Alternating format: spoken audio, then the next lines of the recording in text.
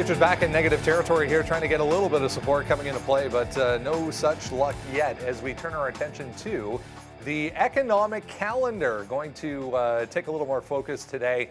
We have the Conference Board's Consumer Confidence Index coming up at 10 o'clock this morning. Always a market mover. We also have the JOLTS number, the first of three as far as jobs data is concerned this week. We'll get the ADP private number tomorrow. We'll get the non-farm payrolls number then coming up on Friday. Whole bunch of PCE to come, Q2 data. We get the month-over-month number on Friday as well, along with some GDP. So a ton to talk about as far as economic data is concerned. Frank Caberna coming up later this afternoon. We'll get his take on what all of this means as we head towards the next CPI print, and keep an eye on what the dollar is doing. I saw the 10-year back to the upside this morning as well, a little bit after a few days of a pullback for some of the Treasury yields. Individual movers to discuss this morning as well. Coming out of China, both PDD and NIO with earnings. We'll also touch on some EV movement across the board. VinFast, obviously, continuing to do what VinFast has done over the past couple of days, still holding on to a few key levels, but downside this morning. We'll talk about that coming up. It is Tuesday, August 29th, 2023. Tradertv.live starts now. Obi, come back, bro.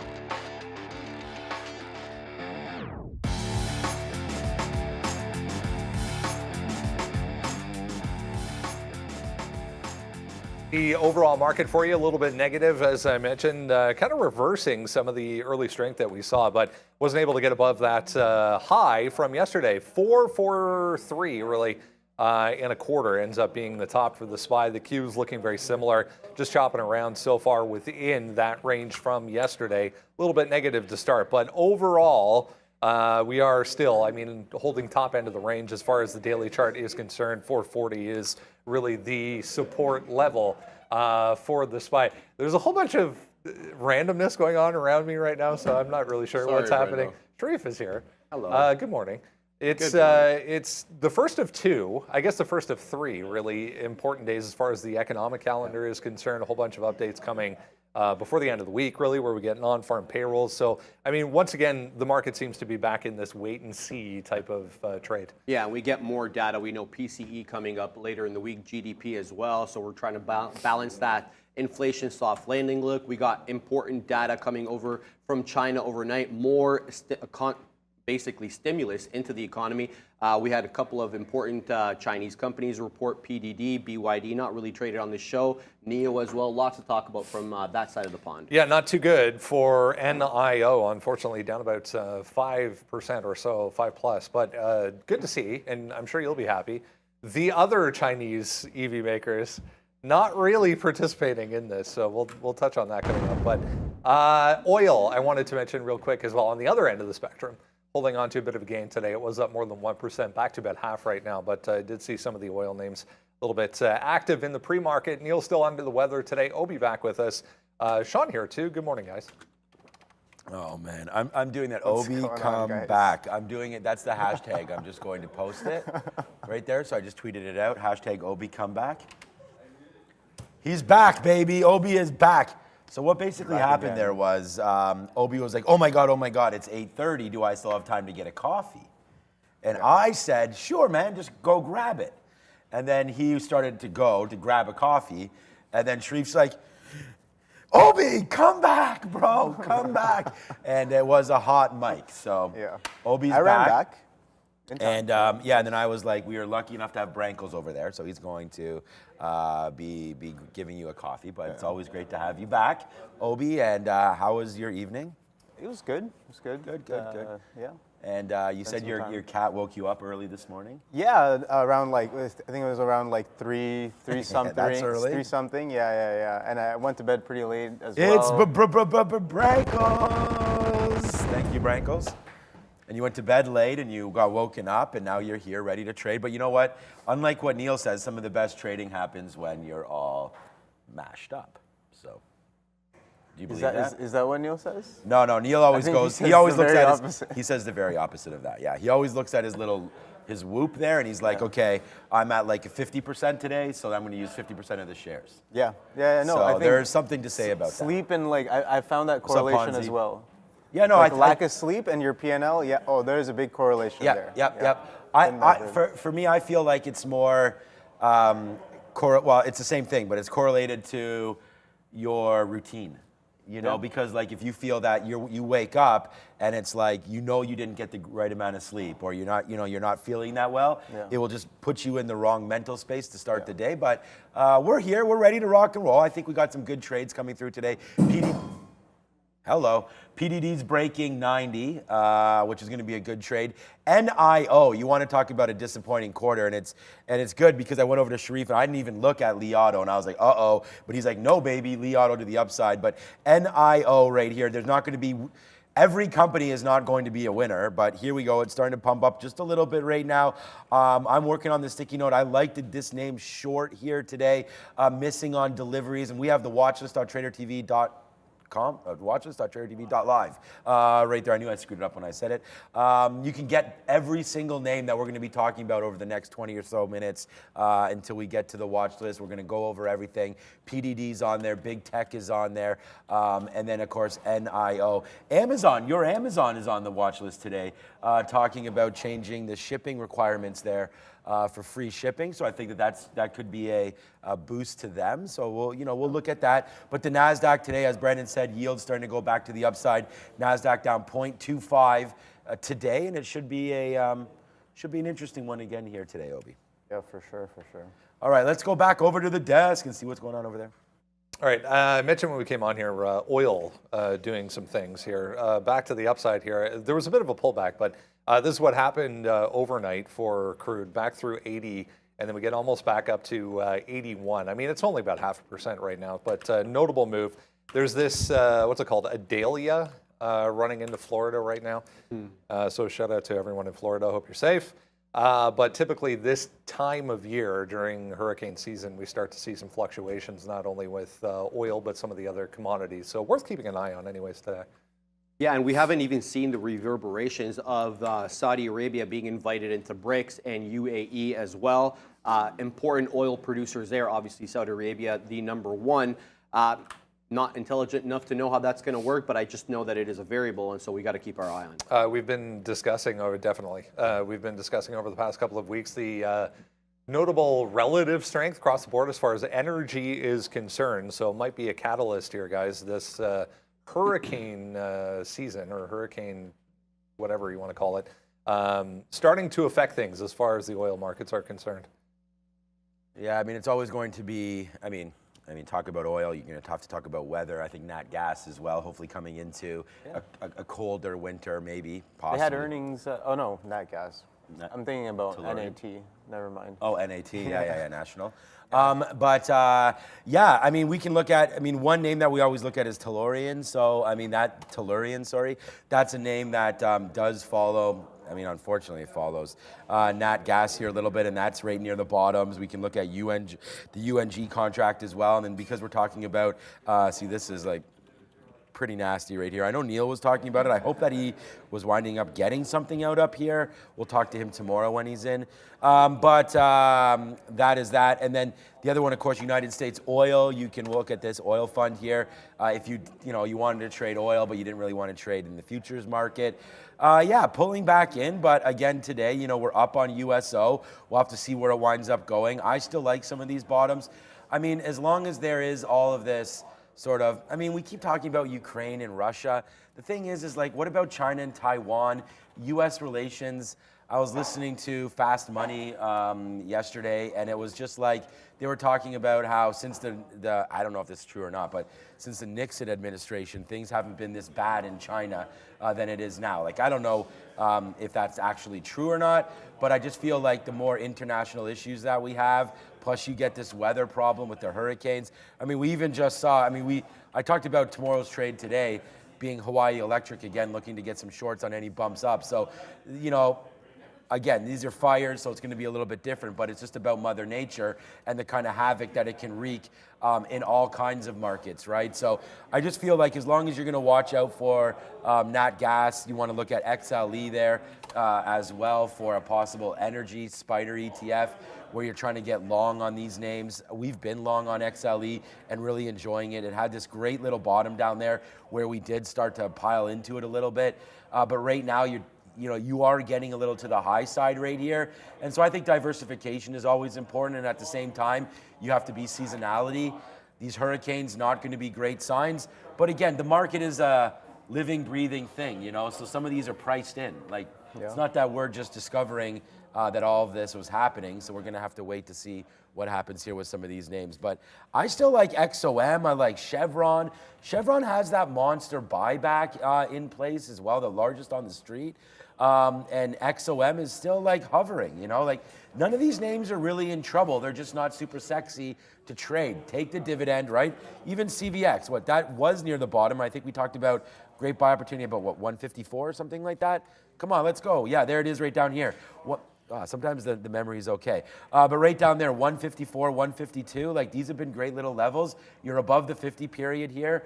I still think these are very investable names, and you definitely want to have some exposure to oil. The nat gas is a little bit of a trade. I think Sharif, I believe, is still long nat gas. So, for a trade, what do you have up there? We got cold and boil, like the two nat gas ETFs. Yeah, I remember I was, when I first came onto the floor, I was trying to come up with like some strategies around nat gas using cold. Yep. And we can see that cold has kind of had a move. Now, I think now we can't really trade these ETFs. The short? So yeah, this is the short one, and you can see that it's been having some decent moves over the past few days, right? Especially yesterday, like it ticked up. So I guess nat gas crashed yesterday or fell down. So yeah, you got a nice 51 hold, and then look at that grind up all day until 2 p.m. You couldn't catch a sell, right? So I guess nat gas faded pretty nicely. So I believe yesterday. is that a 2x or 3x? Because that move is way too aggressive. I think this is okay. So cold is a. I think it's just a 1x. Probably 3x. And then boil is the other one. Now I don't think we can trade these because I think these are now on the list of some of those like something about like that something about taxes or something. Yeah. So we can't really trade these specific ones anymore, but I think these still have opportunities for those who can, right? Take a look at that boil. The same thing on the other side. 67 fails, you have that pre-market kind of run up, and then you look at that crack. When you crack that pre-market low 64, that move really comes in down to 60. So a lot of moves. Yeah, just don't, I see some people in the chat there. It is, nat gas is called the Widowmaker for a reason. It is very, very volatile. There's so many different ETFs and different instruments that you can use to trade these. Just please be very educated. Look to see what you're doing. The risk is a lot greater on some of those. But again, if you're playing with stop orders and you're being responsible with your trading, I see those kind of things in the chat, and it's just like, as long as you're responsible. Yeah. The only thing is, though, you could wake up one night. Yeah, okay, I guess you could. Wake up one morning, and the next thing you know, Quaboom or Quadunk on one of those names. So, but anyways, that's good. Yeah, thanks for bringing that up, Brenda. We'll be looking at the energy sector here today. Quick note here on Jeff Mendel is going to join us here from OTC Markets. Quick note first on CRM. Two separate analyst moves. This one from Citigroup maintaining neutral. They lowered their price target. Remember, they report tomorrow.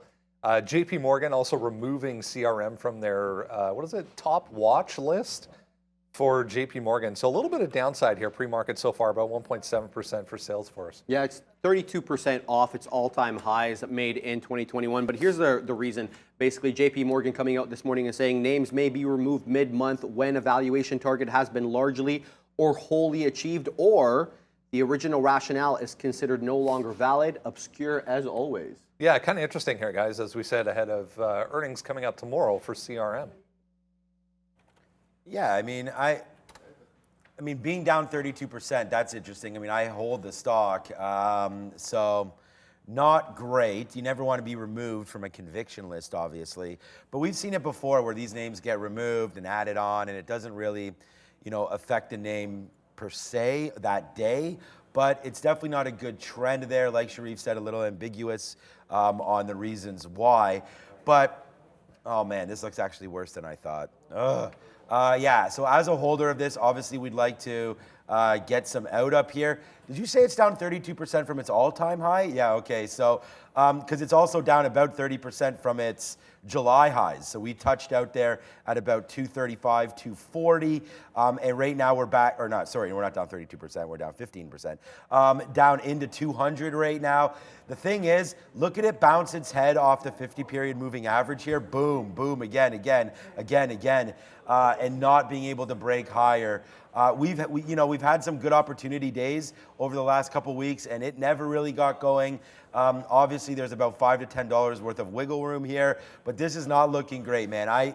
This chart, I feel like once you break 200, there's going to be a retest of the 200 period. So breaking the $200 mark probably gets us into this 185, 190 spot. So I think this is a little tipsy earning report coming out. It's one of the biggest ones hitting this week by market cap for sure. So yeah, this is definitely on watch here. It's going to be CRM. And again, 90,000 shares isn't that bad today for it on the 20-minute chart here. As we zoom back into that, you can see maybe you just want to wait to see if you do get a bump today, but I don't think you're going to. It doesn't seem like there's any good news. The NASDAQ is down almost 2.2% right now. So yeah, I would say that for a trade today, if you get down to this 205 area, as we saw on the daily, that could be something there. But I really like the name. I liked Einstein. I like all that SaaS. I like everything that they're doing there. I like Mark Benioff. So I do like the story. If I say like again, that'd be about 13 or 14 times. I think we should buy this name if it dips down a little bit lower. But I do have my targets on other tech names rather than Salesforce. I am in Salesforce right here. Any opinions on that industry or anything? Because there's also HubSpot and things like that. Yeah, not really any opinion. I don't know too much about the fundamentals or the guys who kind of run the name. But yeah, it just seems like it's been kind of I guess just in a range and just trending. They had one of their co-CEOs leave, I believe, 6 to 8 months ago, which definitely affected the stock, and people didn't like that because he was well liked on Wall Street. So, but anyways, I like Salesforce here. I think there's a good opportunity for it to continue its growth, and I mean, I like the story. I like the industry. It's a big AI play. So, if Salesforce does get any dip down or dip opportunities, we will be there for that. Because we're going over to Jeff Mendel from the OTC market, I just want to bring up another popular name that's been moving around a little bit, and I know this is a big retail name for a lot of traders as well. Yellow, the shipping company, obviously they declared bankruptcy a couple weeks ago, I'd say, and it was a very fun time there on the NASDAQ, but it's also been a great time on the OTC markets. When we came to market, we were down sub $1. You ripped up 3x, all the way up to 8 to 260, right? So all the way up 240, almost did touch 280, now is pulling back. So I would say this is going to be a good name to watch. And then yesterday we had DIY. I hope I'm not stealing Jeff's thunder here. I don't even, maybe he's laughing right now, I can't see it. But right here, Diddy yesterday had that deal with Xpeng and did a little bit of volume there yesterday. So I feel like this is also above the 50-period moving average. And again, look at this, very consistent name here. Easy to look at, easy to trade with a lot of liquidity. That's Didi, so another name there for you guys with Jeff Brendo. Stealing my thunder is Sean. Good morning, Mr. Mendel, head of broker-dealer sales over at OTC Markets. How are you? Not bad, Brendan. And Sean, thanks for covering everything this morning. Yeah, we had that headline, obviously, with this guy can't get off the screen. We had that headline yesterday with Xpeng and DD Global. Ended up being somewhat of a quiet day as far as the actual trading was concerned for, if anyone's wondering, DIY on OTC, but was definitely more active than it typically is. Yeah, and mixed with probably one of the most quiet weeks of the year, typically, right? A decent amount of action though. This thing's kind of been consistently trading at, above the $3 mark right now. I see a bid out there for 3.27. That's DIY. So yeah, it's you know, I think we've been talking about this thing for, you know, at least the past few months. It's, you know, it's always been very active and one of the more heavily traded stocks down here. And then also Sean mentioned YELQ, YELLQ, and so this is an example of a stock that came down from the listed market, right, in bankruptcy, and so you can tell that by seeing that it's a 5-letter symbol with that ends in Q, right? And so that's how you typically tell if a symbol is trading down here in bankruptcy. And so let me bring it up real quick, see where it is in the pre-market. Yeah, so right now there's a bid out there above $2 in YELLQ, and like Sean said, when it first came down here, it was trading sub $1. It spiked up to like 250, 260 range, and so now, you know, it's still trading above $2 here. So another one to look at, right? And then, you know, the names that we're always talking about: Tencent, TCEHY, GBTC. Luckin Coffee, LKNCY, are all names that traded a decent amount yesterday. And so, you know, you look at those again today. But like I said, you know, a relatively pretty quiet week here at OTC markets. Yeah, as we head towards the long weekend, wanted to bring up crypto. I was just hearing from one of the news wires that we are once again today expecting, or potentially expecting, a ruling on these ETFs. Coming through as far as Grayscale is concerned. Could be at 11 o'clock. It's been 3 weeks in a row of Tuesday at 11 o'clock. We might hear from the SEC on this Grayscale ETF conversion.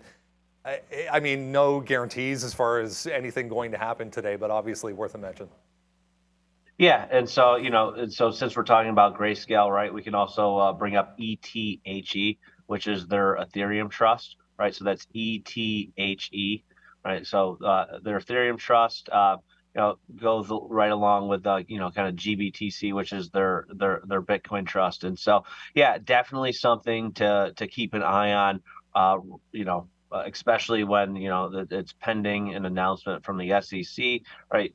You're most likely definitely going to get a decent amount of activity in these names, a little spike up in activity in these names. That's GBTC and ETHE. Put you on the spot here. I don't know if even we'll have this available or not, but if we do get a yes on this decision, walk us through the process here, if you can give us some insight into what would happen potentially with that. Okay, so actually, that's a great question. So, you know, I actually don't know how that they would actually handle this process, right? Or would they spin off another product into an ETF? Would they turn the trust into an ETF? Right, that's something that we're going to have to keep an eye out for. But I'll definitely do some digging, and next time I'm on, we can look at that a little bit more. Stuff. I'll steal. I know Sharif beside me here wanted to mention BYD with earnings, another Chinese name, beating across the board. Nice look for BYDDY over on the OTC. It's another name that, you know, it comes up once in a while. We talk about it. A few trades going off here in the pre-market. It's actually trading up. It's actually trading up about almost $3 here in the pre-market. I see some bids out there above 60, and it closed at 58.52. So yeah, another name to look at here. You know, maybe once probably once 9:30 hits, definitely something to keep an eye on. That's BYDDY. Two different listings there, BYDDY and then BYDDF. Few people, including Sharif, wanting to know the difference there between those two. 5-letter symbols ending in Y, that is an ADR. 5-letter symbols ending in F, that's actually the foreign ordinary share. So that is the actual share that is quoted here in the U.S. under a U.S. dollar denominated quote. And so typically access is easier to the Y share of that, because, you know, as you would expect, if you're trading a local share, there's things that come into play on the clearing side. There's usually some additional costs there. And so for the people who are typically watching this show, and trading in and out of names and looking for a quick day trade, you're definitely going to want to look at the Y version of this, just because it's typically easier and more cost efficient to actually make the trade in it. Not saying anything is wrong with the actual foreign ordinary share, but for knowing what a lot of the guys on this show are looking to do, you're going to want to look at the BYDDY. And so actually we talk about F shares a lot in between here in Canada. And so so a lot of the Canadian names like the TSX and CSE listed names actually trade down here as an F share. But because the connection between the Canadian depository and the DTC down here, it bridges that gap, and it actually makes it easier and more efficient for those F shares, the Canadian F shares, to trade down here in the U.S. That same connection isn't in place between the other clearing depositories globally. Great stuff. Great insight. Glad I asked. Jeff Mendel, head of broker dealer sales at OTC Markets. Thanks so much. Thank you, Brendan. That was pretty super informative there, because I feel like when you do see symbols like that, there's a couple other examples as well out there to know what the F versus the Y is there at the end of the name. So I think I have BYDDY up right now, and I think that that's pretty important to understand that one is going to be that ADR, one's going to be the F shares, the foreign. So I feel like, again, just a little tip from him, you may want to trade BYDDY for a little bit more volume, but look at this drop. If they're going to actually be performing and delivering on their product, we have BYD buses here on the TTC. So they're already, come through delivering right now. I mean, this is not a horrible opportunity to maybe get a little taste of some of this Chinese exposure, because this was a name that also Warren Buffett and everybody was invested in as well. I'm not sure if they currently are or not. People in the chat probably would know this a little bit better than I, but this is a great little opportunity here. What did he say it's printing in the pre-market? We don't have any prints, but you have a bid rate here of 60.80, so it's already, breaking through the 200 period and trying to take this out. I think if you can take out the 50, $63, I'm going to stamp a buy on this. I mean, again, actually performing, actually delivering vehicles. I like Boyd down here, or BYD, sorry, down here at these levels. So thanks, Jeff Mendel, for that. And again, I feel like it's going to be really interesting to watch out. And great question by Brendan as well. What's exactly going to happen? I actually own some Grayscale shares here. So we'll see what happens with all of this. I felt like this was a good exposure into Bitcoin. Obviously holding some crypto as well. But this was a good one where you could hold on exchange, and we'll wait to see what happens with GBTC. That's the Grayscale Bitcoin. And then ETHE is the Ethereum Trust as well. So we're going to wait to see what happens with these two names, but there you go. I'm not going to analyze these. I mean, we all know where Bitcoin is and where Ethereum is. So take this for what it's worth. It'll be interesting to see what this decision brings and where these names start to trade. So, yeah, great interview there. Thanks. It's good to have Jeff back. Although he's still a friend of ours, he didn't come through with the golfing, so I'm going to have to harass him on WhatsApp coming up here in the next couple minutes. I know he keeps saying he's going to come here, but yeah, it's been a while. All right, let's get some analyst moves for you. Here's some upgrades and downgrades for you to start off the day. There's more settlements that came through, another announcement from 3M in addition to what happened yesterday. So there was one or two I saw positive notes there, including one from Wolf, Oracle, AT&T, Verizon, all upside. Not much to deal with downside today, guys. 3M, we talked about that yesterday, man. What a great trade. Well, I don't know. It wasn't a great trade yesterday. We were waiting for a breakout of 106 yesterday on 3M, and at the end of the day, it was that 104.25 area. Can you put that back up, actually, just quickly? Sorry. Oracle. We really like the tech names. I'm going to look at that today. I feel like on an upgrade or downgrade, and nothing really too exciting there on the right side, unless you're into that HSBC bank. But for me here, 3M still remains a good story, man. We like that they got that out of the way. Thanks, Fabian. I like that they got the lawsuit out of the way, and they have some sort of a settlement, even though it's $6 billion or so.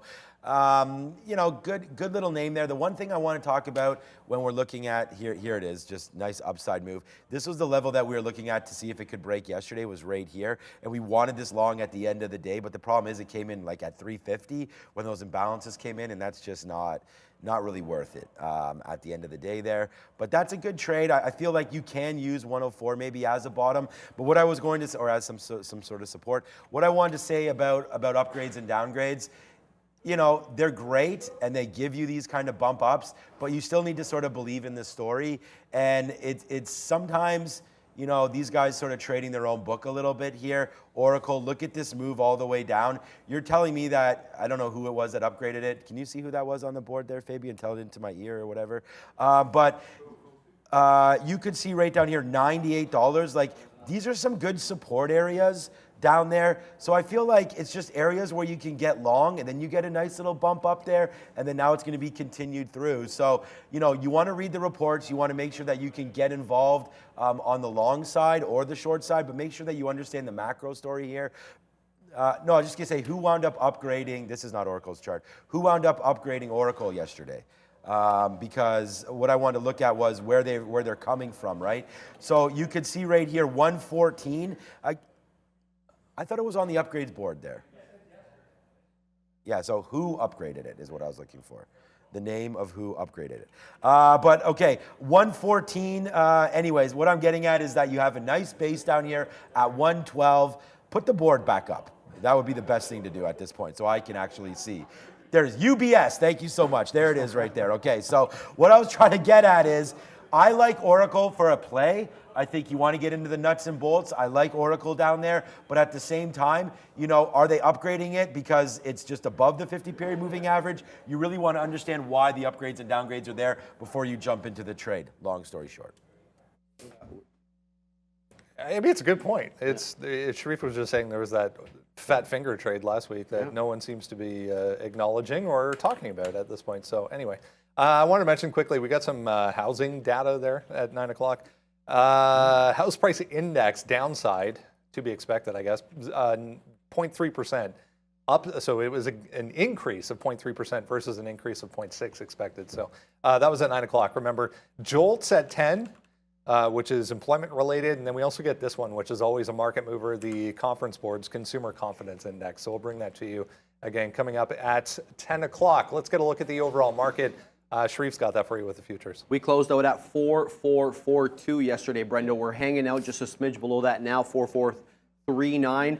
But the same play remains intact. We're looking at resistance here going back to mid-June and early July at this 4,500 or maybe 4,490 level. We haven't been able to break that even in the lead up to the Jackson Hole Symposium. We weren't able to break it. Can we make it up there or can we hold today's levels? I'll be looking for that.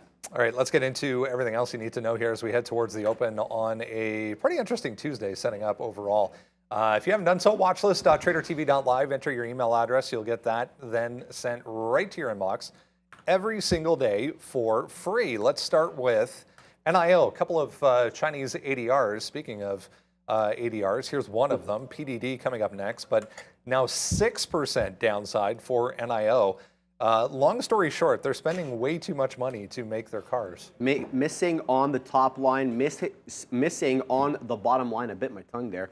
And quarter over quarter, vehicle deliveries are down. Year over year on the quarter, vehicle deliveries are down. It's not a good look whatsoever. I made a video about it this morning. If you want the nitty gritty, make sure to check that out. But BYD was able to do well. They're not. Yeah, it comes at a time when BYD, when Tesla obviously is still having great success over in that market. So we are teetering here, to say the least, guys, at a key level. Yeah, look, I mean, NIO is like, yikes. You're right down here to $10. And it's exactly what Sharif mentioned there. You know, you're not going to be able to survive in this market, especially with a raising rate environment and a high rate environment already. To park our money in a stock that just continues to put up these numbers. Operating loss of 5.46 billion yuan, so they miss on that number by $1 billion. Their revenues, though, 8.7, but they're still losing 5.7 or 5.4. It's absolutely ridiculous. They miss on revenues. They deliver less cars, 6.1% down from a year before. I just can't find a reason to go in here and buy this name. Not only do you have a non-operating success story here, you also have what we just talked about, Chinese-US relations not really firing off right now. There's some representatives heading over to China right now to try to quell everything, but at the same time, nothing ever gets done, man. It's a lot of ceremonies, it's a lot of this and that. I just, you know, this has been, someone knew about this for a long time here. Like, we were just at $16 2 weeks ago. Like, isn't that kind of a shame, the way that these stocks move? Like, you think you're into a good name here with NIO. You know, it looks like it's starting to get going to the upside, then all of a sudden, like a really decent rug pull. Like, this is pretty sad, man. It's almost down after today. Like, I wouldn't be surprised if you get into the 9s here, obviously. We're at 10 right now, so you get back into here. Like, that's pretty... Obviously, it's not like you're not going to investigate the company over this, but, you know, this is like 1, 2, 3, 4, 5, 6, 7, 8, like 12, 13, 15 days here of negativity was sprinkled in a couple green days here. You do not want to catch this falling sword, I feel like. It's not even a knife, it's a sword. The big quadrunk down. You're right at the 200 period, which could give us some support. It's just in this area. Remember what we were just talking about with the upgrades and downgrades? You have to believe in the name in order to support it. And honestly, I just don't know with this kind of a report coming through. It's only, I looked at the short float, it's like 7%. So I don't think that that's going to save the day here for NIO. And I was looking for an area, and I'm just going to use the 200 period moving average, which I wrote down here on the sticky note, which I'm working on. Just got to get it out right now to you guys, is 1060. So, you know, the 200 period was up here like 1070, 1080. I wrote down 1060, figuring it was going to be here near open, and that's basically what we're doing here. So I'll trade NIO. The levels were 1060 here this morning. I like it off the 200 period.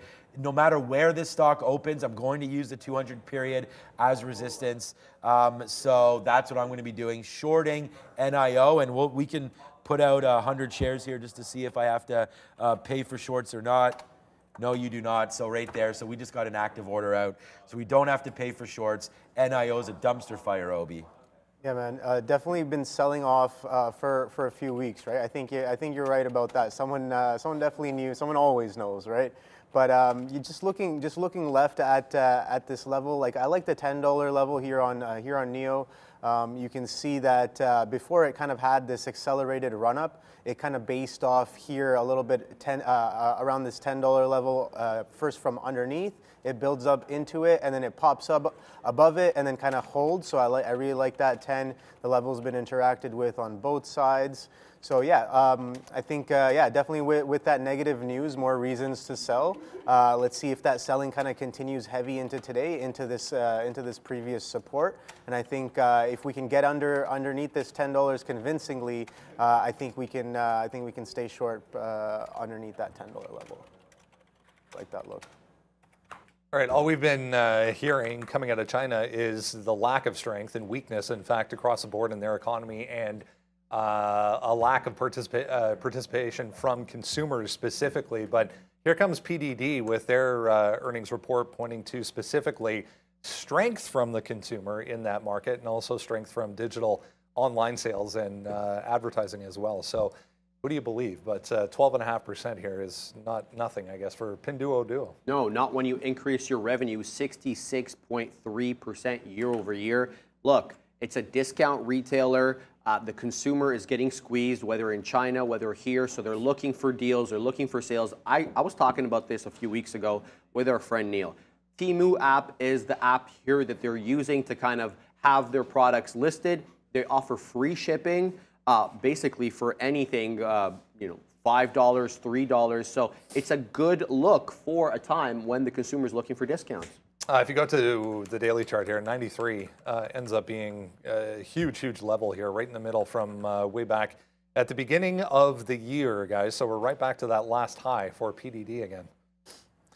All right. Yeah, I was just working on getting that note out to everybody. But yeah, I really like that top of 93. I mean, I feel like there is a good chance to break this here today. And just like Sharif said, that Temu app, like, you know, being able to ship things worldwide and it's cheap and it's free. And I feel like that does fit. We talked about some people maybe, you know, going down on retail, like downsizing into Walmarts instead of Targets, and you know, just watching their purse strings a little bit more.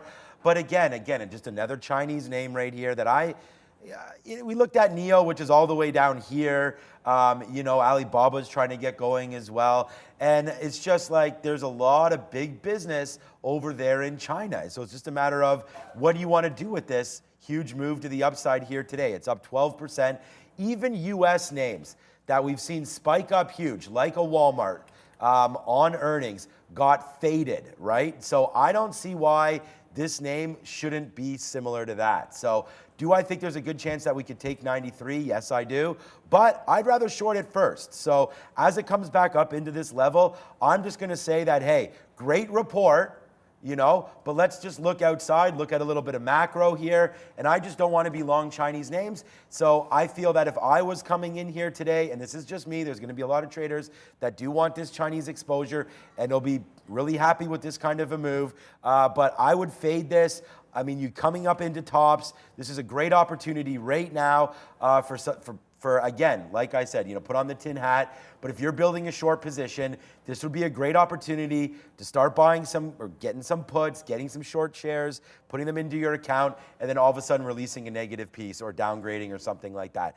So it gets back into the $78, $80 level. We were just down here just before. It's great that we bounced off the 50 and the 200. Great area of support. If you rolled the dice on this earnings report, congratulations. I just wonder if it's a sell opportunity right now. If we're only going to be talking about this app, you know, that gets faded. You know, we're getting back to school now. I don't know how much US money is going into this name. For me, it's a fade at this 93, but I wouldn't be surprised if it took it as well. So what I mean by that is get short 92, 92.50, something like that, with your 93 as your out, right? I mean, this is pretty clear right there. It's 92.95 is that top that we put back in August 1st, or yeah, the 1st. So is that, oh, that's Kat. I thought that was Randy behind me. I was like, okay, this guy's scaring us again here. We have a bear and a bull here. What are you thinking on the day?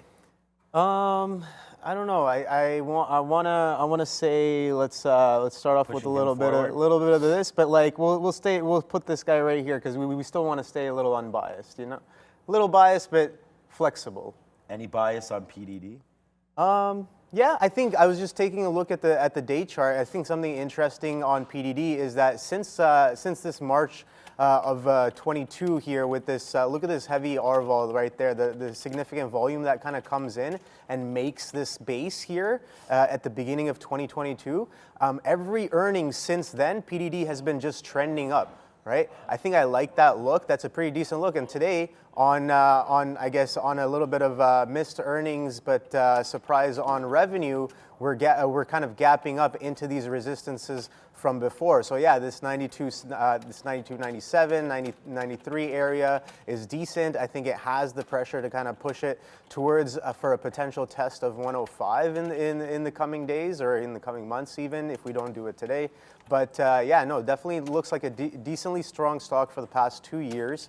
Back-to-back earnings are kind of supporting these bottoms that are being made. And yeah, look at this. It's doing like a 20-point churn on the way up. And then it seems like this earnings is kind of a reason to kind of continue drawing out that chart there on PDD. But yeah, I think I like that strength off those earnings.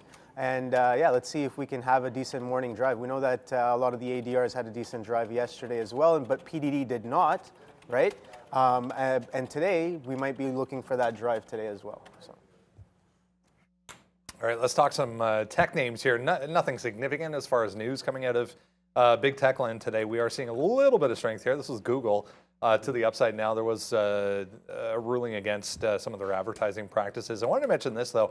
Amazon, with an interesting look here, hiking their shipping fee or the minimum purchase value for free shipping for non-Prime members. I was just saying to Sharif, I wonder what that ratio is of how many people actually shopping on Amazon prime versus non-prime, and whether or not, or how big a deal that is. But 40% is not nothing. No, it's not. And they take my money every month. So I would know what that's like. But let's talk a little bit about Google, because it's the only big tech name that's green on the day, up 0.5 point now. They're looking at monetizing their Google Maps. What they want to do is basically they want to sell the API, the data, to solar companies like Tesla, Sunrun, but they also want to monetize it with some of these real estate advertisers like Redfin, Zillow, and the like, to basically give them an insight into the market in a way that they don't have. So interesting look here, looking to monetize in a time where revenue is scarce. Yeah, Google high or higher pre-market here. Here's Amazon. Meanwhile, just went red again after trying to get back to positive, still below that level from yesterday, guys. I just said, uh-oh, that's Obi's stock right there.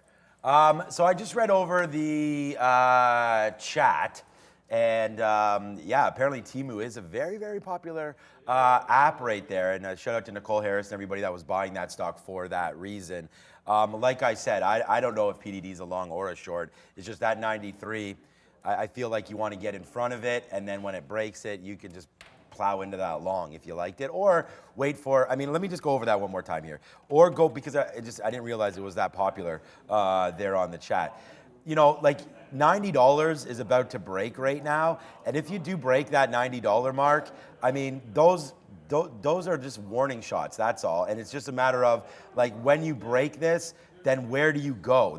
We haven't had sort of anything in this gapped area for a while, so you know that's why. Like, if you're going to go, we could go back here and say 87.50, something like that for a drop, but that's too far, and that's what I'm saying. Like, if it's going to go to 87, then I have to talk about it being a short, right? So yeah, it's just, you're in this zone right now. I feel like if you do like the name, you might want to buy this dip. That probably will happen here off the open. Let's wait to see if we get any imbalances. But thanks for all that on the chat, because maybe now we won't be so in love with the short, but I'm not in love with it. It's not even on the sticky note. One name that is on the note today is going to be Google. And I mean, I was talking about going short this name once we were under 130, just as a day trade. But you could see yesterday, this was a name that we were on as well.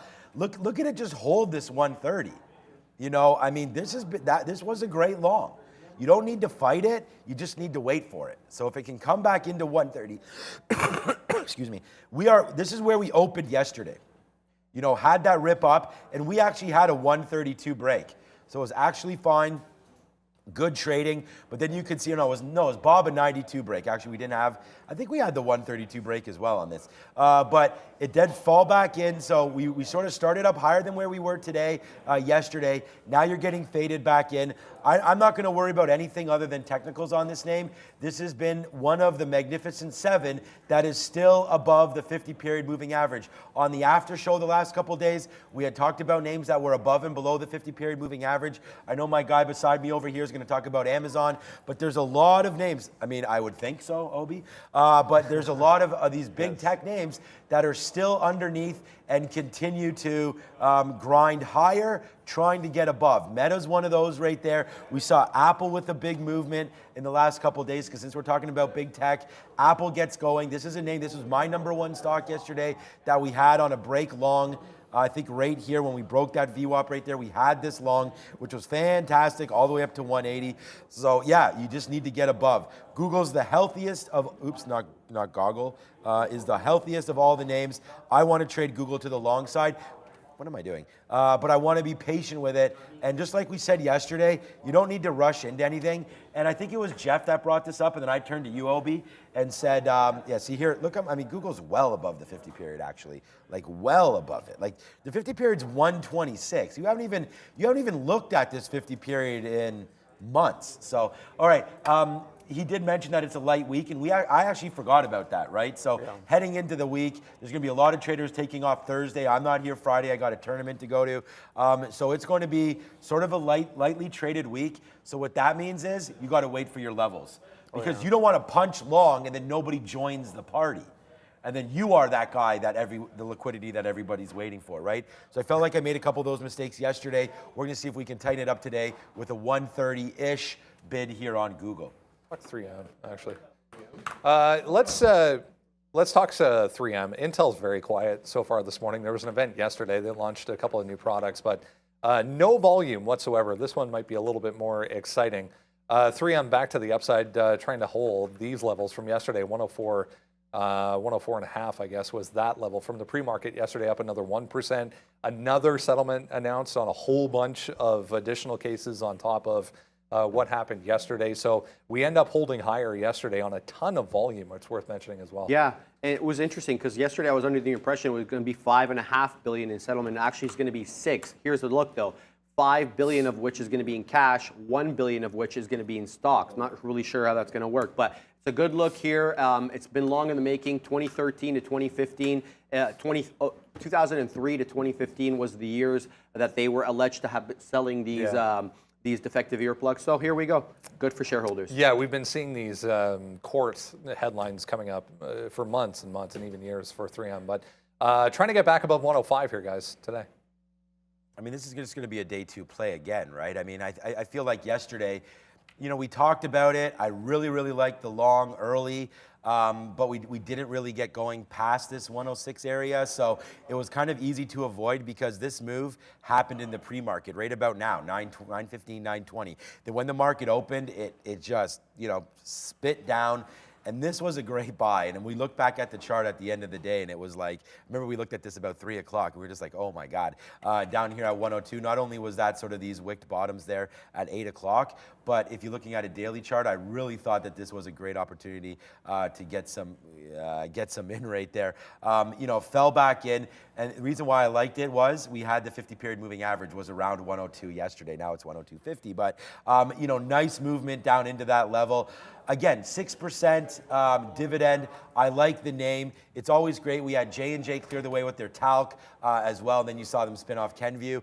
3M in over it's either 40 or 70,000 different products. So yeah, that's going to be a little bit of a problem. You know, very diversified, maybe too much so. But again, when a name is this depressed, I feel like you do have buying opportunities. Might be a little bit up there right now. Let's wait to see on 3M on the liquidity, but I like dip down opportunities here. So if we get something like that, let's go. But Obi, everyone's waiting for you because we kind of bypassed you there on the big tech name. So let's go and talk about a little bit of Amazon. What say you on Amazon? Sure, yeah, we can start off with that. I'll talk about 3M after that. But yeah, Amazon, we saw that yesterday that we defined a pretty distinct range, right? Same thing with, I guess, the NQ. We were between that 15.1 and that 15. And yesterday, at the end of the day, or like from around 10 p.m. to the rest of the day, 10 a.m. to the rest of the day, we were stuck between that 133 and 132.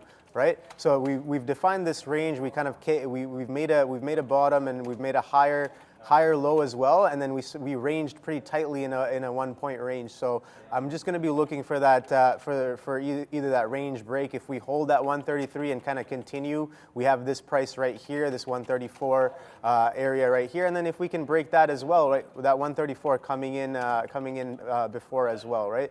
So yeah, if we can break above this 133 plus these tops from here, I think we have space back to the upside. That 135 definitely being interesting. But if that's not the case and we get back down, that 132 break, we got a couple of levels down here as well. We know that 131.50 was pretty interesting a couple weeks back and even a couple days back as well.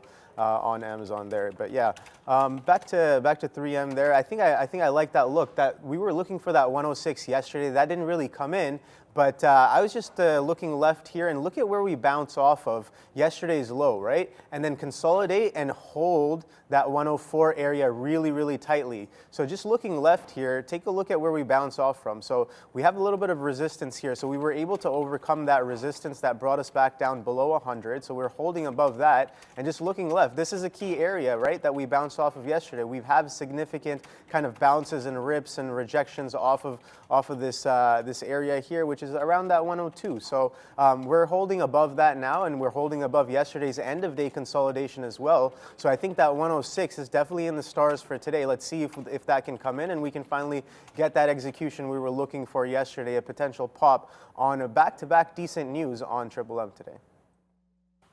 All right, one more here just to get through to 9:30. VinFast finally downside, so there's that. trying to hold 70 here in the pre-market, 71 even as support. No additional news on this, but maybe a lack thereof catalyst helping this thing get back to that gap fill. So finally, back around the 70-71 area still. I mean, pretty impressive. Yeah, there's really no technicals to talk about that we haven't already mentioned you. I'm sorry, fundamentals to talk about that we haven't already mentioned to you on the show. So let's look at the technicals. Yesterday we had a bit of a double top right at that $90 level. I mean, we wick up to 92.50, but the closing prints all around 90. Here's a look though. The low from yesterday was around that 77.50. It's also acting as that resistance area for us today. Now, where's our bottom? Looks like we're wicking off 70 today on the bottom. That takes us back to the day prior where 70 was definitely the top. So we're caught within a range, as Brendel mentioned. I don't know how the big kahuna see this. Remember, just for anyone who is maybe seeing this for the first time, this portion of this story is probably the most important here. 99% of the company held by the founder, essentially. So it's 2 million shares. End of the day. That's been the story here for VFS. Yeah, nothing. Sorry, I just blew this up. I did not mean to do that. Yeah, so VFS is just one of those things where we've talked about this over and over again, and yeah. It's given you some good trades. It's given you some good support levels. We already know about what's up with this, and you know that 99% number there for the owner. Like he's not going to be able to get out of it, so you're going to have to sort of let this wind itself back down, and then try to figure out some key levels that you might want to look at. I marked down there on the sticky note, which I just put out here today, about 65 level here on VinFast. So we'll have a quick look. 65 key area of support, bail if it takes this out. So I feel that there's a lot of traders, and I've gotten some texts and some tweets at me and stuff like that. What do I think about this? And I just want to say that, you know, like you've kept on sort of increasing up. This has been the first day where we're sort of going to open up down below. And it's not the very first day. I mean, we've had a lot of trading down here. But in the first day in the last week where we're sort of going to look like it wants to push lower. Now, will that happen? Who knows? VinFast has been good, and that's what I mean. Literally, who knows? Like we could ask the 8-ball, which we got right here. Thank you, Mr. Westermeyer. It's still right here.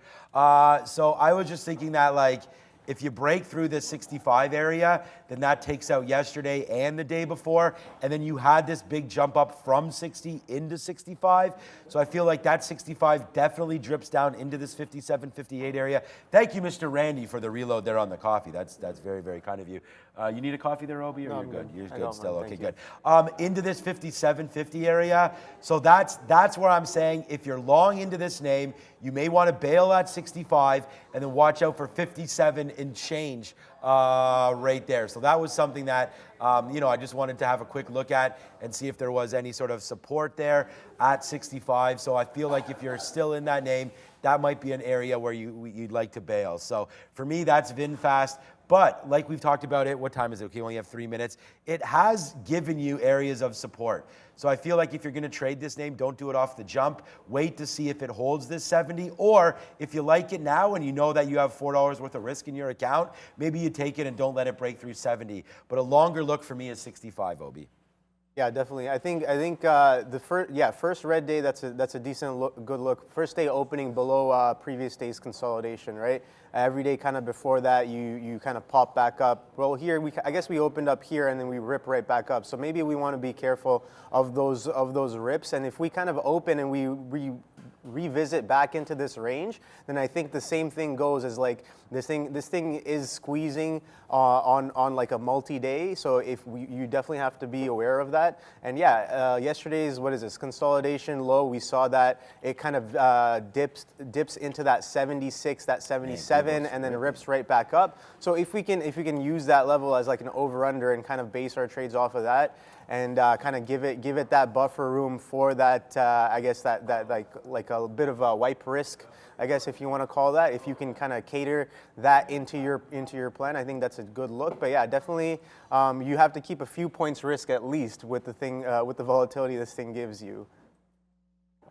Man, Google just dropped some news there at 9:21 about a collaboration with NVIDIA. So there goes Google right now, ripping to the upside.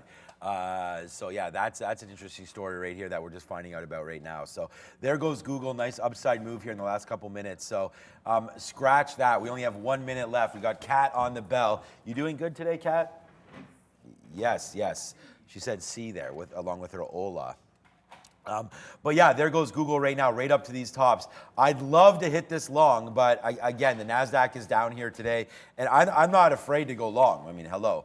But, you know, maybe we wait now. Maybe we don't get a 130, and maybe we do get a 130, 150 there on Google. So I think that that's something that might be back into play right now. Let's just show, oops, PDD, not PFF. Let's see what PDD is doing right now. Okay, so PDD holding 90, so that's obviously a good sign as well as we go. And then we didn't get to talk about Tesla, but I really like this 236 area on Tesla where we wicked down to yesterday on this name. So there's 236 right there. I don't mind that at all as we'll get the countdown on the board right here on a Tuesday. I woke up today and was like, it's Tuesday, huh? A little strange there. I thought it was for some reason like the weekend or something. 3, 2, and 1. I like that sweater there. That's a nice looking sweater. It's still, it's winter, did you say? Oh, winners. Winners is like a TJ Maxx or something like that over there. So shout out to winners. Apparently. So there you go, free marketing right there. Okay, Tesla's really starting to go. Let me just go back to PDD. PDD still $91, so that's going to be a good little look there for anybody that's long on that. And then there goes Google trying to break out through 133. Is this a breakout level? I mean, damn it, good news there with NVIDIA. We really wanted this long. It was one of the only names that we had written down there, 133, looking to break there on Google. Let's wait for a pullback and try to be patient on that one. But oh, there goes NIO. NIO breaks 10, probably a decent short right there that we missed. NIO. Yeah, I like that. I think I'm looking for that trade on Google as well. I'm going to let it settle down. It just popped off of that pre-market high, and it kind of slowed down right away. We started getting I guess hits on the bid as soon as you kind of push into that 133. So I almost hit that on the 133 push, but the way that selling kind of came right back in. I just want to give it a few more minutes to kind of consolidate and see. But yeah, that trade right out the open, that drive off that breaking news, that was great. Let's see if we can push into some longer term resistances here. I'm also watching the SPY as well. We know the SPY 443, yesterday's resistance that came in this pre-market, and we kind of pulled back off of it, and I see that pre-market low is back at that 442. So yeah, I'm going to be looking for that range break. We talked about that range break on on NQ yesterday as well, between that 15 and that 15.1, and we're kind of just teetering in the middle there, just over 70. So yeah, let's see if we can convincingly break and push. I'm also watching that Amazon that 133 kind of ripped right out of the open, and now we're pushing into 134. So yeah, looking like we are having a decent drive out the open here. Microsoft also, we talked about that hourly trend, holding above that hourly trend here, being just around that 322 price on Microsoft. So yeah, maybe we are setting up for this guy right here. This guy? NIO. Right here? So NIO is getting shit kicked right now, and we are, I guess I'm allowed to say that, and we are part of that. So there it goes to the downside. We talked about it. I think this could halt. I mean, I don't know what the hell's going on here. You can't even get, oh yeah, it's SSR right now. You can't get shares on this name. They're really pounding this to the downside here, but maybe it's going to give it up right now. Okay, we got a little bit more there at 76, so watch out as NIO continues to make a move down. It is SSR right now, down that 10%, and you cannot take shares off the bid. So I just had to get filled on the ask right there, and here it comes. Let's see if they can keep on going. What you're looking for is this to follow down, right? And if it does that, like right now, there's someone buying a lot. There he goes. Oh, wow. Okay, here we go. Let's go, NIO. Not only are we following this shit down, it is going. Here we go, NIO. This is what we're doing. This is why you come by and you watch exactly what's happening here on Trader TV Live. We just got shorter up there. Let's just keep on going. Let's go, NIO right now as we ride that bear into the depths of hell for this name. There goes NIO, man. This is a good trade for me. Good one. We are back in the saddle, baby. Here we go. It's a nice move to the downside. It's NIO. We are exploding. We are tanking down here into 950. Hallelujah. There we go. Nice move to the downside for NIO, man. We're just taking pieces out. Where will it stop, Obi? Nobody knows. Nice. That's beautiful. That's beautiful. Nobody knows. Man. Thank you, Obi. Right through that 10 we were talking about. I got a little long on Google off that 133 break. It's pushed about the first quarter there. I'm watching. Let's see if we can get to the half dollar right there. 133.50s. I like. Let's see if we can continue pushing. The market being really strong here, pushing right into that 15.1. Let's see if we can catch that. Right there. So yeah, here comes a 133.50. Let's see if we can convincingly kind of push that. Or we've held the first quarter, so I like that. Well, that 134 break as well. NQ pushing that 15.1. So yeah, I want to stay long here. No real reasons to sell I'm seeing here. So far right now, no real, was that some size there? No, never mind, that's nothing. But yeah, decent push out the open here. Let's see if that kind of continues going on into the rest of the day. I want to look for that 15.1 hold. If we can hold this 15.1 convincingly, I think we can stay long on this and look for that trend to the upside if that comes in, right?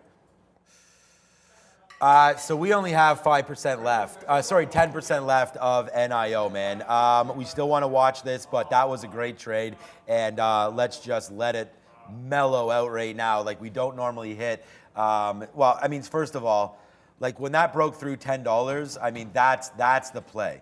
You know, we tested. Not only it was not SSR at that point, or I got filled. I don't know what it was at that point, but that's the play. We talked about it. It is the #1 name here on the sticky note. We were sort of trash talking it about where it was going on the report. Now, I don't know. Maybe this is too. Whoa, hello. More size. What, did he just get eaten up or what? What was up with that? You guys just saw 300,000 shares there on the offer, and I almost got ready to punch more short, which we probably should have. Now, remember, you can't get the short off the bid. You can only get it off the ask. Meanwhile, you can see what happens to Stephen Colbert. I got that from him. Meanwhile, Google just bang off that NVIDIA news. Maybe, Brendan, if you can find out about that, because I saw it happen at about 9:20, but the move really didn't start to happen, I guess, until we got those imbalances. So I'm wondering if it's a little bit old. And right there on cue, what's up, Brendo? Yeah, just reading through this. It's a collaboration on chips. So they're going to make the newest AI chips, the H100, generally available for Google Cloud customers. Again, Google Cloud and NVIDIA on that collab, guys. Yeah.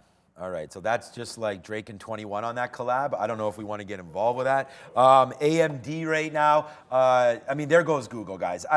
We wrote down, we didn't know about said collab before it came out, so obviously we don't have that in our system to be able to predict the future like that, but we really liked Google. We talked about how strong it was. We talked about how as the Magnificent 7, it's the only one that's clear away. I mean, you could put NVIDIA in there, but clear away from the 200 and the 50, and now a huge move up there for Google today, so congratulations again for anybody that hit that long over the last couple of days off that 130 level. What a great spot that was. It's going to look like, you know what? All right, here. Let's just get some out. Let's just get these out for flat here at 75. We only have 10% left, but you don't want to. Oh, we're going to have to get 78s here. Like I just keep. Oh, we already got out. Okay. So we actually got out at 75, and I don't even think I noticed it right there. Yeah, we did. Okay. So we're out now of NIO. We'll put that money in our pocket and then just settle it down. Let's address this in a couple minutes because that was a big flush. We saw that there was a big seller on that name. We're going to go 1 for 1 on it with the reloaded position as well there at 78s when we saw it happening, and then our best outs down there in the 40s. I know this is going to look crazy, but this is why we talk about sort of being an algo when we trade, and that is that I don't know where it's going to end, so we'll take some 60s there. I mean, we're short at 10, so we'll take some 60s, we'll take some 50s, and then because you take these out, you do have some bottom takes, but you can see where the majority of these outs were sub 60 cents, so I'm pretty happy with that. I am noticing this wick to 83. That's probably a thing there as well. So let's have a look. There are a lot of names moving around. I did want to look at AMD, not on that collab, but obviously if there's going to be a collaboration there with NVIDIA, then AMD is not part of that. And that's not going to be good for them either. That's just another revenue source. They're not going to be able to do anything. Well, they could do lots of stuff with Google, but not whatever this is. So if all the shiny stars are pointing at NVIDIA, then you do want to point the gun maybe at AMD right now. So it's a nice move to the downside. We'll wait to see if we can represent VWAP. We're starting to take it out a little bit now. And despite the market being just red now, AMD is starting this move a little bit without the rest of us. So, Brendo, what's good? Another nice earnings move here, guys. Best Buy, huge, actually, through 5% now, trying to get above 78 for BBY on a tear.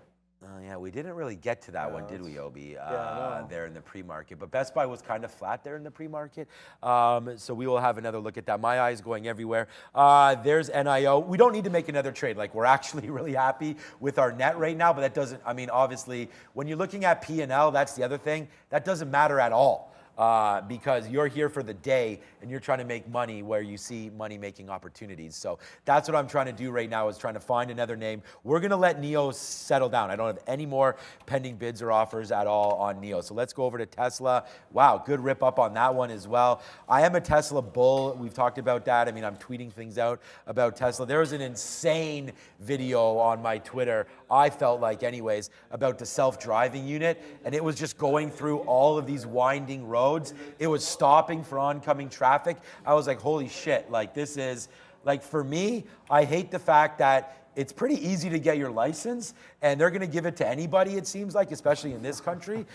So I just feel that like, if I can trust a machine to drive, I'd almost rather trust that than any human sort of ding-dong that can get behind the wheel. And I don't care, I'll talk like that because it's true. You guys know that. Anybody that's been affected by an idiot drunk driver or anything like that, man, I mean, that hasn't, thankfully, hasn't hit my family, but that's disgusting. In my opinion. So I really like the self-driving. As I'm talking about this, Tesla's dropping $1. But the idea here is that let's try to pick something up on strength. So on weakness into a strong name. So if Tesla can come down into 237 or 236, I feel like that's a decent area to buy, especially off some of those resistance or support levels today down to 237. I was being a little more picky on the sticky note with 236 for this name. Yeah, I took some scalps. Like we said, a lot of things were moving around. I scalped that 133 off the Googles, and then that $0.50 didn't really come in. I was looking for that $0.50 to convincingly hold. That never really came in, so we got out in the 20s there.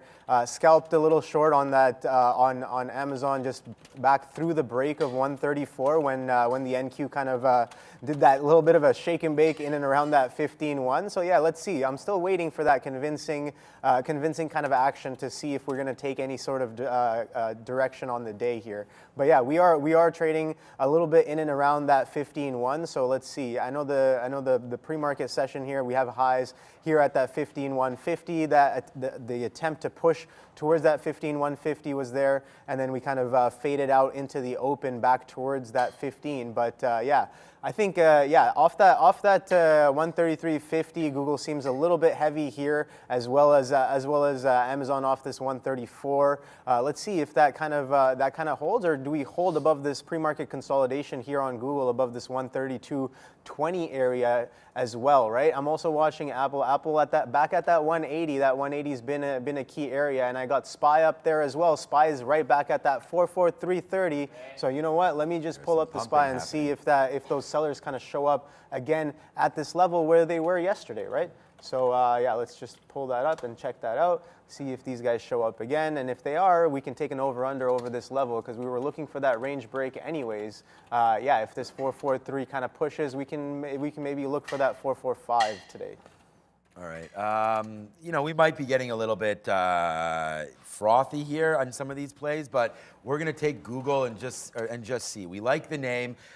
You know, we just bounced off 132.50. Let's see if that holds. That's the play right now for Google. We like the name. We like the story. Obviously, it got a little bit better today with being included there with the NVIDIA chip. So I think that's going to be a good one for their cloud and for the story. So there it is right now. Let's go right now. What a difference a day makes right here as we'll spin a little bit right there. As there goes Google. We'll take out only 15% up there, but I'll do that again if it comes back up into 133. So we'll take 25 cents. Remember, we're trying to do something different right here, and that is that if our out's going to be around the 40s or 50 area, when we get 1-to-1, we are trying to clean out. I'm going to put another piece right now as I talked about it at 90. We just took some more out at 90. We are trying to clean this out at a roughly 1-to-1 and then hold the other half.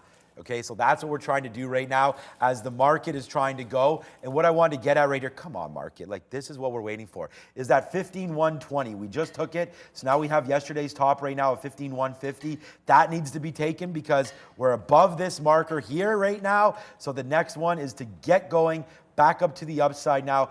Take this out on the NASDAQ, 15,150, and then hopefully we can, see that promised land that we're all hoping for. If you're long, if you're short, you don't like to see that, but there it is again. Oh, we missed it. We were waiting at 99 there. That only got to 95 there on Google. So we'll hold it. Again, this is why like looking at your P&L and things, I don't know, I'm starting to feel ways again about this. Looking at your P&L here, it's tough to do that, right? That's not what you want to do. You want to make sure, especially early on, that as long as your levels are being held, that you're in the trade and trying to work with ideas that you've had and see how they play out here into the rest of the day. So you do have, I think we have some numbers coming out. I'll double check those. But it's a nice move up here for Google. Let's see if it holds this 132.50. We are trying to average this back in the low 60s. So we'll try to take a play there, but that's where you want to take out half, remember, to reward yourself for a good decision and then see if you can get, some more love here, especially if it dips down, we'll average it in. But again, it's still early, man. This market could start to head southbound. We're at some key levels right now. Yeah, I think we got to be wary of that of the number coming out if there is one. Yeah, any market news that might influence it. But I did get long on the SPYs here above that 44.30. It's holding above these pre-market highs as well, so I like that. Let's see if we can push that 444, and then the NQ hella strong as well. So it's looking like we did break that range to the upside from yesterday. A nice consolidation on Monday for. Poising for a potential green week on the day. We know we've had a couple of heavy red weeks back to back the past couple of weeks. So yeah, I think we made that nice tight range on Monday, and then on Tuesday now we're breaking out. So far right now with whatever's data is being printed, the week is poised to go green here. That's why we had that little bit of a bull kind of standing ahead of that bear. So yeah, we got that 444 test straight through it. Let's see if we can convincingly get push past this level here. I'm looking for that 445, right? Let's see if we can even get that 134 coming back in on Amazon. Let's see if we can push up to this 15,175 I have on the NQ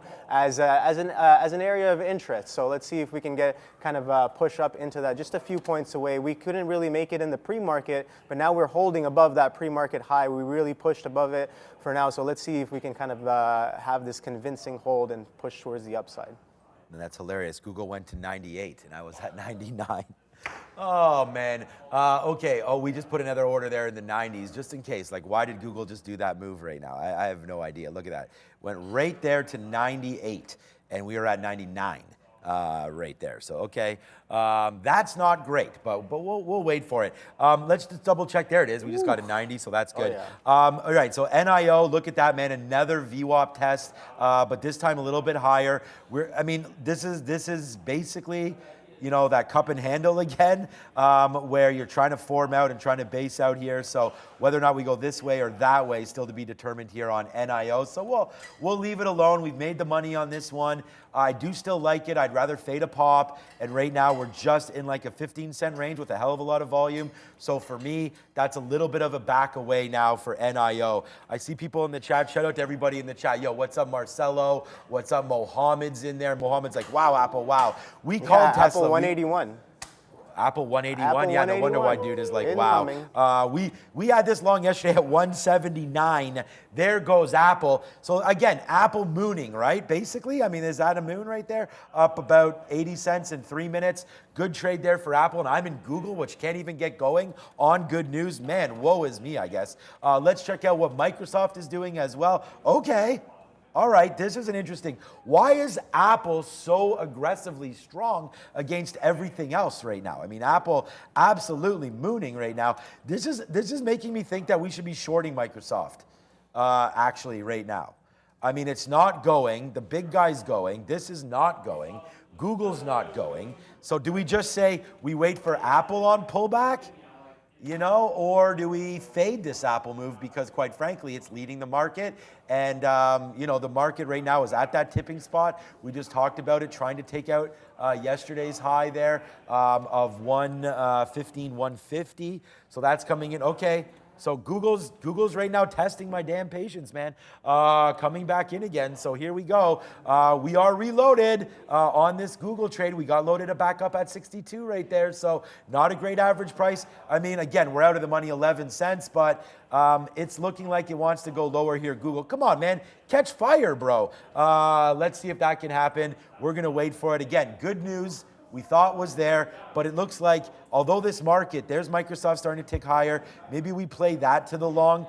The risk for me about going long right now is that we're already in Google. So that's basically a market play as well. So what's up, Brendo? Right, NIO weak on the day, obviously, but NIO's downside action is Li Auto's upside. Sharif, 5% right now on Li.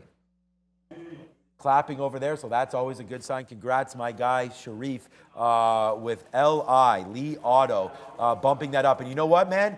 As long as you're not NIO, maybe you're winning today. There goes that. Let's check out XPEV. XPEV, I thought, had a 20 take in it at some point. We talked about this yesterday. Pretty disappointed move. Wow, this got kicked as well early. Now a nice move up for XPEV. Yo, what you got going on over there, homie? I got out of the SPY because that strength that kind of came in, that acceleration. Oh well, as I speak of that, it kind of came back in. But yeah, we kind of started to slow down, bid back below that 444. So I got out of that position. I am looking for the next trade here. I think potentially, let's see if we kind of start to pull back off of that 15.17 area here.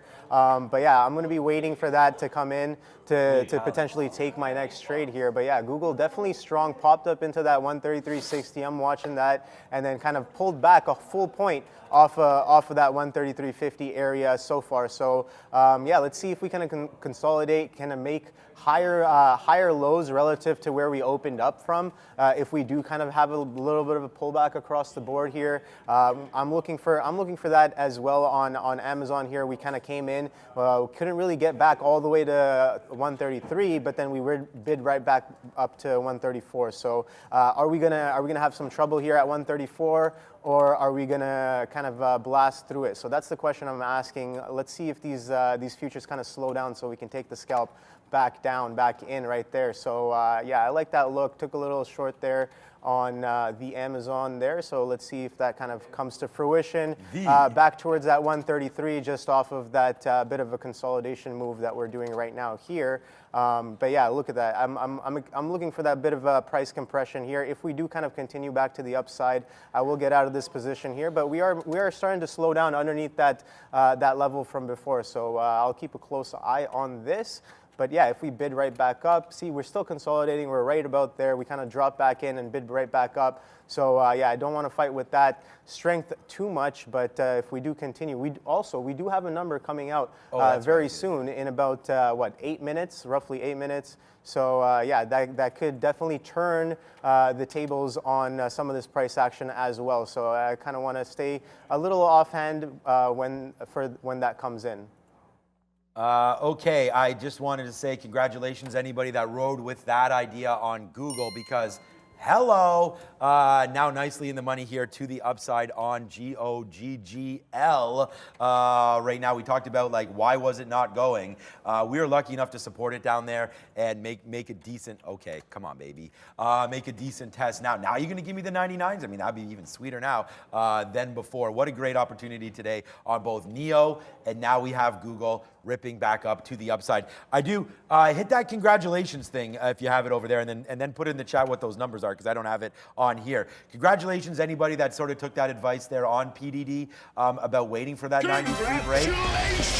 There it is right there, baby. There it was, man. Anybody that believed in this, shout out to Nicole Harris and some of you. There we go. We get it right now. Spin the money for you guys on PDD. Let's spin it for Obi because he's in the building. And let's spin it for Google that we just got that 133 take on that one, baby. We're liking that. But yeah, this PDD, there's that 93 level. Ooh, I like that. There's Tesla up there, up 0.38. There it is right there, $93 on PDD. That was that key level that we talked about. It's held it now, not once, not twice, not Obi thrice. Right there, 93 4 times we came down there and tested that level. But again, a big congratulations to anybody that hit that one. Temu, if you hit that, man, now you can buy pretty much, according to Sharif, every single thing that's available on Temu, you can now buy, because that's a nice trade there for today. Nice move to the upside, especially if you were trading that in the options market. Nice move back up for Google. But hey, man, if we're going to stop, we can take another piece out there at 93. Hey, what a great day it's been here so far. You know, we wish well for Neil. Those of you watching and saying, what's this handsome gentleman doing beside me? Not the other one. Neil's still feeling under the weather, but both Brendo and I obviously spoke to him last night, and he is looking ready to go for tomorrow, Obi. Oh, that's good. So you can get back to your peace and quiet, not deal with this guy. But I want to say a big thank you to you for everything that you've brought to the show, your patience, and your analytics. So thank you so much for that, and great analysis. I say analytics because my mind is still like in sports, but thank you so much, Obi. Thank you, Sean. You know, it's always an honor to sit beside a more experienced trader and have a lot to learn. And I really want to thank you for that. You know, these past couple of days, definitely. Well, today's not done yet. The bell hasn't rung. The bell hasn't rung yet, so still a lot more to learn. But yeah, yesterday I was going over some of the things we talked about yesterday, and really taking that in, and kind of we talked about kind of tweaking the trading style as well for what's like working, right? And yeah, that kind of advice, that kind of experience, I'm so thankful to be here. You know, it's always an honor to trade beside a significantly more experienced trader. You know. And yeah, Sean's been in the game for many years. I like the bromance. So we have a lot to learn. Okay, so we're going to discuss your position. Thanks, Obi. That's very kind of you. Let's go over to the big dog. Just quickly, guys, not seeing much on this yet, but 4.5% Affirm having a nice day here, just about to take out the high. You know what? I saw Affirm earlier because it came up on the scanner there. Shout out to Trade Ideas. And I was like, what? And then I was looking at it, and I said to myself, you want to make sure that you wait for a key level to come up on this. So 19, it's more 18 break that we should have probably had. I mean, we started the day down here, 1750. It's a great move up. But again, I want to wait for 1975 or something like that to start that short into 20 bucks, because this name, again, a very, very popular name in the squeeze area, or in sort of the retail side of things, for traders looking to get a squeeze play in there. So Affirm, we can double check what its short interest is right here. So let me just quickly do that. AFRM, I thought it was 17 or 18. There it is. Wow. Okay, 17. So sometimes there's a reason why I'm in the numbers game, but 17. So right there for Affirm. Let's just wait to see where that goes now. But I'm more excited about that $1 from now, which we could easily get. So, you know, if you're playing momentum, this would be a good name for you today, shooting up about $1 and now trying to stall out. So let's watch out for that. All right, so you're flipping around there on Amazon. Yeah, it's a bit of a chop. Yeah, I mean, I'm feeling the same thing with Google here. I don't know. I mean, I still like the idea for the short, but and I did add to the short there just underneath the 134. We hit it again, so we got the short initially. That dumped down. That dumped down really well, actually. So I missed holding on to that. But right here, reasons to sell on the SPY coming in. That 444 couldn't really make it, and we kind of pulled back decently off of that. So we know that number is kind of coming in as well. So I do want to piece off of this position and kind of manage that risk. We talked about not having that full set of sleep today. So I do want to be very, very wary for both, I guess sizing and just like risk management. I just want to keep it tight.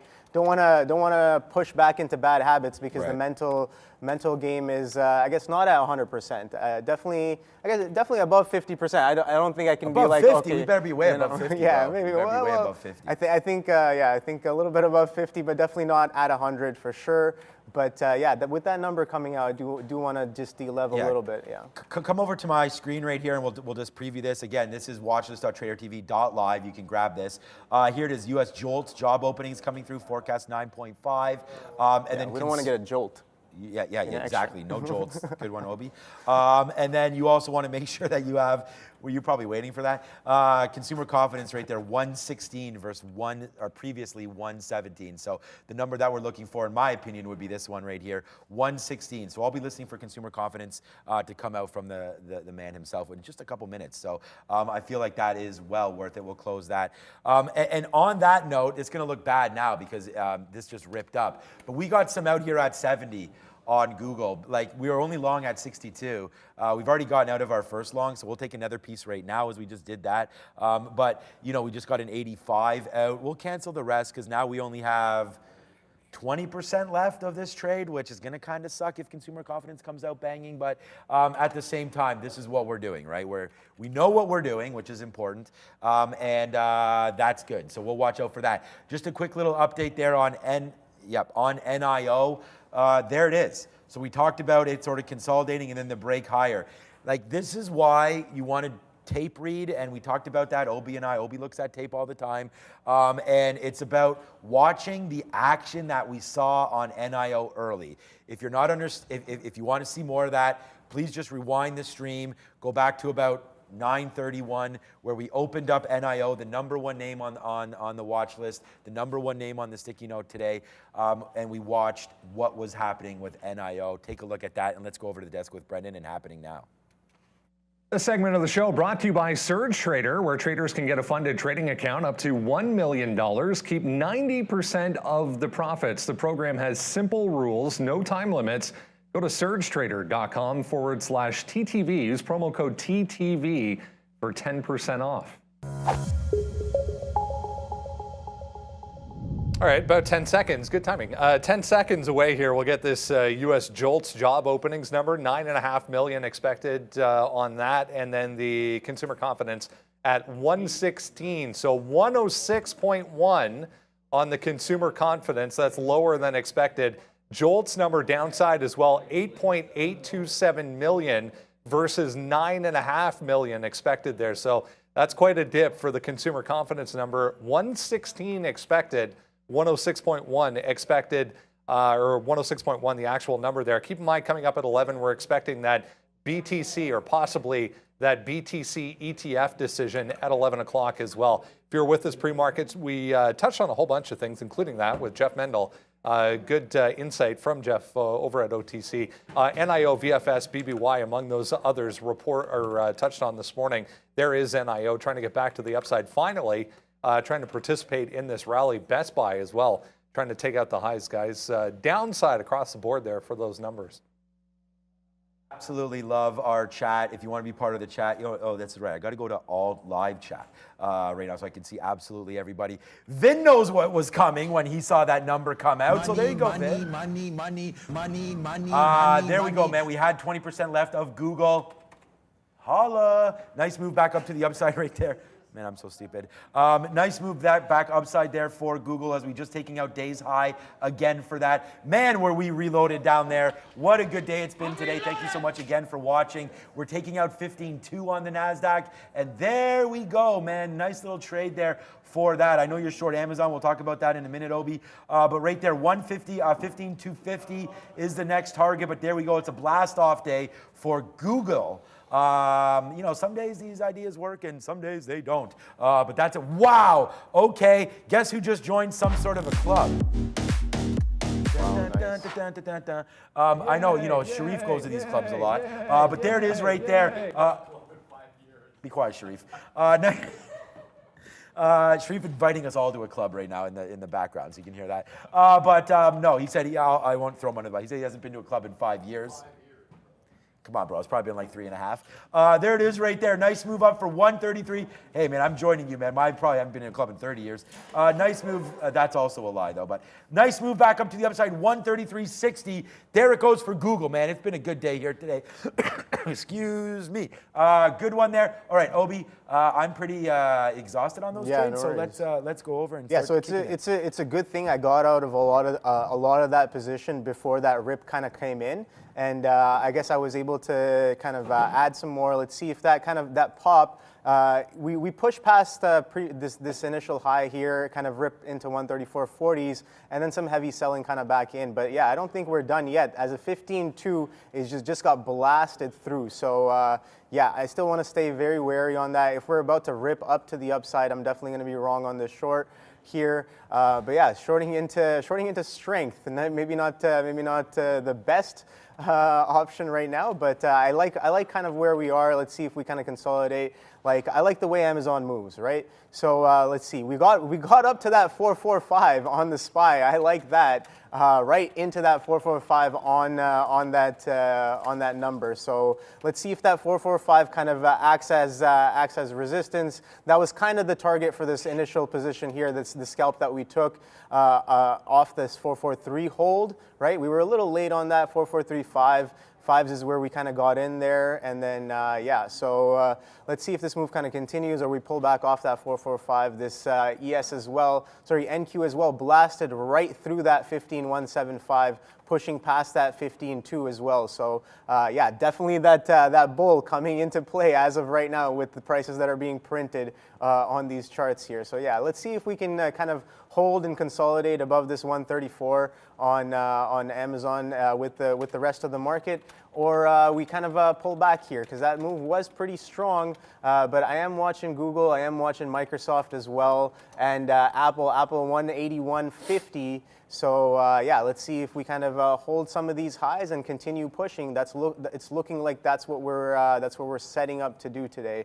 But yeah, some crazy strength off of that number. That pop was pretty nice. Maybe should have pieced off of everything on that short there. But yeah, let's see. Now we got to kind of work back into this position if we are still to hold that short bias underneath some of these prices. But yeah, if we kind of continue to the upside, I'm definitely wrong on this trade here. But yeah, we were looking, I got to remind myself, we were looking for that range break of that 15.1. And if we just played the range break of that 15.1 out of the open, oh boy, we're more than 100 points in the money if we took that trade. But you know what? It is what it is. We learn every day, and yeah. So let's see if these markets kind of slow down, or are we gonna continue ripping more than 150 points in like 15 minutes? Let's see. I have no idea with this market. I see Microsoft as well, hella strong. We're pushing back towards some of yesterday's highs there. So yeah.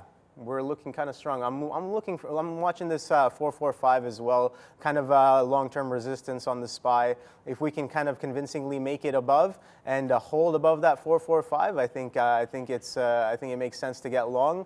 And yeah, that long off that 443 continuation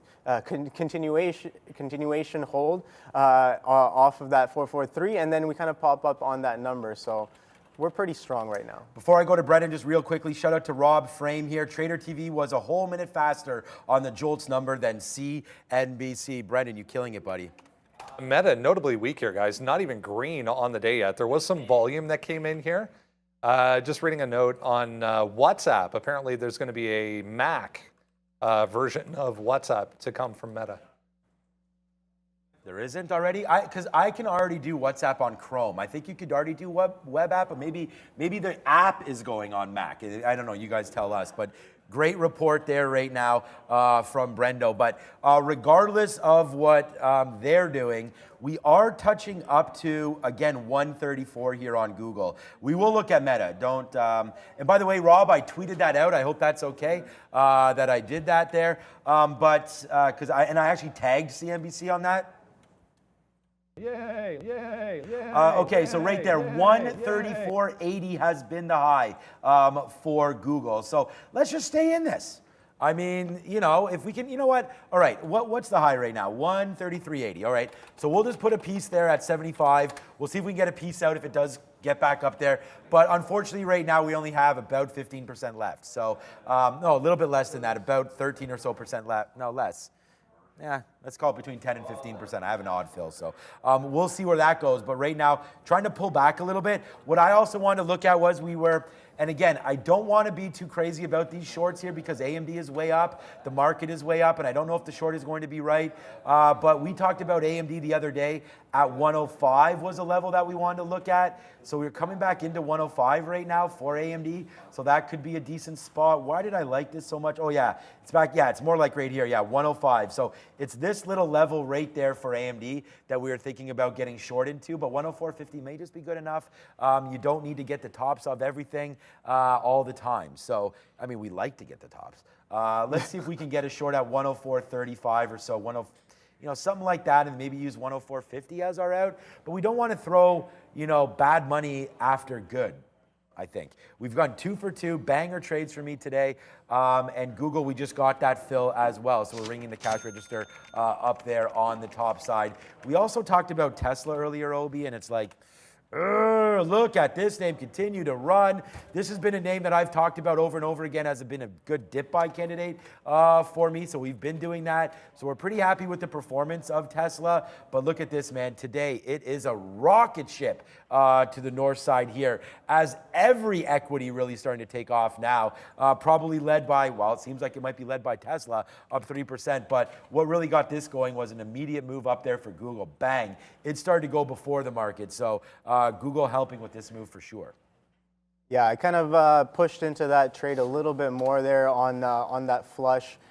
We are holding in and around that 445. So again, I want to stay wary about that. I'm in around 134.30s here, about 10 pennies out of the money on this position now.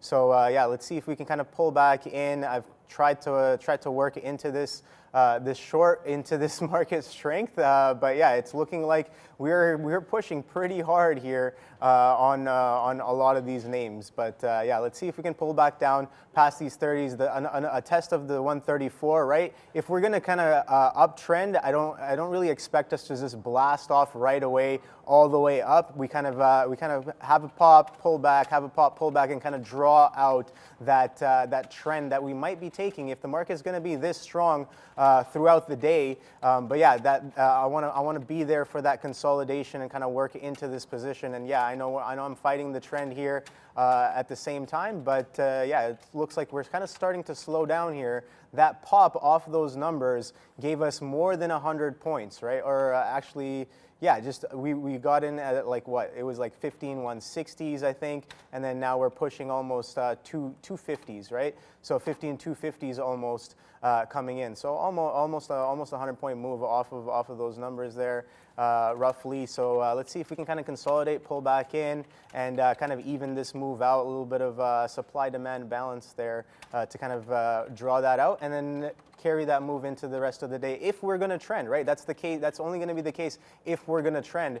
Google's still kind of struggling to push past this 133.50 area, so I'm keeping that in mind as well. That's coinciding with this 445 resistance on the SPY as well. So yeah, let's see if these markets kind of pull back off of this crazy pop, or we kind of just consolidate and continue. I'll be watching for that 15.2. What are we going to be doing with that 15.2? How much time is left for this 15-minute candle to kind of print here? Let's check. It's about 4 minutes left to print, and we are printing pretty strong green, right? So yeah, let's see if we kind of consolidate 3 green candles right out the open on both the ES and the NQ. When are we going to get a pullback? Who knows? But this little guy right here, that guy's on. Which guy? This guy right here. Oh, the bull. Yeah, the bull is on for sure. Today, it is a nice move up. I was just wondering if you were thinking about maybe we're going to get a reversal. We were able to get that 75 out there for Google. So let's just continue to be pretty patient with everything here as we watch for some more trades. Palantir, I mean, you guys know, oops. Hold on a second, I'm going to put on this chart here. Palantir, you know that we have this hat, so it is hard to go short when you have this hat. But right there, $15. Palantir's at a big resistance here. I mean, we've seen it before, about 1480, but we have broken through it. Here's 15. That high is 1520 or so to mark that down. So if you are looking for some shorts there, I don't, this name's gotten going. We love some Palantir. There's no doubt about that. It's just, again, you're back into some of these levels, like wick down into 15, wick down into 15s. Try to get going, can't, into 15, 14. All right, maybe we have to short it. I don't know here about that. Oh, here's another hat. Shout out to Parsa. I don't know, where's Parsa today? There it is. He gave us this one, Silicon Valley Risk Management Department. Nice. So, what do you think about that? I like that one. Yeah, that's a good one right there. This is why I work here now. Got fired. Fair enough. Got Fair fired. enough. I mean, you gotta. What's that? The firing. What's that called? The bonus. Oh, yeah, I got the golden parachute. Yeah. Don't worry about that. Yeah, contract tight on that one. But no, shout out to Parsa who got us that. Okay, let's go. All right, so that's Palantir. I am thinking about this short right now. I mean, the market, if we're going to look at the NASDAQ for a little bit of a longer period right here, I know I'm going to look at Carvana. I know there's lots of stuff happening, guys. Stick with us. But there it is. We're just tested that level right there, and it looks like it's trying to test it again. This is a 30-minute chart. Even though I don't have much hair, it still gets all messed up. Right there, 115,250. All right, so let's have a look at that. I know you're waiting for that bar to close there on the 15 minutes. It looks like it's about to do that right now. All right, so shoot, man. AMD, wow, what a good call that would have been. I hope people are short this name. AMD really pulling off that 104.50, giving you about 50 cents. That was a good one. Let's check out on the Chinese monster that was today. Wow, good job on that one. Spin it for you, Nicole. Spin it for everybody that's there. Thank you so much, Nicole Harris, watching the after show. Everybody that was watching me last night, what another great show we had for you. And, you know, we have more guests coming. I'm working on a great swing trader that trades large cap equities. Hopefully we can have him on coming up very soon as well. So yeah, man, what's up to Will Evans is in the building right now. Great short, Will, man. Short AMD, I like it. Canadian Bacon is here as well. LFG, Will Evans. LFG, my guy. Right there. What's up to Cute Puppy? I love some Cute Puppy. VinFast totally bounces at 65. No, Cute Puppy. Don't. I mean, I love puppies. All right. Did it actually? Oh, come on, Sean. Come on. Right off 75? What is up? Crystal Ball, we do not need you. Wow, 65 giving people $8 of a move. What else, Obi? I mean, that's just, that makes me happy to see that because it's nice to get some calls right every once in a while. Excuse me, I have like still a frog in my throat. I feel fantastic. I was saying last night, although you did not get a great sleep, last night was the first night in a while that really figuring out it good. Yo, just worried about your friend out in Spain? What friend, Max? Spain, yeah. I'm not worried about Max. Max is our dude, man. Why are people worried about Max? I don't know. Did he tweet something out or nothing? Max is a key member of the Trader TV Live family, and hopefully going nowhere anytime soon. Just like my guy over here, Neil. So why people? I don't know if you're concerned about Max for any reason, but Obi's filling in for Neil. You know, and does fill in for Max on the midday show as well. So I feel like right now we're in a great spot as far as the talent that we have around here. I feel blessed to be able to have a guy like Obi and a guy like Max join the team of Trader TV Live. And we've got a great production staff over there. I feel like we've never been at a better place. What's up, Brendo? I was just noting this, BEKE, which if I'm not mistaken, yeah, it's a Chinese name. So another Chinese ADR going nuts here, guys. BEKE up 12%, just took out the high. Yeah, good call on Spain, whoever that was. I missed it, but crazy weather, guys. If you missed it, there's like hurricanes and rain and crazy winds. So yeah, shout out to Max. Yeah, maybe we should we should give him a message and be like, hey, buddy, you know, everything's trust good me, out man. there. Or, Yo, yeah, I'm sure he'll be fine. Max is one of those dudes that's like out there in the hurricane. You know what I'm saying? His hair is going everywhere. He's taking those photos, man. Yeah, shout out to Max, man. Yeah, keep it safe for 100% on that one. But yeah, man, shout out to everybody there in Spain, and our friend Luis Barbado there in Barcelona. Hopefully he's doing well as well. And yeah, Neil's feeling under the weather. So, you know, shout out to that. And, you know, Neil's much smarter than me. I came in with a little bit of a, you guys heard me last week. I had a little bit of a cough and everything like that. And Neil just recovering. So hopefully he'll be able to come back. And then I'll take the show with Neil, and you'll be back, obviously, on the midday show until we get Maximilian. Oh, here we go. Shout out to Max. This is probably what he's doing in the streets of Barcelona. Yeah. Let's be perfectly honest right there. You know, because of the hurricane, he probably has top down. That's probably the He's just jetting through those high-speed winds in the hurricane. Where is the Middle Eastern looking guy? I mean, the Pharaoh's going to be back on. Like, everybody just relax. We are well diversified. You know, we got Neil, we got you, we got me, we got Brendan. We've got a lot happening here. So anyways, shout out to that. And let's get back to trading because it is a trading show. And there goes the NASDAQ right now. Get on your bulls, man. No BS. You like that one or do you like this one? I mean, I like this one. Coming through. I like whatever one Fabian has if he has anything in store for us. AMC as well right now. Yikes. We talked about this yesterday, man. Take away some zeros. This is $1.10 right now. From past, we did have the reverse split to the upside. Obviously, unfortunately, our charts show this, but we split up at 240 or so, right? So there's the move all the way up. I guess it was 210 to 11, and then it's been just really down 50% in 4 days for AMC. Yeah, we're still pushing that 50. So that 15.2 was pretty strong as well. So I managed to work out of that short, kind of pushed in on that fail of that 134.50 a lot more than I was from down here. So yeah, I'm glad I pieced off a lot of it before that market number kind of came out. Held a little bit into that number and then waited for that kind of momentum to slow down to really push into the trade. And yeah, so now we did kind of slow down. We're teetering around here. Market's kind of holding off as well. We got about 10 minutes, about 11 minutes for this 15-minute candle to form, and so far we are forming green, right? But here's the thing that I'm noticing: we kind of had this wick-off hard selling that kind of got me to sell and really push into this Amazon position. So let's see if this is if this strength is all she wrote, or what's going? Oh, NVIDIA. What's going on? What are you? Wow. No, just. It's keep going. All right.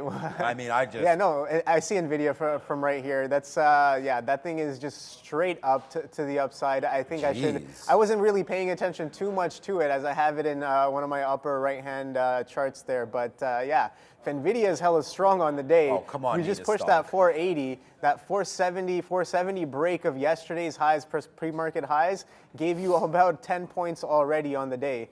On NVIDIA. So yeah, let's see. I'm really looking for that relief to kind of come in on this crazy amount of strength that we've been having. I'm looking for any signs of selling that kind of look a little bit different than the bidding up that we've had. But like I said before, if we're going to kind of trend on the day today, like look right here, off of the open, we kind of have a significant pop, drop back down, pop back up, kind of making higher lows as well.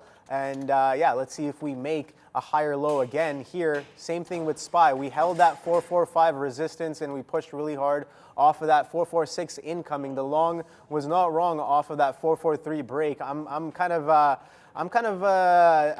maybe getting a little bit of FOMO here as well. We talked about that range break from yesterday, and that range break came in hot and clean out the open today. So what am I doing? I got to clean up some of this execution, man. I'm kind of, I guess, diddling in the middle of this chop here, where the bigger picture move, the bigger picture trade was exactly that, and you could have gotten, what, about 180 points so far. I don't know if you would have held for all that strength, but I think the push into 15.2 was pretty nice, and that was definitely no reason to sell before that. On there, but yeah, let's see if we hold this 134. I'm looking for that. We pieced out of that short, but because I don't want to fight the trend, and I did realize I was fighting that strong momentum. Now let's see if I want to get with the trend. If we do establish here this 134, that's what I'm looking at to hold. Microsoft hella strong as well. We talked about that hourly level holding on Microsoft. Now I didn't have it. I'm a little disgusted at myself for not having that, but yeah, we called that out as well, right? So let's take a look at that on the hourly now to see how well that kind of played out. Check this out right here. Let me just draw this trend in from this consolidation. Yeah, what did you say? Right there. Bing bang, or actually, you know what? It's already there. I already have that line in. It just had to load. I was like, where did I? Okay, yeah, right from the bottom, right? Take a look at this hourly. Dude. Like, look at that. It bounces right off of that, and it's not like I didn't know. I called this out in the pre-market, but was I there for the trade? No. So what the hell am I doing, Sean? I don't know, man. You know, you're good. I gotta do better. I gotta do way better. We all gotta do better. Yeah. All right, let's go over to somebody that always does better. It's Brendo. Small cap recap. Guys, just hearing that Grayscale has won this decision from the SEC to convert to an ETF. So check out anything crypto related. Absolutely going crazy right now, including this one. Coin, 8.5%. Bitcoin, absolutely screaming right now as well. Again, it looks like, I have not confirmed this yet, but it looks like the SEC has granted Grayscale permission to convert to an ETF. So big move right now on everything crypto related. So just keep that in mind. Riot, Mara, BTBT as well, all just popping up in front of me on a scanner. ARCW as well, also just popping up in front of me. But here's Coinbase anyways. Again, it looks like preliminary. Anyways, I haven't confirmed this again. SEC giving Grayscale permission to convert to an ETF. Here's a couple other ones moving around here. TIVC, Tivic Health on a deal with AmerisourceBergen, ABC, to market one of their sinus pain relief medications. There was also this note on Global Star, but the bigger story right now, I'm going to get back to reading this, guys. It looks like this ETF decision for Grayscale has been approved. Obviously, great news there for anybody that's holding, I guess, Bitcoin with that huge move up. You see a nice move up there for Coinbase. Again, don't know what exactly this means for Coinbase. It just more means for more legitimacy maybe in the space for Bitcoin and whatnot. But look at this pullback. I tried to short that 81 there when that news came out because we saw that top and it just turns out to be exactly the top.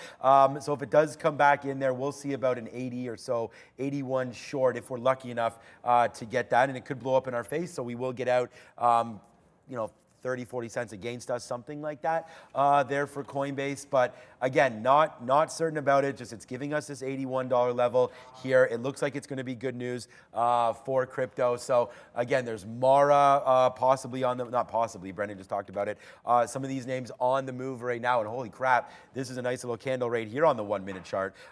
This is Ethereum. So again, nice move up for Ethereum, 1650. Obviously, what's good for the universe is good for them all. That's Ethereum. Let's just switch this over here and get on BTC and see what that's doing right now. I don't know, Brendan, is it just a Grayscale Bitcoin or is it sort of everything right there? We'll sort of wait for that to come back. We did just hit, okay, sorry about that, guys. I will show this in a minute. We do have Coinbase on, and now, holy shoot. I don't know why we just didn't take out some profit there because I was looking at a stupid chart. But, oh, man, we just had a monster. Oh, no. We had a monster winner on this, man. This just went down into, we were $1 in the money on that and just got blown out. Oh, that's too bad. But we had a good opportunity there on Coinbase off that 81 short. Oh, that's frustrating, man. I was like, oh, my God, this is like 80 cents in the money right there. And then there's a pullback in for Coinbase. So watch out there, man. It just got blown out to the top, 81.50 there for Coinbase. I'll probably try it again right there.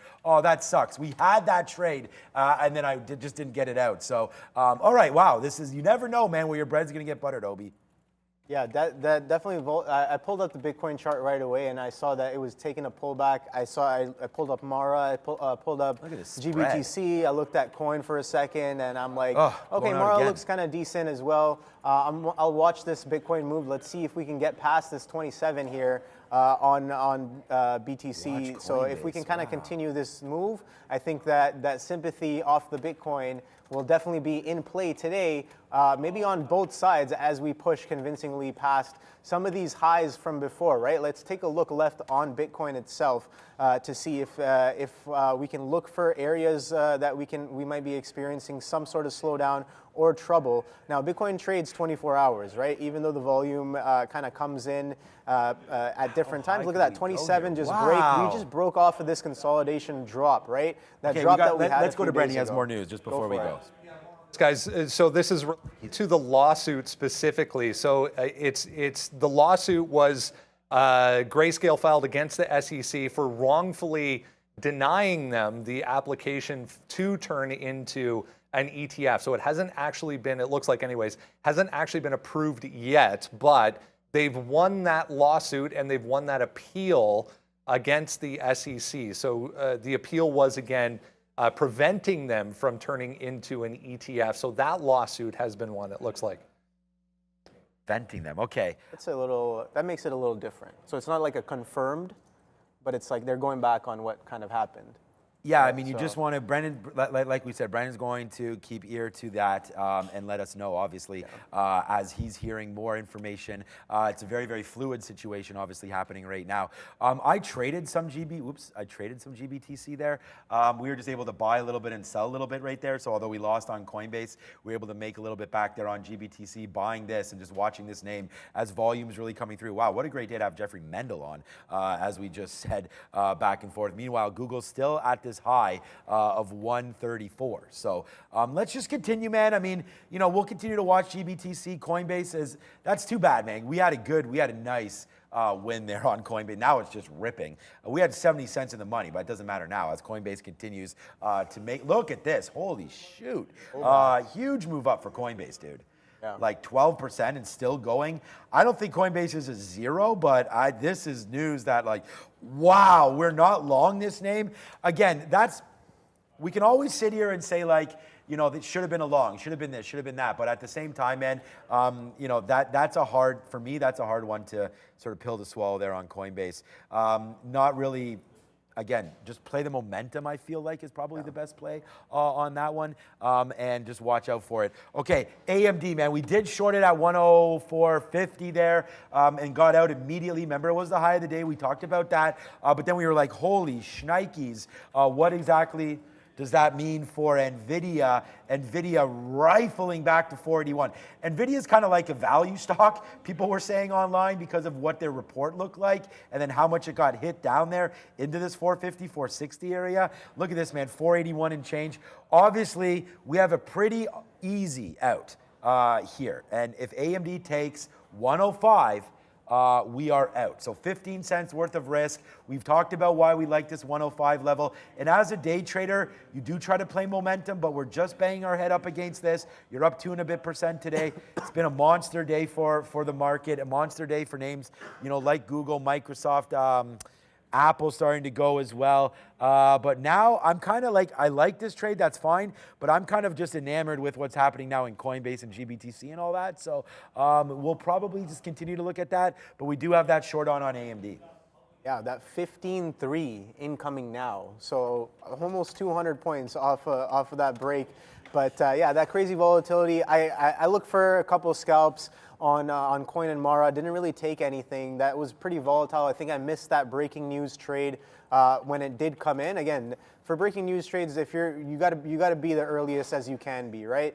Yeah, if you got that 80 break, even the 79 down here, I guess there was you had a bit of time. I got the 3-minute chart here, so the first slowdown was in and around just this 80, 79 area, and then you pushed up another 3 points on Coinbase. So yeah, if you had those entries off the news on that 79, that initial reaction giving you about 2 points right away. So I don't know how difficult it was to get in on that. Like, we can take a look at the 1 minute. Yeah, exactly. In that, just above that 79, you had that bit of consolidation before we kind of picked up and kind of pushed back up to the upside there. I'm watching Bitcoin holding that 27 as well. Market's hella strong, pushing through that 15.3. Wow. ES as well, 44.80 incoming on ES. Let's see if we can push into 45 on the ES. Like I said, Amazon, pretty decent strength here. Didn't want to fight the trend. Good thing I got out of the short, and I was like, okay, well, yeah, I shouldn't have had to manage that like that, but got a little lucky that we were able to, and then that 134 held as well, and then now we're pushing back into that 135 kind of resistance area from before, from just a little bit from the past couple of weeks, right? Now we have traded above and below both of those prices. So, but the thing is, I like that level because it's been a level of interest, a lot of volume, and I like the tape in and around that level. So let's see if that kind of comes in. I'm still waiting for this market to kind of slow down. It's showing no signs, no real reasons to sell. I see here on either the ES or the NQ or Amazon. If you're in the long, I guess Apple as well, NVIDIA hella strong. No real significant pullbacks as yet. The trend is definitely your friend if you're long today. And yeah, if you saw that bull and you got long sometime around the open, you are probably laughing straight to the bank with that. This is unbelievable that we have a crypto segment coming up right now. We are short right now. Coinbase, and we're able to take some good money off that, man. We went short 82.50, 82 and change, covered it at 81. So we're right now $1 in the money on Coinbase. So far so good. And I just punched long on GBTC as well. I don't know if that's showing up on the bottom because pink sheets, but there it is. Nice move to the upside as we continue to go, man. We're long right now. GBTC as well, 30 cents in the money there, 80 cents in the money on Coinbase. And let's throw it over to Brendan for the crypto update. All right, so just to confirm here, guys, as I was mentioning, this is the lawsuit that Grayscale filed against the SEC, who initially rejected their application to turn into an ETF. So Grayscale has won that lawsuit, which everyone then essentially saying paves the way for them to convert into an ETF. So huge move here, you can see for Bitcoin, huge move, as we've been saying, for all equities related to BTC, including Coinbase, as Sean was mentioning there. Back to the upside. So again, it's the lawsuit that Grayscale filed against the SEC for initially rejecting that application. There is Bitcoin, meanwhile, back above 27,000 and holding. Huge spike to the upside right across the board for all of these right now. 3.9%, almost 4% on the day now for Bitcoin. 27,155. 1,700 taken back, meanwhile, for Ethereum. 4% to the upside, green top to bottom on this board right now, guys. We'll continue to watch. Remember, this SEC decision is supposed to come at 11 o'clock, or allegedly could come at 11 o'clock. So the past 3 weeks we've been talking about this and nothing has happened at 11 o'clock. With this now ruling, with the lawsuit coming through, we'll pay close attention, obviously, at 11, guys. Wow. Okay. Yeah. So we're still in all of this, man. I mean, it's been a good day for us so far. Google obviously making the move to the high side. But let's talk about AMD quickly because we did get stopped out on that. It did take out 105. I'm like, it's fine. I've been trading GBTC here. I do have this Coinbase trade on. We're out of more than half of this trade now as it just keeps on resisting an 81 break to the downside. So again, we were short into here. It's too bad because look at this. We had this move all the way down and I just didn't even realize it. It just came in so fast. We had about $1.50 there and we didn't take, it's not that we didn't take it. We just didn't have the opportunity to take it, to be honest with you. Then we tried again and shorting it here into 82 until eventually gave us that high of 83. Now, I'm not sure if it takes that out at some point. I feel like it probably does, but we'll hold on for that just in case. That's why we got some out. When we're going to be short here at 82.50 and getting out at 83 break, it's kind of like, when we're able to take $1 and $1 change against 50 cents. Obviously, we'd rather have a little bit more risk to reward on this trade. So let's just stay in it and be patient and see if this really is the big windfall here for Coinbase or for Coinbase, basically. I don't know if it is or not at all. So we'll wait to see what happens here right now with Coinbase. Yeah, we're convincingly holding that 15.3 as BTC pushes up. I think it kind of has a little bit of a pull as well on the market. I don't know if that's the case, Sean. If whenever BTC kind of has a crazy move, do you ever observe like the futures or some of these larger caps kind of follow in step with that, or is it something that I shouldn't really be considering? What, the NASDAQ? Yeah, like yes, the NASDAQ or the ES, kind of following on a Bitcoin crazy move, right? So, yeah, no, that's 100%. Got to watch out for that. Yes, in my opinion, yes, it does justify some of the tech spaces, and then especially if you're going to look at an NVIDIA, Bitcoin mining and things like that with some of those chips. Look at this, man, Coinbase. I'm still holding Coinbase a little small piece of Coinbase just so I can watch it dance around here, but that's probably not a good idea. As Coinbase, wow, middle finger to those shorts, straight up right now for Coinbase, like. Wow. Good thing we were able to get out of those shorts. So that's the first thing there. The second thing is, look at this, 84.50. I mean, what should we do here? It is way up, man. I mean, the daily on Coinbase, I don't think you really want to look at too many technicals here because this is news dependent, right? So there's 85 and change, maybe 85.50 could be a top there for Coinbase. But wow, what a monster move upside there for the whole sector. We did talk about Amara making moves as well. I mean, look at this, bang, up 15%, trying to get going. I'm going to stay focused on Coinbase, but wow, monster move up. And then GBTC right here, still climbing as well. Look, we've only been long on GBTC, off of 20 bucks. It's now up to 21 and change. We're flat now, but we'll wait to see if that one continues to move. But yeah, what a monster day here for the community, man. Good job there in crypto land, continues to make moves. Yeah, I'm seeing a bit of selling kind of coming in here. So you know what? I think I want to try to initiate the short here if that's going to be the case. The first sign of a little bit of selling here, 85 pullback on coin as well. We kind of pushing into that 27,500 on BTC as well. Kind of a bit of a pullback off that 27.5. I'm watching that kind of selling kind of starts to come in as well, and the 15,320 I guess as well. So let's see if we can hold above that 15.3. Maybe I should get a little heavier on this if we kind of continue. But yeah, keeping in mind the bigger picture, we are kind of trending up on the day. But if this trend breaks and we kind of break some of these longs that have been long from the morning, I think that we're poised for a little bit of selling, if anything, as we've kind of pulled up 320 points out the open. I'm loving this ATR that we're having on the markets as of recent. Let's take a look at what the VIX is looking like real quick.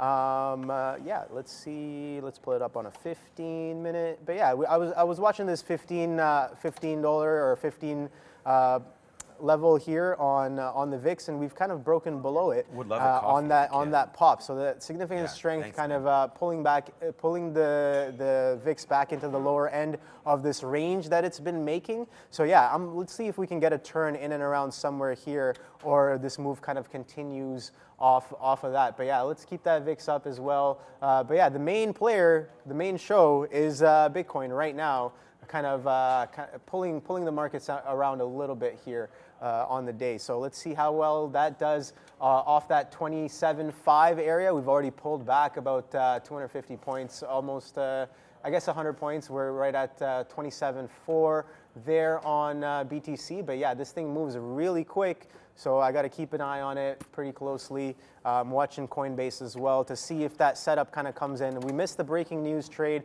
so can you guys guess what I'm looking for next? I'm looking for the backside trade of this to kind of consolidate and kind of digest some of this news that's coming in. So yeah, stonks, I guess stonks sometimes only go up, but stonks also consolidate and have exhaustion moves as well. So let's see if we can get some of that. Stonks go all the way up. Yeah, look, we've made a little bit more money on GBTC than we lost on Coinbase, which is good. We've only been going long, but we just did short a 21 break and started to cover some of this into the 60s. But here's GBTC. Let's just check out the Ethereum Trust as well, as that had a huge move and looking to pull back a little bit now. But again, you're just kind of bouncing off VWAP right here on some of these names. So in what appears to be, you know, the crypto show right now, and for good reason, man. Trade what is hot, and although I'm still short Coinbase here, I wanted to give this again into this high of 85. And the reason why is we just talked about this rate here, 85.50. Now, I'm not messing around with a lot of shares because this is not something that I'm overly confident in. Like, I think you just broke it down great. You're waiting for another move maybe now. We've missed not missed it. We were here. It's too bad. It's too bad that short didn't cover. But that was a good play early. I don't know if it's going to be late, but right now it's a good move in Bitcoin, man. And I just, look, I'm a holder of it, and you guys know that we've been doing some ADA, and that's Cardano, and things like that. So we'll see how this is affecting some of the smaller names as well here today. But yeah, so far so good. Let's go over to Brendo for once again another update. All right, nicely positive for the S&P 500. Here's a look at how things are breaking down individual groups and sectors. Notable weakness coming into play here. We touched on oil in the pre-market if you were with us, which at the time was up about 0.5%, but no longer. Almost a full percent downside now, even with this hurricane activity. in the southern states, or Florida at least. CRM we touched on as well with a negative note this morning ahead of earnings coming up after the close tomorrow. Keep that in mind. Full percent negative now, but look at all the green in tech land, including, huge move for NVIDIA, AMD, Broadcom, Apple, Google, Microsoft, all the usual suspects, including Amazon. Tesla with a really nice day, back to the upside to the tune of nearly 4%. Everything else kind of flat or slightly up or down, guys, but you can see where all the strength is today. It's about tech. Yeah, it is big time about tech. And I just to answer Obi's question there, like I noticed a correlation between the NASDAQ and Bitcoin, of course, because that is what it is, right? It's technology, and we'll wait to see here. I did just short. I might get blown out here. I'm against this 80 right now on GBTC. It seems like it wants to hold against 80 right now. So I'm looking at this and just trying to see where we're going to go. Remember, you can use the link gateway, which is OTCN right there. Okay, here we go. Yes, sir. So we just get a 71 fill there or something on that for crypto. So let's wait to see if GBC does pull back just a little bit. We are still $2. Let's not forget about what the hell we're doing here on the show. We still are, well, we're trading everything on the show, but one of our big plays here is Google. So again, man, let's just go, man. Let's just do this right now as, so people are like, what the hell is this idiot doing half of the time? And they're talking about me, obviously.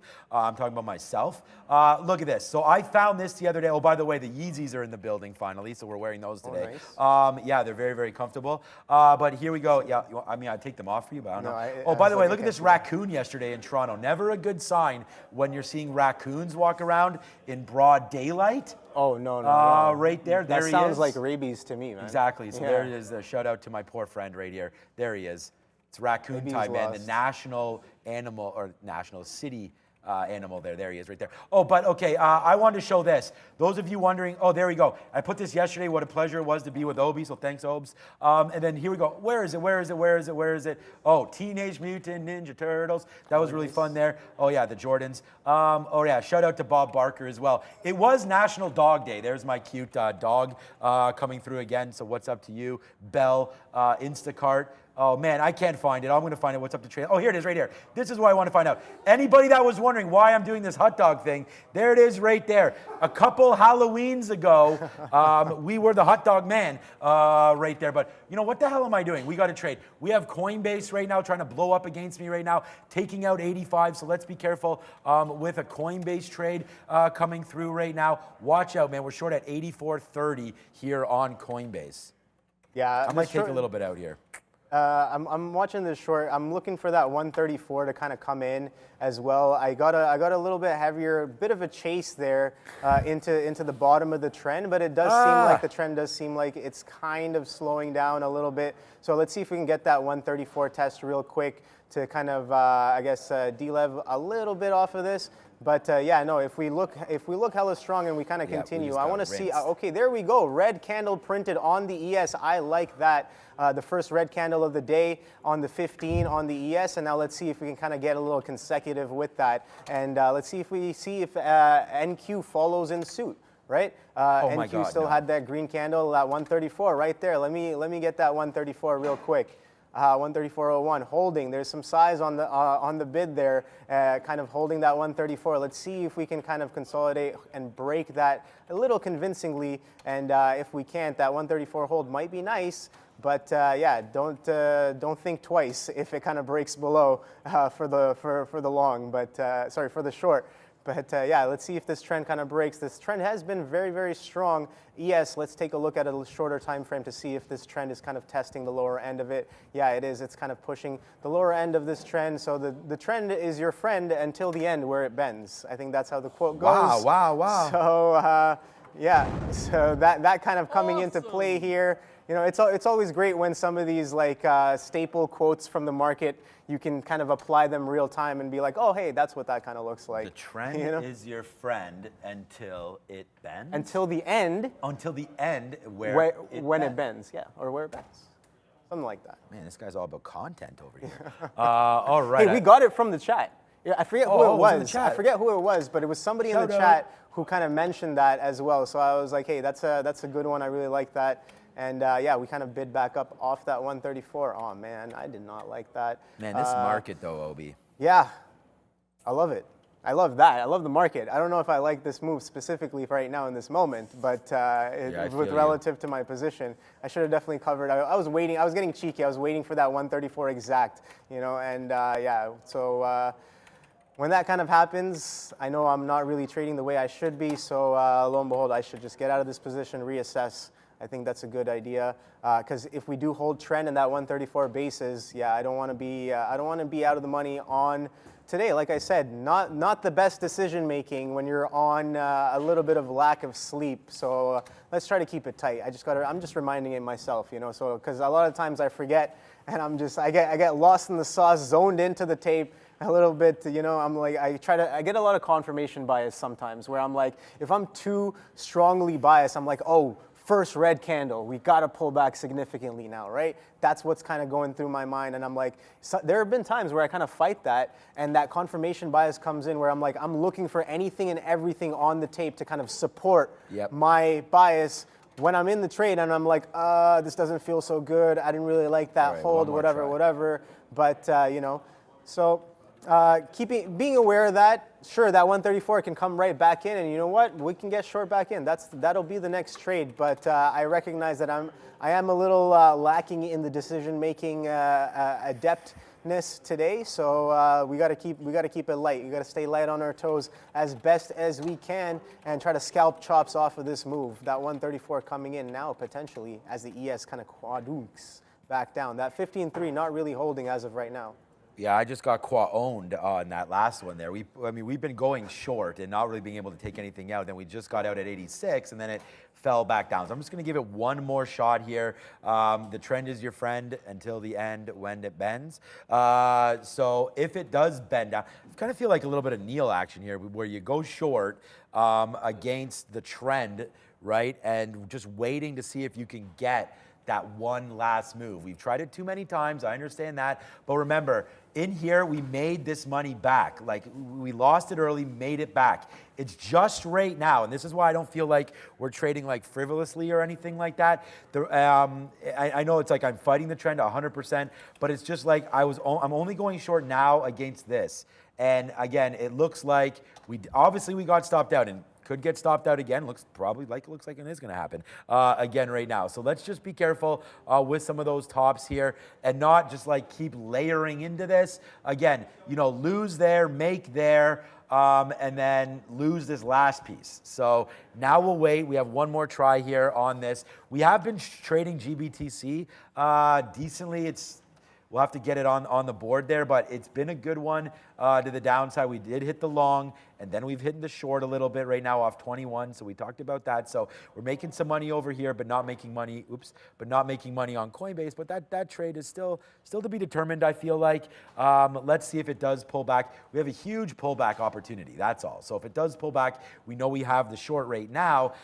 Whether or not we get blown out of that is a completely different story, with the high against 86.25 or so is the high. So we're short at 85.15 right now, and it's trying to 85.18, and it's trying to come back. I do have a bid here in the 30s to take that 80 cents or so. That's been about, you know, our pain tolerance on this play. So we'll continue to watch out for this. And I know we've been ignoring it a lot of. There it goes. We take a piece out on that, so that's a good profitable spot. Oracle as well. We talked about that on an upgrade. And remember when I said, you know, be weary of upgrades?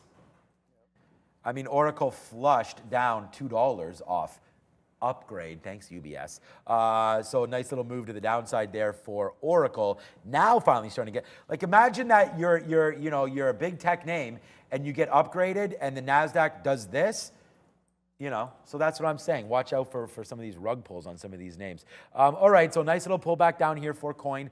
We just got a piece out at 84.30. We talked about that. Looks like we had a little bit of a spot there at 83. So let's see. Maybe we can get an 83.50. Let's just put another bid there around 83.50. This is very choppy, obviously. To say that is kind of obvious. So the spread right now, about a dime piece, give or take. Now there was 20 cents.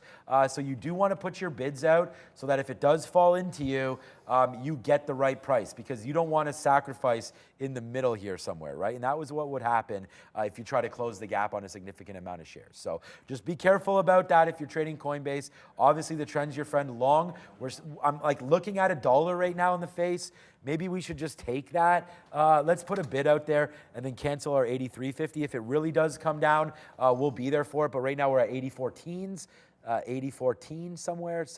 There it is. So we'll spend the money for that. We're not making any money on Coinbase. We've had a good little opportunity here to short the GBT itself. But let's see if Coinbase continues to fall down as we have money talks with Brendo. Brought to you once again by our friends at Benzinga. Guys, register now for a free 2-week trial or sign up today for 50% off their premier news and research platform for retail traders with code TTV, capital letters. Remember that TTV will get you 50% off for life for the first 100. Use a QR code or check the description. You get everything you need to know, including charts as well, all in one great package from Benzinga. Shout out to them. Again, everyone focused on this. Remember, coming up at 11 o'clock this morning, we may potentially get this SEC decision as well, following this court ruling that it looks like has gone anyways. Grayscale's way in the way of their wrongful denial of that submission to turn into an ETF. There is the dollar today on a bit of a pullback, surprisingly, with this move in crypto. Back below 104 right now and holding, guys. Yeah, we took that market looking kind of strong there. So I was like, remember, trend is my friend. So I saw that 134 hold. I was like, yeah, reason to get out of the short. I was like, okay, well, let's see if it kind of holds. So I started getting long, got a little bit longer, just scalped out into that 134.40-ish area there. And yeah, we seem like we're doing a little bit of a pullback now. So let's see if that was the lower high, or we kind of still consolidate above this 134 and kind of continue this trend up. I'm looking for that kind of continuation, right? This is what we're seeing here. Let me just draw this in just for reference. So that's kind of the trend there on the day that we've established so far. So we either hold the trend or we break the trend, right? So let's see what we do now. The market's kind of strong. We pulled back off that 15.3 and we kind of bid right back above it, and now we're holding. So that's kind of the look that I had for the long, but yeah, kind of didn't really convincingly push past the 40, so I pieced off most of it. And then yeah, just holding a very small bit here just to see if the move continues, and I want to feel some of that selling pressure as well to see if we kind of convincingly break through this trend here, or we hold, right? If we hold this trend, I know that Apple is also strong, Microsoft is strong, Google is hella strong. Let's take a look at Google for a second here.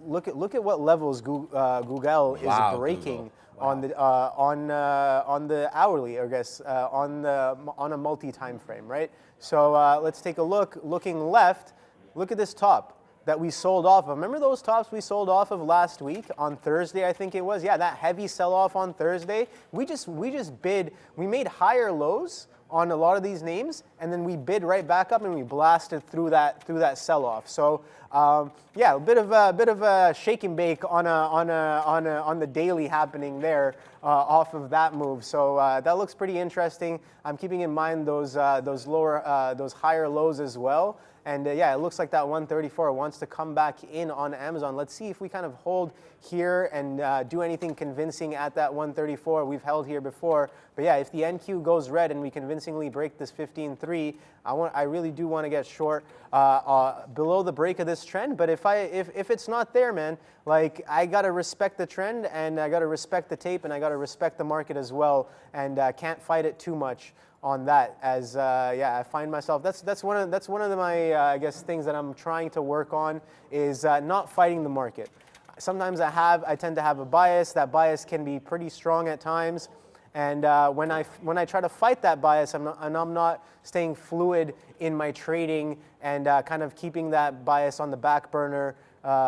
It's usually those times when I'm kind of chopping myself up a little bit on the P&L there. So I gotta try to do better at being aware of some of these things, as yeah, over time I think that those kind of things do definitely add up. Sean, what are you up to? Yeah. Well, I'm always up to something, my guy. Okay, so right now 270 in the money on Google, so that's been a good one. Just wish, obviously, we had the whole piece. Our last piece out was like right there, 134.70. I mean, it just went up another 80 cents for us right now. But I'm just happy that a lot of these levels have held out for people, man. And that's been good. Let's check out on VinFast. Oh, I started a small trade on AMD. So, wow, VinFast is right at 65. So this is that level that we talked about. It's now held twice in a row. Gave you that last 65 fill up to 67 and change. So if you took that right now off 65, what we talked about, and even if you got it at 70, that's $5. Watch out for your trade right now. Don't give it all back. I mean, I feel like it's breaking here. It obviously broke that level. I would say now that you have a 64 bottom, that would be my target for the out, period, right there on VFS. So that's going to be a little bit of a tricky thing right there. We're going to find out if that happens, but 64 would be the drop-off spot. And then, I don't know, I was just saying about how we're going to try to short AMD. I mean, again, it's just a matter of if the market wants to curl back a little bit. This is not like, let's go, I mean, we are going counter trend, but look what happened. The NASDAQ just came right into this sort of Jackson Hole area, Jackson Hole area, doesn't sound good, but right into here. Wow. When you're live without a script and stuff like that, it's like, it's a little dangerous sometimes. Right there, but 15,400 is what we're talking about right there. Obviously, if AMD wants to go for a jog and go up here, then we can get out of that. I'm waiting for a much bigger order up at the high side here because we don't necessarily want to be just randomly short at 115.10 right now, which where we are. So we'll hold this in case we get the move down. I mean, we have enough shares where we can make some money if it does come into 104.50 or so. But ultimately, looking for a bigger move and wouldn't mind getting short if we do jog up here just a little bit. Coinbase still dancing, man. I'm just upset that we had that short for about $1.50 and didn't take it because it just happened so quickly, and I probably only got a half anyways. But it looks like Coinbase still hovering around the high side right now with only a minute and change left. Wow, I feel like we're going to be trading this GBTC a lot here today, as it obviously has an upsized volume and trying to take out 21 bucks. So we'll wait to see here with the Grayscale Bitcoin ETF with the recent news. So thanks, Brendo, for dropping that. We had that for everybody. So you could have had, like I said, man, you could have had Coinbase here. Like when we dropped this news, I was starting to go short. So 80s, 81s, man, that was the play. As you can see, Bitcoin still representing that teal and not really trying to break lower. But we are out of 40% of that for about $1. We talked about that, or exactly $1. So we'll have to watch to see what happens here with the rest of the day and crypto, man. But it's only 10:59:30, only 30 more seconds left. And then we have Yannick and Sharif on the ones and twos for everybody. Yeah, what a morning it's been, Sean. Like, this volatility is crazy. Who would have thought coming in today you get a 300-point move to the upside on the NQ? You know, exactly. that's pretty wild there. I'm watching this 134 hold. I got a little bit longer as we couldn't really get past that first dime on top of the dollar. Yeah, let's see if we kind of push back up, consolidate, hold this trend a little bit here. We kind of wicked off of it. So yeah, maybe we are looking a little weak here, but this 15.3, if it's going to hold and if the ES is going to pop back up a little bit, I think we're pretty decent. We're positioned pretty decently on this above the 134 to kind of take this back into this trend kind of drawing out, as the trend is holding pretty strongly across the board. Let's take a look at what the BTCs is doing real quick before we kind of pull off here. If I can just pull that up. Yeah, so yeah, that 275 kind of breaking and holding above now. So it's been a few minutes since I've looked at this. If this chart can just load. Okay, yeah, there you go. So yeah, we pushed back, we pushed above, and then we're kind of holding and consolidating in and around this 27.5 on BTC. So I like that look. Let's see where we go into the rest of the day around this level. I'm looking for this. I'm looking for the short, man. I'm looking for a bit of exhaustion, a bit of relief from this market move, but I see no real signs of any relief coming in. So I guess yeah. Take a look at Alpha, man. Alpha is 135.50 now. Holy. Alphabet? Google. Google, we love Google. All right, Sharif was just saying, look at VFS. I'm not going to steal all their thunder, but I just said if it breaks 64, you want to get the heck out of Dodge, and there it is, down to 60 bucks. Thank you so much for watching again, Obi. Always a pleasure. We'll be back at 2 o'clock. But for right now, are we going to go to Brendo or right directly over to the guys? Guys, all right, over to Sharif and Yannick. They're ready to rock and roll. Thanks a lot, guys. See you guys later. What is up, beautiful people? Welcome to the Midday Show. That's Yannick. I'm Sharif. The sweater is hanging tight. And we are brought to you by Search Trader. Account funding of up to $1 million. Keep up to 90% of the profit. Enjoy your relaxed trading rules with an 8% max trailing drawdown on all new accounts. Shout out to our friends and the folks there at Search Trader. Interesting look here, guys. Let's get to it. The Katina man talking about it, and I'm in it. VFS short. Look at this thing flush. We got short 66.09. We're talking about a $59 Brit. It is about time this piece of you-know-what paid the piper, baby, because it was, we talked about it. You know the fundamentals. We don't have to get into it again, but it is absolute tank city on VinFast. Yes, VFS trading on, it's a NASDAQ stock, right? Yes, it is a NASDAQ stock. Thank you for that, Katina man. We are down 27.5 points on this you-know-what stock. We just touched 50, let me just double check that. 59.17 the low. I'll submit to you that there was a flat bottom break to be had here at 66. I front ran it at like 66, where did I get in? 09s, but like I meant to get in at 22s. But the point of the matter is we're finding support here at 60 bucks. Now, this may be a random level just because it is that whole dollar level. We have to keep an eye on it, but it was a nice red to green, back to red move on VFS. VinFast having itself a very bad day after having multiple good days. Here's the 5-minute look on VFS. Let's just bring in that chart real quick.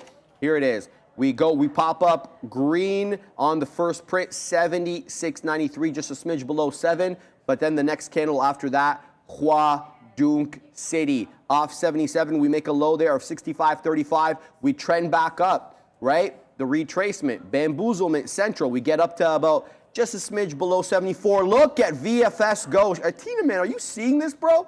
Let's go ahead here and cover a little bit more. We don't get the fill, that's fine. We'll wait for that one. Get back to the analysis here on our friend VFS.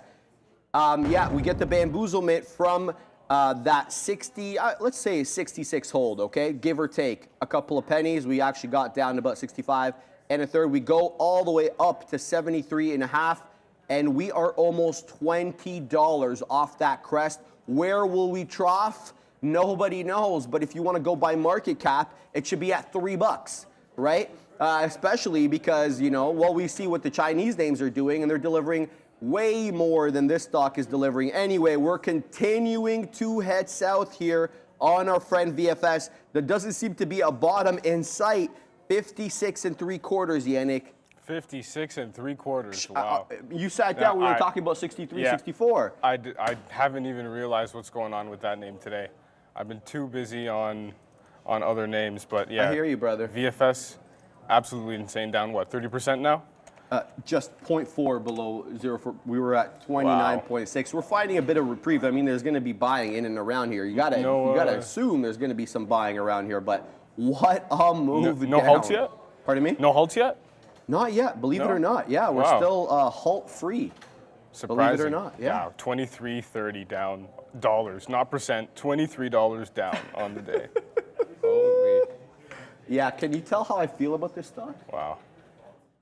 How you been, brother? I've been Thanks great, for coming man. back on. Yeah. You know that I had to tell you last minute because the Neil is still under the weather, and Yannick was kind enough and professional enough to step in. So hats off to you, my friend. And tell us a little bit about the day. Yeah, today was good. Definitely a lot better than yesterday. Quite the opposite of yesterday. Good. Just took. That good? Yeah. Yesterday I was, basically terminated off the open. But today was the opposite. Took the NIO trade, the 10-20 short, added through 10, covered through the bottom, and yeah, not much to say about that one. Simple. We all know how to take these breakdown trades. What was the thinking there? Just playing an earnings play, right? Earnings play, Yep. 1020 pre-market lows. 1020 is also a level that I have on my charts from. Interesting. It's a huge daily level if you take a look. But yeah, great trade. Definitely the best trade of the day for me. Also took PDD. Tried the breakouts. $93 breakout here. Covered some. Took the $94 breakout. Covered some there. Tried 95 twice. Didn't work out. Left it alone. And Firm as well. Firm. Good play. Firm was good. I wasn't in early enough to catch the meat of the move. I was trying to take the $19 break. Yeah, it didn't really work out. It eventually went, but only gave 40 cents, so not the craziest trade, but yeah, small losses nonetheless. I like how you absolutely went with the trend on all of them. You had NIO short because, no disrespect to anybody, I think NIO's trash. And you had PDD. North, which is fantastic. I think PDD is a real company with real fundamentals. Good for you on that. You're playing an earnings play. And I'll talk about Affirm later. I think Affirm is an absolutely very interesting name going into the rest of the year. Disruptor extraordinaire on that one. There's been a lot of good stuff written about Affirm disrupting Visa and MasterCard coming into these plays. They've been quite static in how they've been doing business while Affirm is out here innovating. Now, I had a lot of bad stuff to say about Affirm previously, buy now, pay never. But these guys are, right. Well, that's not mine. It's a Katina man's, right? We steal each other's quips around here. That's okay, right? Yeah, he's like, it's all good, baby. But yeah, we'll talk a little bit more about that as the day goes on. Now, the trade that's not working out for me, Yannick, is this Best Buy trade. Now, I waited a little bit too long, tried to go with the trend on this bad boy. I didn't get top wick entry. We got one exit. We're sitting here waiting to get in on another one. But let me tell you, if it breaks the trough over here, if I see another lower low, I am out. And that's the end of the trade for me on BBY. Earnings winner. Surprise. I got to tell you the truth. I'm quite surprised because they are very much a discretionary retailer. You don't got to buy laptops. You don't got to buy TVs. Right? These are purchases that can be put off. In fact, they were purchases that were, bought by the consumer hand over fist during COVID, and there was a lot of talk about there being exhaustion in that electronics category. Not so. They did well, which is really interesting, especially when we know their margins are getting squeezed by online retailers. And they didn't grow their online presence at all. 30% of their revenue came from online. That's the same quarter over quarter, year over year, really hasn't changed. So, like I tell you, this is an earnings surprise for me. It's up 5 3/4 on the day, but technically, let's get to the chart. This is the level that concerns me. That's 78, let's say 15, 20, it's going to be a bit of a range. If that newer low comes in, I'm out. We already have a lower high because we've kind of crested around here. If we break this trough, bye-bye. I'm cutting this trade, but we're keeping an eye on it, seeing if we can retrace. Now, if we make a higher high, this might be an interesting add point. Not, counting my blessings yet. We're only about 30 pennies out of the money on this bad boy at the moment, so we'll see what transpires there. Back to VFS. Looks like we found some resistance here at 62 as the buying off that 56.89 low resumed, and then looks like we found a bit of a local top here at 62. Let's see if we can continue to move up here and make a higher high. I'm going to end this trade holding baby shares left on this one. The majority is out already. We'll see if we can, make another low, but obviously there has to be some exhaustion buying here as the bulls are definitely in control of this. I'm sorry, the bears. Get it together, Sharif. The bears are definitely in control of this name today. I also want to talk about Affirm. Yannick alluded to it earlier, but I am quite interested in this name for a long. Have a look here. Let's get to the chart if we can. Look at this. We make a big boy move up to 1944. Come to the chart if you're able to, Faye. Thank you. 1944. We basically moved right back down. Hold 1870. We break VWAP, but look at it. Now we're starting to curl right back up. You could say it's a VWAP general area hold. 1890, looking for a possible 19 break. Well, we'll see what the price action brings on this guy, but it's a very interesting look here on Affirm. Very strong multi-day winner as you know, they reported, I believe, what was it, last week? They reported last week, right? Affirm? Yeah. Affirm was a last week report, and by all accounts, it was very, very good, especially in light of the current economic conditions. All right, let's go back to BBBY here, because we're about to make that newer low, Yannick, and if we do, BBBY. that's it. Sorry, BBY. Not BBBY, BBY, Best Buy. My mistake. Trades on the New York, by the way. Yeah. BBY, that's Bed Bath & Beyond, yeah. No. Yeah, no, BBBY is Bed Bath & Yeah, Beyond. they're on the pinks now, right? Yeah. Yeah, it looks like I'm going to probably cut this one real soon here, Yannick. Yeah, well. What do you see, brother? Honestly, at the moment, there are some things going on. Obviously, we have NVIDIA is looking like it's about to take those highs in a moment if we can get another dollar up. But yeah, NVIDIA is looking solid today. What's that, a 20-point move already? Yeah, awesome. How about AMD, same thing? Yeah, AMD, very similar. AMD as well, up on the day. All the chips are up, I assume. Micron, oh yeah, all the chips are up. Let's take a look. AMD, what else? Intel's probably, oh yeah, Intel's up as well. All the chips are doing well today. Obviously, PDD, we talked about that. BIG was another one, another interesting one I'm looking at. This 820 level, definitely of interest to me. I'm actually going to mark that up right there. 820. Yeah, this one could definitely be something later in the day if we could get some volume, a good breakout, clean breakout through 820. Definitely be looking for 850s and then $9. Mark that one up as well. Yeah, this one could be something for sure. But we gotta wait. I'm not gonna take a trade until it gets to 820. What else? Let's check out some stuff here. What else do we have on our watch list? We've got Meta. I was asking Meta. if you're Valeria's brother. Remember Valeria? Yeah, I wasn't here. Show? I've seen her on the show, but yeah, no. She's still on the opening segment, the credits there. That like that whole animation picture? day. Yeah, well, no, it's her leopard print shirt. Oh. It's still on there, my friend. Oh yes, that. Yeah, I remember that. Yeah, no, definitely We're gonna hit a bang for not that. related to Valeria. No, I know that's kind she of. She is Russian, I believe, right? Okay, yeah, she definitely is. Yeah, she is. Yeah. I'm not Russian. Yeah, okay. Well, that's cool. Yeah, sorry to interrupt you there. I thought it was just interesting to comment. No. Yeah. Meta, yeah, definitely taking out some levels here. 294 break was pretty clean. You could have taken that, and it looks like you were never out of the money there. Meta, what's going on here with Meta? Is that a halt? Did Meta halt? Meta. I have a gap in my trading view chart. Meta's got to move I don't know how many dollars. Let's check this real quick. The Katina man would have been yelling right now if Meta halted. No, that's weird. Why is there a gap in the trading view data? Interesting. Good question. Look at that. This is a 2-minute gap between the minutes. It's like a halt. That's so weird. Never seen that before. Anyways. Yeah. Meta. Your friend, VFS, is headed down, baby. No street. No, I don't even know what I'm saying, but we are having a good time today.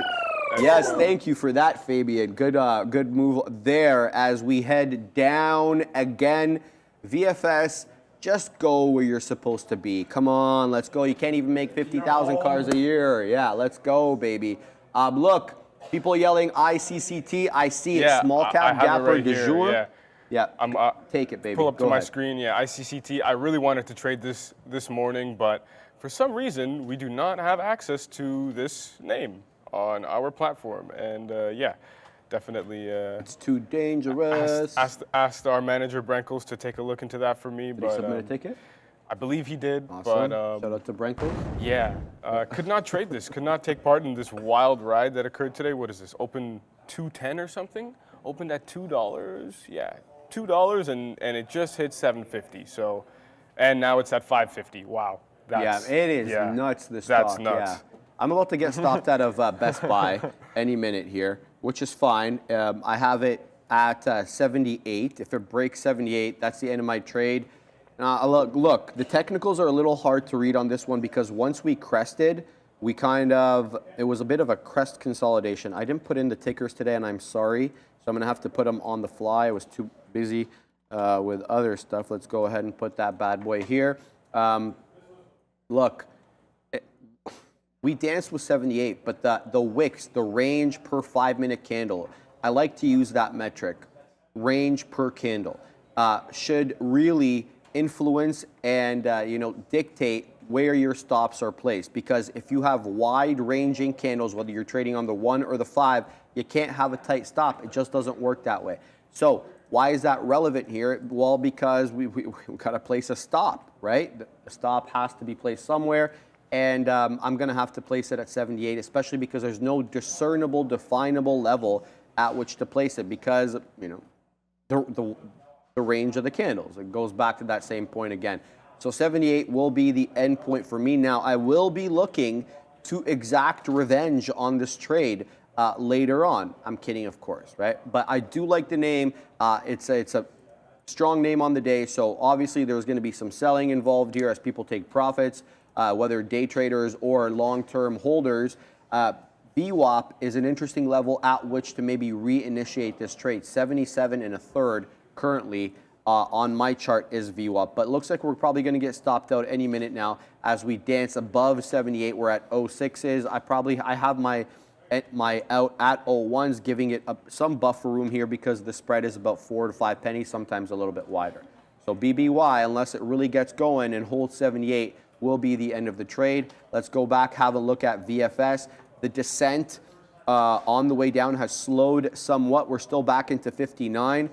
Nothing changes for me on this one. This is a higher low so far. If we make another higher high vis-a-vis a 62 decided break, that will be the end of the trade for VFS for me. I don't want to catch the wrong side, pardon me, of that trough, right? Because there's a good chance, especially given the low float of this name, that we do bounce back. And retail interest on this name has been ridiculous. So there's no guessing what could happen or who could bamboozle the stock. We talked about the fact that the owner owns 99.3% of the shares. I believe only 0.7% or something around there is actually available for trading. If that's the case, it's manipulatable. Is that a word? Manipulatable? We're going to have to go and we're going to have to Google that. Around 62 anyway, so that will be my out on that. Yannick, let's just have a quick look at our friend BBY. It's still hanging tough. No reference hanging there tough. To New Kids on the Block. Oh, you almost got filled there. Yeah, very close. I'm about to get triggered. It's very close to getting triggered here. Oh, you're talking about this one? Yeah, it was a baby out though. It wouldn't have really made much of a difference, but 78 break, I'm out. Nice. Yeah, that BBY, not bad. That our FG Merger Corp, ICCT here, holding $6, trying to hold $6. I mean, this thing looking kind of crazy. Had a split, 2 days ago it had a split, so I guess that's why it's kind of running now. Whoa, it's 33 to 1,000 split. I've never seen something like that. Wow. What are you punching keys over there, Katina, man? What do you get? 33 to 1,000. Well, what was it at before then? Huh. Very interesting split. But yeah, this one, can't trade it. Nothing on it now. Not going to do anything. GNS, remember? From yesterday. From yesterday. That one did me dirty yesterday, and stayed away from it today. So. Understandable. HE, yeah, that just sold off. $14. That's a great trade. $14 fail break right off the open. Gives you $1 in 5 minutes. That's excellent. Excellent trade. TIVC, I was looking at this one this morning, but it just opened and crashed immediately, and it's just continuing to go down, so there's no long for me here. Obviously, you can see my price alerts. They never got hit, so nothing on that one today. But we do have all the EVs. Yeah, all the EVs are moving. Tesla, 5%. Yeah, Tesla's the leader of the EVs at the moment. The Katina man is printing on a Coinbase short. Anybody following him on there? Coinbase. Yeah. Coinbase short. Oh. What's your average, Sean? 85.80. 85.80. No. That's a great trade. Great trade. Yeah, it's interesting there with the lawsuits. We know that there's like a plethora of lawsuits, whether it's from ARK, Fidelity, BlackRock, everybody and their mother's cousin is suing the SEC trying to get the spot Bitcoin ETF. You follow that kind of stuff? Yeah, I have been following it a bit. Are you a Bitcoin buff? I wouldn't say a Bitcoin buff, but I'm definitely. You're interested. I'm excited for the future of that space. And I agree. How it's going to change, how we transact and everything. It'll literally flip the financial sector on its back. I think that's why they're threatened by it. Yeah, for sure. I would be too. I would be too if I controlled the world's largest pool of money, and it was threatened by something like this. Yeah. Well, something as sporadic and almost like unpredictable. Right? Yeah. Very unpredictable. They cite, and by they I'm talking about the Bitcoin bears. They cite the fact that it's manipulated, the fact that, they tried to say organized crime use it, but now I understand that there's ways to almost trace anything on the blockchain, right? So you know exactly who posted what, when, everything like that. They also say it's volatile. How can you use it as a currency? It's worth 30,000 today. It's worth 20,000, 24,000 tomorrow. US dollar. The Katina man talking tongue in cheek, but yeah, your point is taken, my friend. He's saying, it's volatile like the US dollar. In any event, in any way, I don't think this is one of those trains that they're going to really be able to stop. Yeah. I think the train has left the station, so to speak, and it's just about now whether Congress or the legislative body step up and actually ban it altogether, because that would be first of all legally binding, and second of all, I think it would have a very negative influence on the price if the legislative body step, because now all we're talking about so far are unelected regulatory bodies like the SEC, etc., having their say in the matter. So lots of interesting stuff going on. I love where we are in terms of like these markets and how. What we're talking about here, let's just quickly go to VFS here, because it looks like we're basing out at this 58. We did find some support. Obviously, the low of the day, 56.89. I am not going to allow this to go over 62.25. That is the top of the crest. If it gets back up there, I'm going to hit the flatten key and get out. But what I'm really hoping for is just a momentary reprieve in the selling, and then we may see newer lows. Now, let's start charting a little bit here, because that's what we're supposed to be doing on this show. Let's go to the 15. Yeah, I think 15 should be good. Yeah, so where could we find some support here? Well, we're right at that crest. And another piece of the puzzle falls into place. Now, look at this. On August 24th, look how we crested all the way here, right at that 57 2/3. So former area of resistance, surprise, surprise, acts as support for now.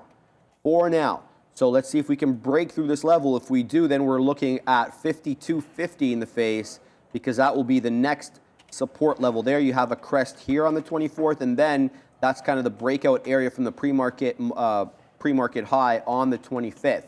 So if we can break through this 57.5, let's call it 57 2/3, we'll be staring at 52.5, 52 2/3, but we got to get there first. There's no question about that. Looks like it's curling back up here. I got to keep my eye on it. And here we go. BBY is about to stop out. I'm 1 penny from getting stopped out, and there it is. There's the end of the trade on BBY for me.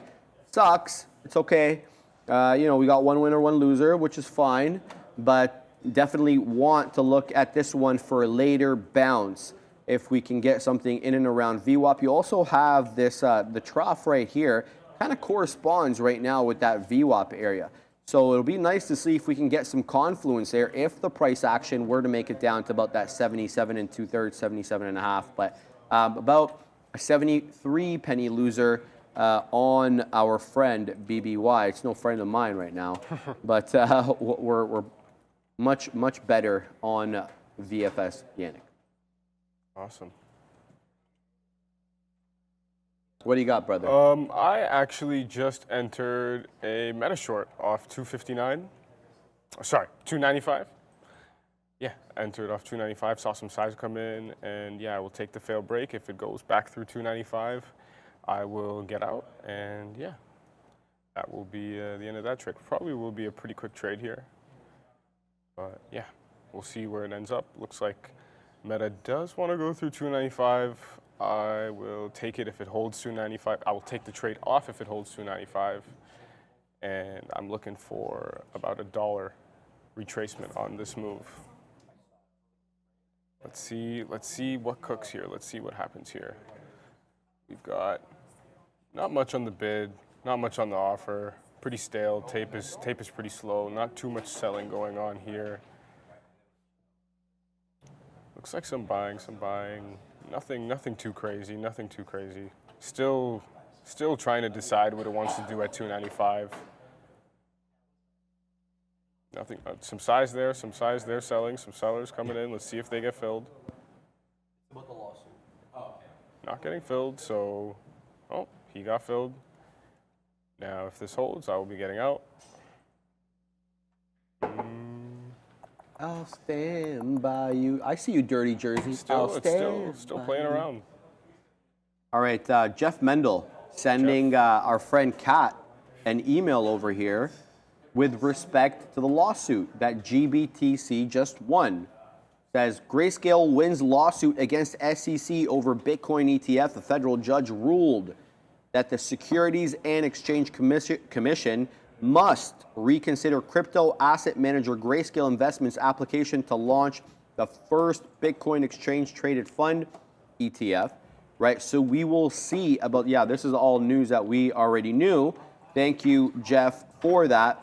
And he sent me a Wall Street Journal article there.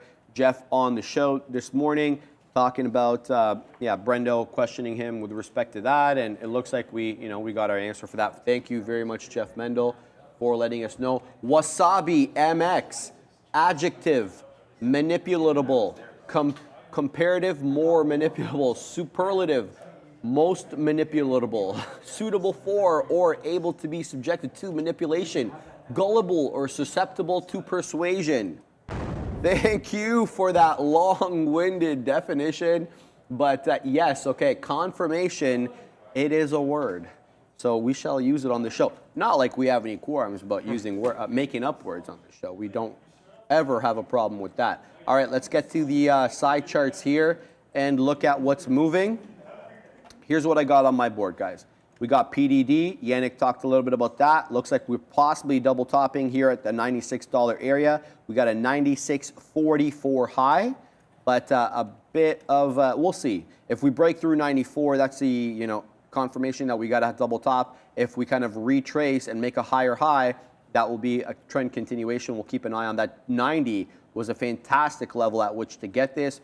It was kind of the pre-market low after that big move up. Obviously, earnings come in early for these Chinese names. This one came in at 6:30. 90 was a hell of a level, I suggest to you. And if you got it on that, hats off to you. We'll keep an eye on that. Affirm, I already talked about. I had Alibaba up here because, a lot of these Chinese names were running. PDD, I thought maybe sympathy play. It looks like Baba, marginally up 1.3%. Not much on the day. A bit of a rejection off that $94 area, just shy of 94, 93, 92. You had a double top in the pre-market. Again, this was the sympathy move up with PDD. There was no reason for BABA to pop up from 93 to 94 at 6:30 other than the fact that PDD released earnings. But it's kind of given up the ghost now. We'll see if it holds view up, but, not an independent play, so not interesting to me. NIO here has been absolutely taken on the chin, but it's recovered. SSR, it broke 950, got to 944, and look at this. We're almost a buck off the lows, 1042. We're continuing to make higher highs here on the day. I mean, I don't think there's a fundamental reason for this, to be honest. I think it's just more retail, and we may actually trade back down, but hey, we're right at that early pre-market level that we couldn't break through, that 1040, 1042 area. We'll see if we find resistance around here, but definitely yesterday's close is that $11 area. So to go green, which would be very funny if we did, we got to get back just a smidge above 11 bucks. NQ, wow, what can you say about the NQ and the ES, man? Good for them. I mean, the JOLTS obviously helping this. Consumer confidence came in below expectations, so it wasn't consumer confidence that boosted this. But we know the Fed has been complaining a lot about the stickiness of the job market, and that's one of the data points that they watch very closely, and that came in below the openings today, below estimates. So I think the market really liking what they see, and then I haven't checked it yet, but we're going to have a look at the Fed rate tool once I send it back to Yannick.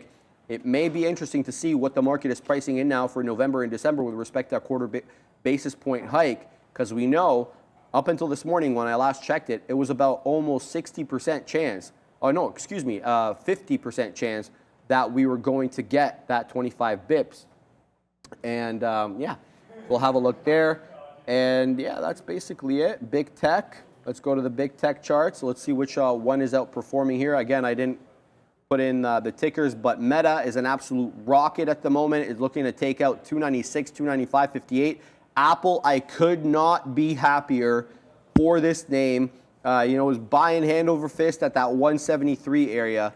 And now we're about 10 bucks in the money. We're not 10 bucks in the money because our adjusted cost base is higher than that, but I'm very pleased with my friend Apple on the day. But everything is up and to the right, whether it's NVIDIA, AMD, Google, Tesla, they're all up, baby. It's big tech day as the NQ is now up, Yannick. Yeah, big tech day indeed. 1.73%. 1.73, wow. 1.73, baby. That's massive. Yeah, not a bad look. Yeah, that is massive. I'm just watching BIG right now. It's trying to break through the highs, but having trouble. I'll watch what it does. If it breaks 820 with some volume, maybe if some size shows up at 820, then I'll look to take the trade, take a long through the level. But at the moment, it looks pretty muted, looks pretty uninteresting, and yeah, just gonna keep a close eye on that. Damn it, What is everything doing? SPY, yeah, I'm absolutely ripping. SPY's almost up a. Hey, I love getting bottom wicks, man. Yeah. Like on your stop, it's so frustrating. So frustrating to get that 78 rejection, but you got to draw the line somewhere. I mean, the line has to be drawn. So whether or not you get bottom wick, we'll see if we can reload into this. Maybe it just consolidates up here a little bit. I don't know if you've had an opportunity to look at Best Buy today, but I saw the chart. It looks like it's definitely doing a decent consolidation. Yeah. Could you got what's the levels there? 77 it's sitting at the bottom there?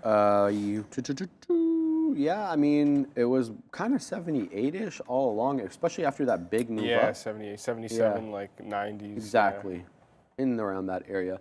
Yannick, we also have core PCE tomorrow. I believe we also have GDP tomorrow, which is closely watched. It wasn't as closely watched the last year, right? Because we wanted GDP to cool down because the economy was too strong. And now we're talking about the soft landing again. So now GDP becomes in focus again because you don't want it to contract too much and you don't want it, well, last year we didn't want it growing too much either. So another very important look. Did you see how BMO and Scotia?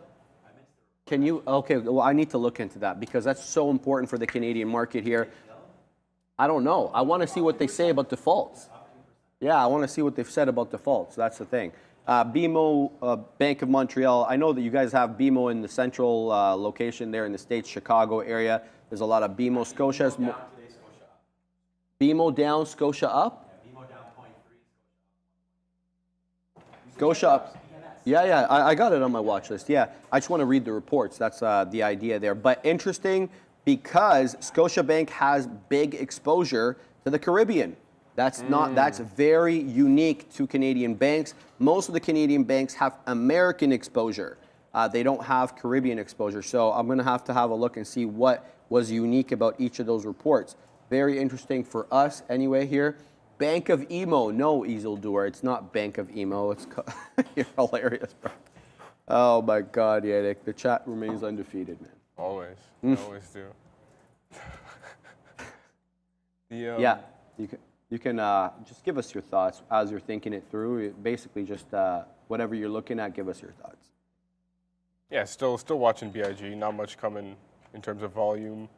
Meta ripping through 296 right now. I just took one trade on it. Didn't work out. Looks like it still wants to keep ripping, so we'll wait till 300 and definitely take a shot at the short at 300 if it gets there. If not, we'll probably just leave it alone. But BBBY also, that's starting to curl up actually. 78, 20s now. It's the high. 78.90s is the high. $80, yeah. How far away is $80? Let's see, in terms of chart. Ah, that's a pretty good level. Oh yeah, certainly. Certainly a great level. 80 to 84. Not a bad look. Yeah, 80, definitely some interest at 80. I think if we get to 80, definitely a trade there. Fail break or maybe through to the high side. $80 definitely a key level on Best Buy. Obviously, you know, psychological $80 level. Everyone likes those numbers. Sir. 8s and 7s. Eight's a good number, especially like 8. Yeah, 8's a very good with 7. the Asian community. They, is 8 it? is a lucky number for them. 4 is unlucky. 4 is unlucky. I don't have 4 in my building. There's no Interesting. 4th floor in my building. Interesting. Baby. Yeah. Wow.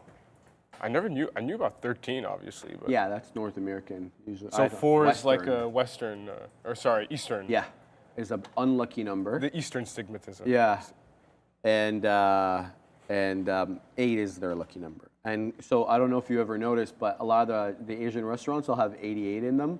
Like there's a pho place near my house. Yeah, same. Pho 88. Yeah, they love those 8s, baby. Yeah, that's a chain, isn't it? Is it? Yeah, I think I have one. Is it near by your me? place too? Yeah. Oh, I'm not surprised. Okay, hell of a pho, bro. It is. Just can't have it in the summer because you end up sweating too much. I had it the other day. When it was colder. Oh, okay, on that that's day. good. It was really What'd you good. say, Katina, man? I sweat up a storm when I have it, so it's really hot. But anyway, yeah. BRICS, somebody mentioning BRICS. Yeah, very interesting look on BRICS. You'll know that Saudi Arabia, Iran, Egypt, United Arab Emirates, and I believe maybe another country, I'm forgetting at the moment, all invited. I believe the Saudis are deliberating whether they're going to accept. This is very important because those are 3 very big oil-producing countries between Iran, Saudi Arabia, and UAE. UAE not as much anymore, obviously, but they're more real estate now. But in any event, very interesting there because they will not be settling in the dollar when they trade with each other.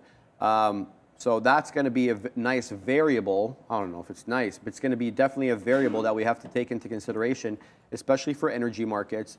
Going forward, it's going to be very interesting. I'm not intelligent enough to know how this is all going to play out, but I can just mention it to you. But while I mention that to you, let me mention this to you. We are $11 in the money on our friend VFS. We're going to cover a little bit there as it flunks again, Sean. We're headed, where are we headed? We're going to break 55. We broke 55. We're headed into 54 territory.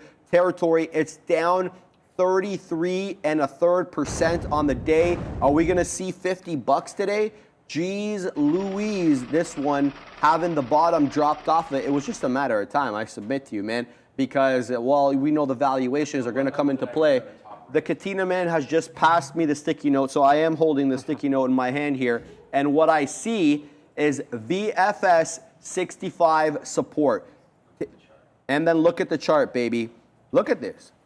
Great call. Very, very clear support area. Once that was broken, it was Huadunk City. So shout out to the Katina man for that. But it has been an absolute epic fail for this name today. I hope nobody was taking this long. Who?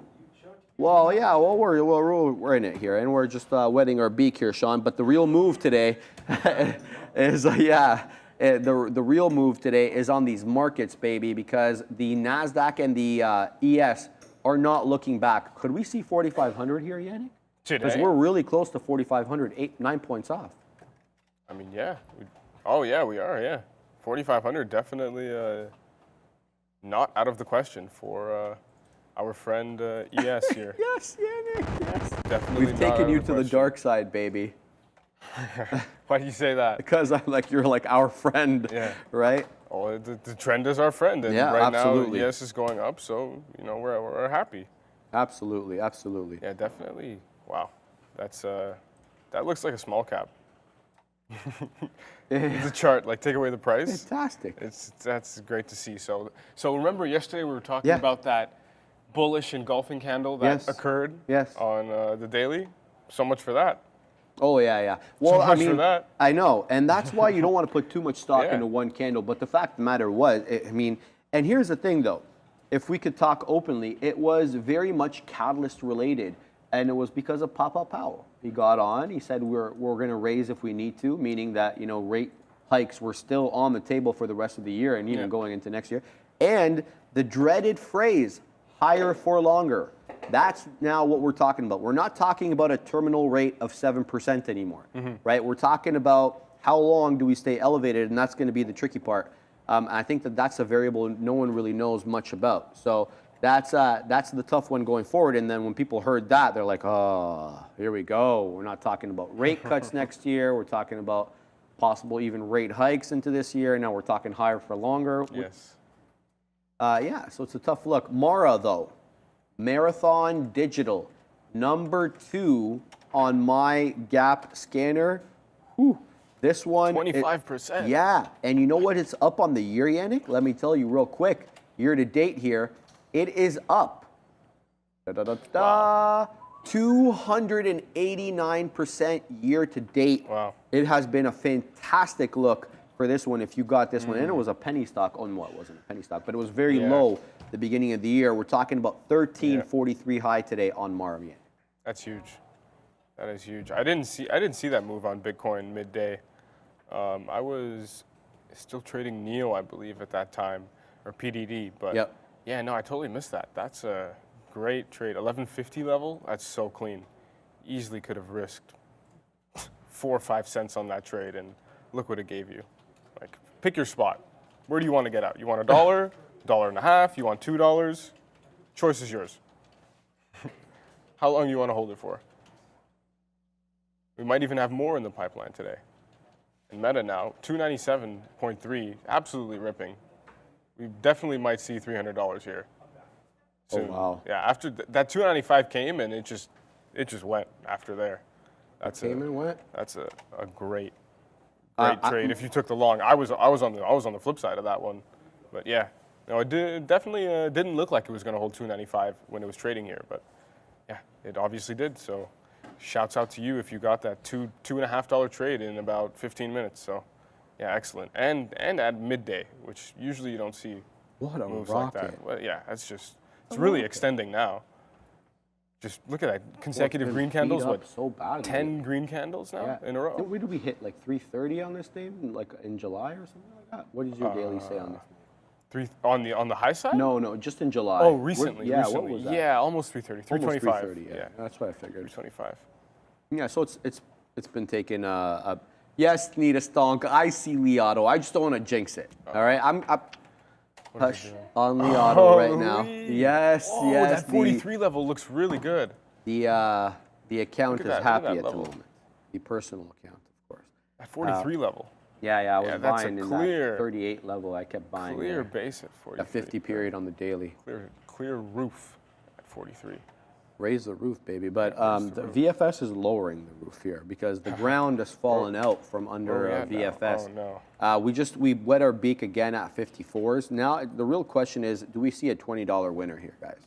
Because 46 is absolutely possible on this one, given the float and given where we've come. Now let's talk a little bit about the technicals on this name because we were talking about how this 57 and a third was definitely an area of support, and we definitely danced around it for about half an hour or so, not half an hour, about 20 minutes or so. Now the other area that we started talking about was this area over here. This 52 and a third, 52 and 2/3, 52 and a half. This was the top of the move after the bell on the 24th, and then again it was kind of the pre-market high, and lo and behold, look where we wicked to, 52 and a half. So the technicals are working so far on this name. It's just very, very dangerous to trade. There's no question about that. So if we give up this 52 and a half, 52 and 2/3, where do we end up? I mean, it gets really tricky after this one. Let's start looking over here. I'm going to say to you, possibly 42.50. Look at all these tops here that we have from the 22nd and 23rd. We have a 42 top. And then in the pre-market again, 42 top. And then the opening range break, we have a 42 and a quarter, 42 and a half. And then look at this, former area of resistance acts as area of support on the 24th. we dip into that 42.5, 42 and 2/3. So I'm not saying we're going to make it down there. There's no doubt about that. But the fact of the matter is that's what the chart is saying we could. This area here looking like if we really break through 52, this is where we could end up. But we could also move back up. I mean, there's got to be some exhaustion buying here at some point. Or could there? We'll have a look at that. Jesse Munson, you say the phrase wet my beak often. What are you talking about, man? Wetting my beak, let me tell you where it comes from. It's from The Godfather 3. It's when Michael Corleone, he gathers all the heads of the families, and he's telling them, look, guys, I'm going to buy Immobiliare. Immobiliare is a legitimate business. I'm getting out of anything illegitimate. And then he gives each one a check. And that's the check that, basically their payout, their dividends, their cut of whatever they were doing. And they're like, no, Michael, we want to do business with you, Michael. Let's just let's wet our beak a little bit, right? That's where I get it from. They just wanted a little piece of the Immobiliare action, and right, and that's where I get the phrase from. So when I say wet my beak, it means I'm taking a little bit of profit. That's all it is. And we're just joking around. We always have a good time around here. So shout out to Tolmer, Golan. Rockin' the Beard, great movie, of course. Gumbo, I don't know if it's on Netflix, my friend. You'll have to do a Google search on that one. But one of my favorite movies, always something my dad and I watch together. And then nobody's allowed in the room. PDD is doing a bit of a double top. You want to have a look at that? Yeah, let's take a look for sure. PDD double top? Yeah. Oh, it did a double top. Yeah. Yeah. Breaks a neckline. That'd be interesting. Yeah, I mean, the double top was there. It didn't quite get to that level of 96, point 0.4 would be the high. Yeah, almost definitely a little variation of a double top. Trade could have been there. You would have had to risk about 60 cents to only get 60 cents. Yeah, definitely something there, but PDD for me was a long. And yeah, if you got that long off the open, off 90, that was really the trade. As it's testing 90 down there. Yeah, what did it wick below? Yeah, it did wick below. What's the low? That's wrong. Let's take a better look at this over here. PDD. Yeah, that $90 fail break. Oh, that's beautiful. It doesn't get much better than that. Wicks 50 cents below 90. Second candle, wicks 25 cents below 90. And then blasts off $1 instantly. And 10 minutes prior to that, you're in the money $4. So, yeah, $90, definitely huge level on PDD. Also, that's pre-market lows. So, yeah, pre-market lows after the move, that is. Obviously, before the move, yeah, great trade there, off 90. $96 short, yeah, that also. 96, not much there. The level for me is 96.5. So yeah, that definitely not a trade at 96 for me. But if you did get the short at 96, you are in the money $2 a share. So definitely kudos to you. Great trade. But yeah, $90 was the trade. Fail break, $4 in the money off the open. Literally first 10 minutes. That's quite the trade today. Yeah, some big moves today. Definitely didn't expect there to be this much today. I knew there was definitely some things that could be good, but yeah, we've had many opportunities today. Many opportunities. Very hard, not to get a trade on today. Yeah, AMD also running. Tesla up 6%. Same thing. Wow, Tesla's huge day. Tesla had. Wow. What happened there? Was there some news? Our friend Tesla? Yeah. Oh, well, let's have a look. Huge day. Well, everything's moving up, brother. I mean, Tesla's squeezing. Tesla's up 5%, though. That's more than the other EVs and more than the chips. Obviously, Tesla, likes to exaggerate its moves a little bit, especially to the upside. Does it ever? Let's have a look quickly here. I'll tell you if I see anything. Overall market strength according to our friends at Benzinga, sponsors of the show and good friends of the show. Tesla shares are trading higher amid overall market strength following a drop in the Treasury yields. From the release of the new U.S. economic data, perfect segue, let's have a look at the 10-year, the one that everybody likes to look at to kind of figure out, you know, where we're going. 10-year, let's look at the futures continuous contract here for the 10-year, and we are in a full state of huadunk on the 10-year here. What's the daily show? Let's go to the daily. Might take a look. Oh, look at that. So rejecting off that 4.35. Now we're headed down to 4.1. What is that on the day? How do you do that? There we go. Oh, I don't know why it won't show me. Oh, I'm there. Okay, you know what? I got to insert it here. There we go. 10-year. And then we go future. And then we go continuous. Or, oh, there it is. Continuous. Okay. It is down 2%. So we are down on the 10-year 2%. I'm going to leave that there, actually. That's important for me to have. 2% on the 10-year. It's a tough look. But, you know, I think market participants, especially the bulls, very happy with that look, as now the market pricing in maybe a Fed pause altogether. You know, I was having a conversation with some of my buddies yesterday. I'm like, look, man, we're going to get one more hike. It's going to be 25 bips. Market's pricing it in. It's not really about that anymore. It's more about, again, we talked about this earlier, higher for longer type spiel. But that might be it, man. Who knows? We'll see how the Fed reacts to that one. Let's see what the chat is up to. Rivian apparently moving. They're all green, says John Lopez. Someone asked me a question earlier. Diaz, 29. Could you explain, like, why the SNQ, what's the SNQ? You mean MNQ, is up 1.9%? Well, just exactly what we talked about today. The JOLTS jobs number coming out less than expected. That is, you know, typically not a good thing. But in this case, it is, because what we're looking for is the easing in the job market a little bit to show that inflation is cooling, because wage growth is one of the stickiest forms of inflation, and one that the Fed has cited over and over and over that they're watching. They need a cooling in the job market for them to kind of, you know, take their foot off the gas with respect to interest rates. So that's why market participants are looking at that and saying, well, that's good news for us. Hit the buy button on the equities. Turn on the buy program. Turn those machines on. This says a Katina, man. And let me tell you what's turned on at the moment. That move up on Meta is unrelenting, much in the same way that it's unrelenting on Tesla. We are at 297.78, I believe, on Meta. Where are we at here on Meta? Yeah, we're almost at 298, man. 2.6%. It's been a good day. Google having itself a fantastic day too. 136.50. It is at day's high. Google had an independent catalyst, by the way. They're in bed with NVIDIA now, making chips. Now, the Katina man pumped about that. He's printing on that name. Now, correct me if I'm wrong. Wasn't Google making their own chips?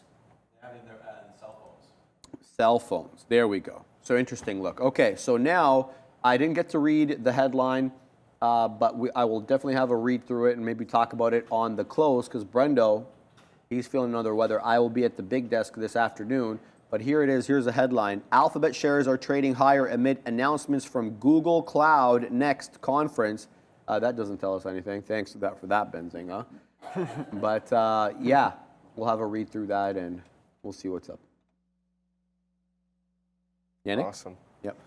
Yeah, no. I was just having a look at just some buyout names. Nothing too crazy. There's not much going on right now. Nothing that really makes me want to put a trade on.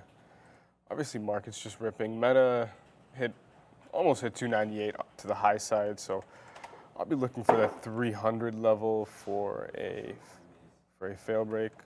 Sean says he's still short Coinbase, which, yeah, going down more. What do we got? 82.50 has the 100 EMA. Yeah, that could definitely be a great breakdown spot. 82.50 down through to the 200 EMA for sure. And VWAP is definitely somewhere on that chart, but I do not have it on that chart. Let's see where VWAP is. VWAP is at 82, yeah. Right, just above 82. So definitely a great trade there, Sean. BIG made the move. Oh, while I wasn't even looking. Wow. BIG made the move over 820. Yeah, that was clean. didn't even come out the money. Unfortunately, I missed that, so won't be able to take a trade on that now. But yeah, if you got BIG, I spoke about it before it happened, so there you go.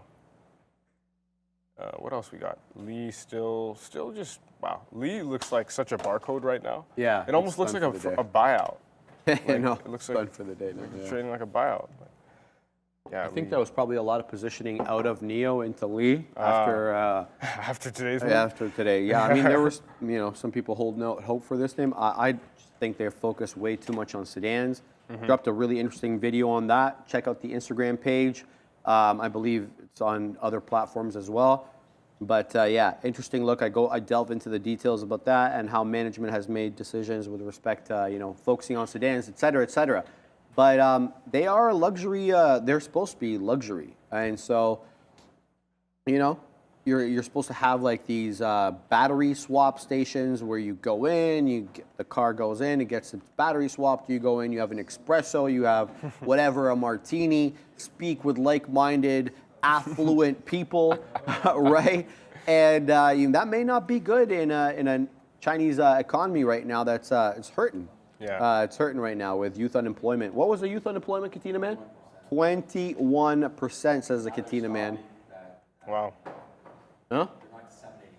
They're not. Oh, by the way, they're not going to disclose that data point anymore because I guess it doesn't fit their narrative. But anyway, let me get to the super chat here. Jackie, new member, $5 super chat. Thank you very much, Jackie, and for Bears versus Bulls for letting me know about that. Hi, Sharif, enjoying the show. Can you look at the triple Qs? Well, absolutely. How can you ask and me not oblige? Let me have a look at the triple Qs here. Obviously, we know the triple Qs is the NASDAQ ETF, the Invesco. What is it called? Invesco. Yeah, it is Invesco, right? All right, there we go. Let's go add QQQ right there. Now, this is the daily chart on the Qs. First and foremost, what you really should be looking at is the fact that we are right back at those April highs, it's the after the war highs. By April, I'm talking about April 2022.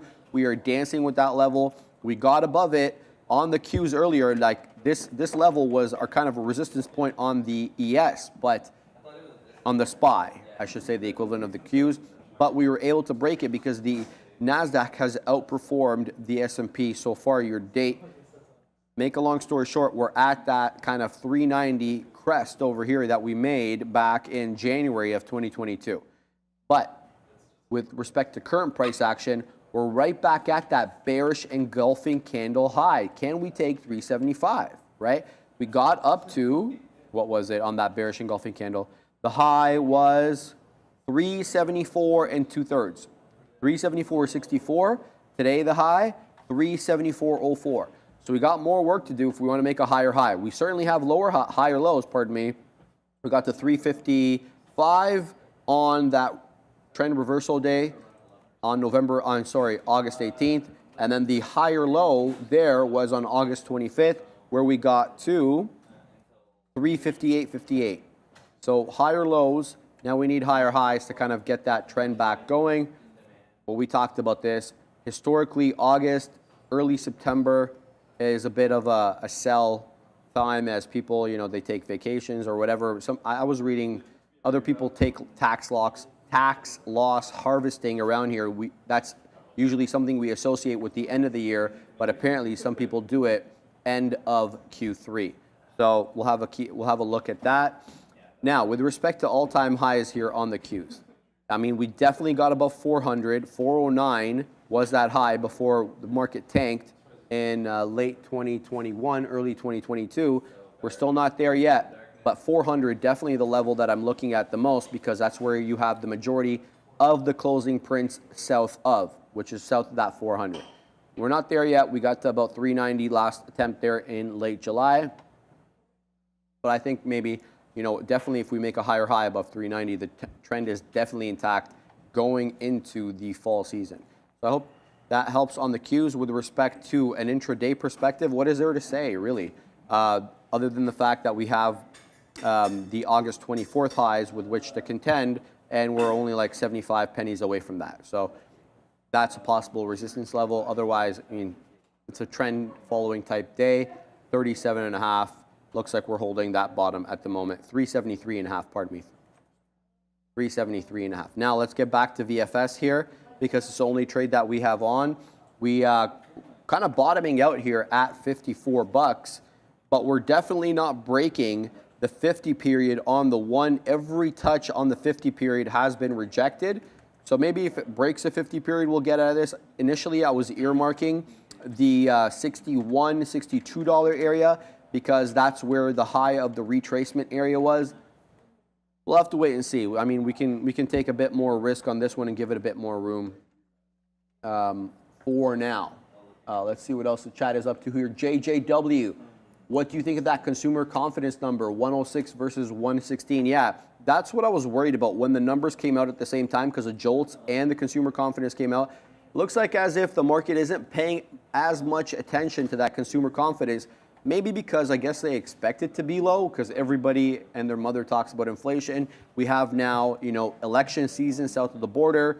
The Republican primary is on. People are talking about inflation over and over and over because those are their talking points. So I think, the consumer is going to be, inundated with inflation. That obviously causes, some confidence issues there. And that's just my take on the whole thing. So yeah, what do you got, Yannick? Yeah, definitely interesting stuff going on over there. Just watching NIO here, I've been trading in this 1 cent range for the past 6-7 minutes. 1050s had massive bid, 51s had a massive offer. And yeah, I didn't want to take a trade off of it. I don't know, found it pretty interesting that all of a sudden people want to bid and offer 1050s, like such a weird level. On this name today after this huge sell-off. Like, yeah, what a move though. Like, sell-off in the morning gives you 80 cents, bottoms out at what, 9.46, and now we're up $1.10 from that low. Like, that's quite the move today in NIO, and I'm surprised that it's actually recovered the whole move and some more. And yeah, I mean, we're far away from the pre-market highs, yesterday's highs. But yeah, no, NIO is definitely very in play stock today. Had some great trades on that. You got the bottom at 950, 946, and congratulations to you because that was a hell of a bottom. But you have to be very quick. I was watching that tape. If you guys were watching it, you'd know that it didn't give you much time to get in at 950s, 940s. So yeah, if you got that, congratulations. But at the moment, NIO not giving much, not offering much. Obviously, you could have taken the short off 1060. That's a solid level. But yeah, wasn't much here for me at the moment. NIO's just kind of chopping around. What else we got? NVIDIA still trying to go. Meta, 298. Yeah, 300 incoming. Definitely going to be looking at 300 when that comes into play. We got, PDD still kind of trading sideways. BIG also touched 820, but no trade for me. The trade was through 820. I missed it, and yeah, it's not doing much. So I'm glad I didn't participate in that. Tesla 254 incoming, and then 255. That's a huge level. Huge day on Tesla. I probably won't be taking a trade on this name just because I don't like shorting Tesla when it's up so much. Yeah. But yeah, that ICCT trying to go higher. Definitely looking really good. The dip buys have been working out and breakouts have been working out. It's just been trading quite lovely. And, Amazon seems to be relatively weak versus the rest. I don't know how you feel about that because it's flat. Basically flat, yeah. Well, it's up it was a smidge above 1%, but that 135 reject is absolute money if anybody took that at the moment. Oh, it didn't even print a dime above it. Yeah, 99s. That's certainly a trade there. Certainly a great risk-reward trade here. What, 60 cents in the money now, and you could have risked 2-3 cents if you got those prices. So, yeah, excellent trade. Mara, man, Mara caught my eye a lot. That's just what a move there. I wish I was had some alerts. If I had some alerts on Mara, I would have caught it. But no alerts set for Mara. Look at this level that I had, 1120. Well, not 1122, but 1120 level, and that was from. I don't know how long ago. I marked that up a long time ago, and Look at that break of 1120. Beautiful break, like doesn't even look back. Instantly 40 cents in the money in that one candle. Wow, what a trade. That's how you know the trade is good. When it breaks out of a level like that and just doesn't even look back, you know you've got something cooking on your hands. Yeah, Mara, all of them. Mara is the one that's up the most out of them, right? Right. Oh yeah. Yeah, Riot's 15.5. What? Mara is 24, good and call. then Coin is up how much? 13.2%. For Coin? Yeah, well, it's dancing 12.96 now. Yeah. I mean, it keeps going up and down for Coin. Awesome. MicroStrategy's 8 1/3. MSTR, yeah, MSTR up that as well. crypto name, yeah. Bitcoin Forgot itself, about that it depends really when you start the Bitcoin timer, because I mean every exchange seems to have a different time at which they say, okay, the new day for Bitcoin starts now. But on mine, Paxos, 5.57% on Bitcoin with 224 coins traded since that opened. Now, I was reading an article. I don't know if you had an opportunity to even hear about this, but Bitcoin trading is really like at a 3 or 4 year low or something like that. In terms of volume, yeah. It's really dropped off. I read something about that as well. Yeah, which is interesting. What do you think that indicates? It's tough. I don't know if I want to associate it with the summer or the fact that, you know, nobody wants to get in. Yeah, nobody's interested. People are losing confidence, and but we got the big news headline coming in, all these spot Bitcoin ETFs and these applications. So maybe a lot of people are saying, well, let me hold off a little bit. Let me wait to see what the court's going to say or the SEC is going to do once I know, and I'll punch in there. Because what I kept hearing, Yannick, I don't know what you were hearing, but a lot of the big money was on the sidelines with Bitcoin, because they're like, no, we can't invest our teachers' pension money, our our whatever, sovereign wealth funds, hedge funds. They didn't want to put in their money so long as there wasn't regulation. It's funny because usually business hates regulation. In this case, they actually wanted regulation to justify, I guess, cover their rear ends as to why they're putting the money in there. I mean, Evan, BTC is beyond dangerous right now. Dry forest ready for a spark. Oh, that's not a good analogy, given that what we've had over the summer, especially in this country. The whole country's been on fire. Selling the news. Quicksilver. T Daddy says Meta topped. Yeah, it did. 298.43 top, breaking down now below 297, 296, 80-ish area. Renata's happy with Tesla. Good for you, Renata. Tesla at day's high. Oh, baby, 6.58% on your favorite EV name, Stressla, breaking through that 254 and 2/3, looking to take 255 up, like I said, 6 and 2/3. Where are we going to find the top here on Tesla? Let's go to the half an hour chart. And yeah, there we go. So we haven't been up at this level since the morning of August 7th. Last time we were up here, and then there was a bit of a resistance level at 257 and 2/3, but that was the opening range. Actually, that was around 8 a.m. That's an institutional wick. I'll say, yeah, that 257 and 2/3, 257.5 should be definitely a technical level here going back even till August 2nd, and then we danced with it until about August. August. What am I saying here? Oh, we broke it. So I'm going to say, yeah, probably the 7th over here on August. So yeah, we'll see what Tesla does, but it is at day's highs at the moment. 254.65, the day's high on Tesla. I mean, I don't have a trade on this. Obviously, the trade of the day for me has been VFS. We're over $10 in the money on this one. But what I'm seeing is here, this 254, there seems to be a buyer at this level. The only saving grace really for the shorts is that we keep rejecting off the 50-period moving average. First rejection over here. You had an attempt over here as well, but we're getting awfully close to it. My initial out was going to be when we were printing all the way south over here, was that 62 level, because it was a bit of a double top. I said, okay, if we get back up above that, that's an area of resistance clearly. But here now, it looks like we're boxed in at this 250, this 54 level. We'll see if we can get down. ACK, AI up 7.4%. C3 AI, let's have a look at that name. Go ahead. Haven't looked at this name recently, but like the overall market, probably it is up big on the day. Where are we at here with AI? 6.43. Do I see a news headline? I don't see a news headline. There is unusual options activity coming in on my blotter here at around 10:46. Here's the headline: C3 AI unusual options activity for the 29th. Someone with a lot of money to spend has taken a bullish stance on C3 AI, the article reads, and retail traders should know. We noticed today when the big position showed up on publicly available options history that we track here at Benzinga. Shout out to Benzinga again.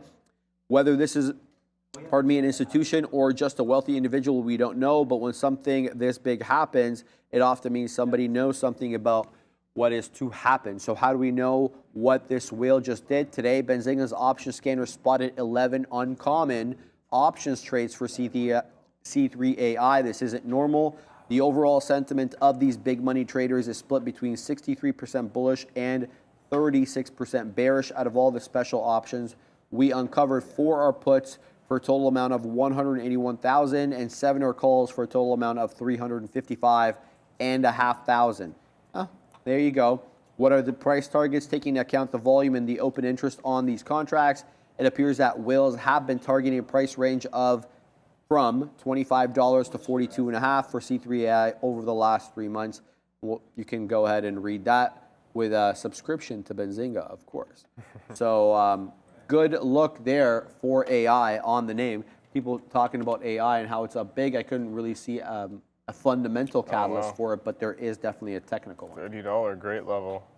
Yep. Yeah, that's definitely the trade right there. The 30 break comes back, what, 5 cents? Not even 3 cents below the level? Yeah, that's the money right there. Gives you $1.20. Yeah, great trade. Great trade indeed, but yeah, AI is a tough one. AI hasn't been doing well recently. Look at the daily. There's really hasn't been many opportunities for a good long anywhere.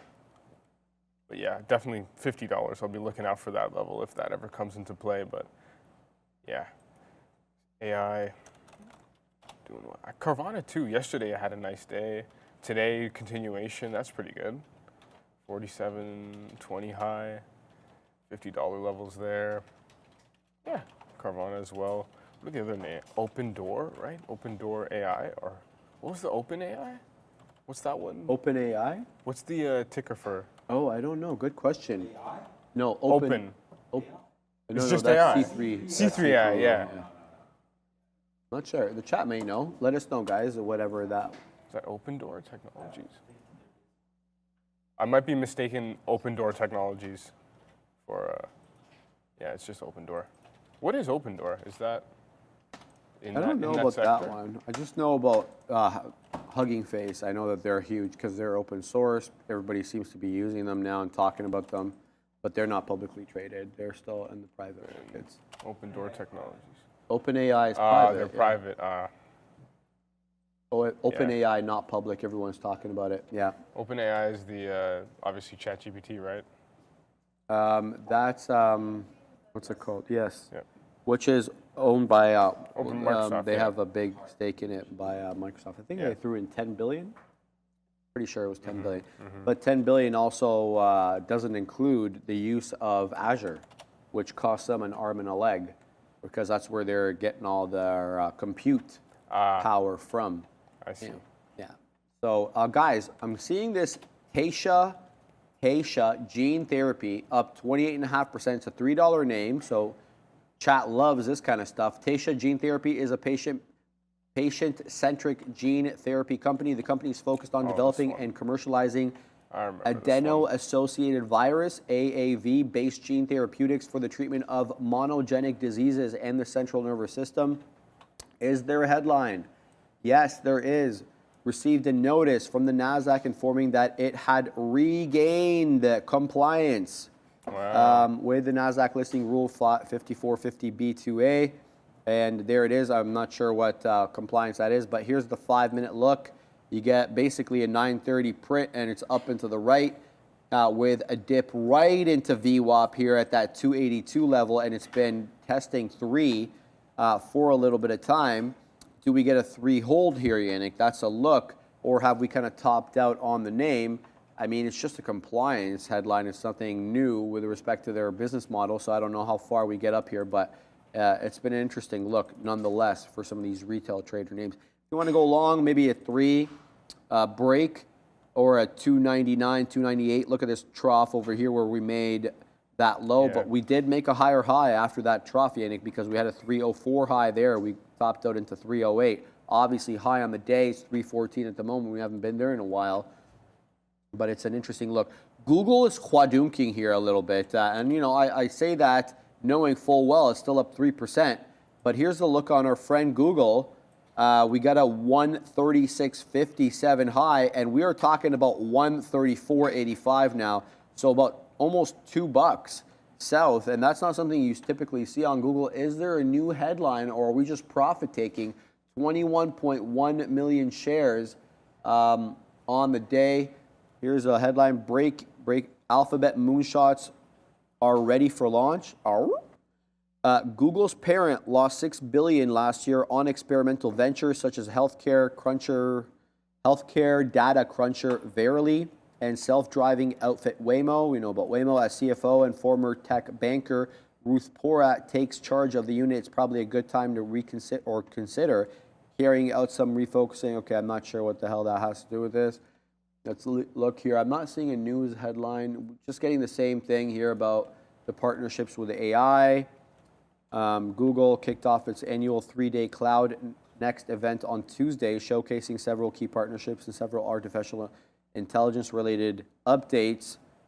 And then we know that they teamed up with GM here, OnStar Interactive Virtual Assistant. None of this is really exciting for me. Yeah, okay. I got out on the 50 period. The Katina man got out on the 50 period. Where was that Katina man? He got out at 135.79. He had been long Google because it had been rocketing up. Google yesterday closed at 131 on the dot, by the way, for anybody wondering. And we got up to 136.57. Not something you see Google do day in and day out. Yeah, this is definitely a large day for Google. The $4 move intraday. It's pretty rare for Google. But yeah, definitely a good trade if you had that. 134.50 would have been the long for me if I was watching it through that previous high that was created on the 24th in the pre-market. Yeah, great trade, either side. 136.50 short, yeah, great trades. But Google, though, I mean, recently the volume has picked up. Like, if you look at the last 5 days, in terms of volume, no, but the moves of the last 5 days have been fairly large, minus yesterday, but you had Friday, which was what, $2 to $3 move. Thursday was another $4 move. The day before that, $3 move. So, yeah, Google's definitely had some interest today at these levels. 136, 150 is those all-time highs, though. 151, yeah. That will definitely be something of interest for me when it gets there. But until then, keep on looking for opportunities. Keep on keeping on. That TSHA that you were mentioning. I got into that. It. Oh, you did. Yeah, nice. I'm wetting my beak here on TSHA. We're gonna take out if it breaks at 297. Looking for a possible test of that 312. We'll see what we get here. Small position. I'm just trying to keep things interesting, guys, because we've been in this VFS short for quite some time, but it seems to be basing out at 54, still sub the 50 period, and the 50 period getting ever so close to that 56 area. So trying to keep things interesting here with this TSHA long, but if it breaks this trough, that will be the end of the trade. So we're trying to get into it here for a possible run up, knowing all the while it is 1220, and the volume is definitely dropping off on these names, no question about it, but having a look here and trying to see if we can catch this one north, but you know, we'll see. Now, is there size here on the book? I'm looking 308's got a bit of a level, and that's to be expected because that's where we kind of wicked off here. We weren't able to take out the size. Now, I don't know if there's any icebergs in and around this area. I'm just looking at the book. 310 also has a bit of size to be expected. That 10, 20, 30 level, 50, 75, etc. You guys know where I'm going with that. These levels where investors typically, or traders typically sit at. We'll see if we can get some continuity here on this name. But the volume, no doubt about it, dropping off just a little bit here. What that thing, Sharif? I don't know what you're talking about, Tom Brooks. I don't know. You're going to have to explain yourself a little bit. I don't know, bro. Long this $20 super chat. Oh, baby. NVIDIA riding the teal all day. Can you hit the max? Happy birthday, Max. He would have been 30 today. I don't know about that. Is Max turning 30? I doubt it. No. He's a Max young'un. is already 30. He is? Yeah. Lies. I didn't know Max was 30, and we're riding high here, baby, as we wet our beak on TSHA as it breaks through the top. Are we going to see high day now? Here's what I need to be careful of. Remember, I had a BS stock yesterday like this yesterday, and we ended up getting burned on it because we hung out at these levels a little bit too long there, Yannick. So we're going to have to wait and see if there's continuity. And look, just as we get to those highs, the bamboozlement will start coming in. There's no question about that. Let's go ahead and sit on the... What's going on here? Oh, that's why. Okay, there we go. Man, I need to be better with the keys. That's definitely something I need to improve on. We're going to sit here at high a day, possibly to get filled. But there we go, into 311. We'll see if we get continuity on this TSHA now up 30%. But I don't want to overstay my welcome on this one because yesterday I hung out too long in a danger area on these small cap gappers. And yeah, you saw what happened there. But here we go. We're dancing with 311. Could we be dancing with 314 soon? We'll wait and see. We got long 306.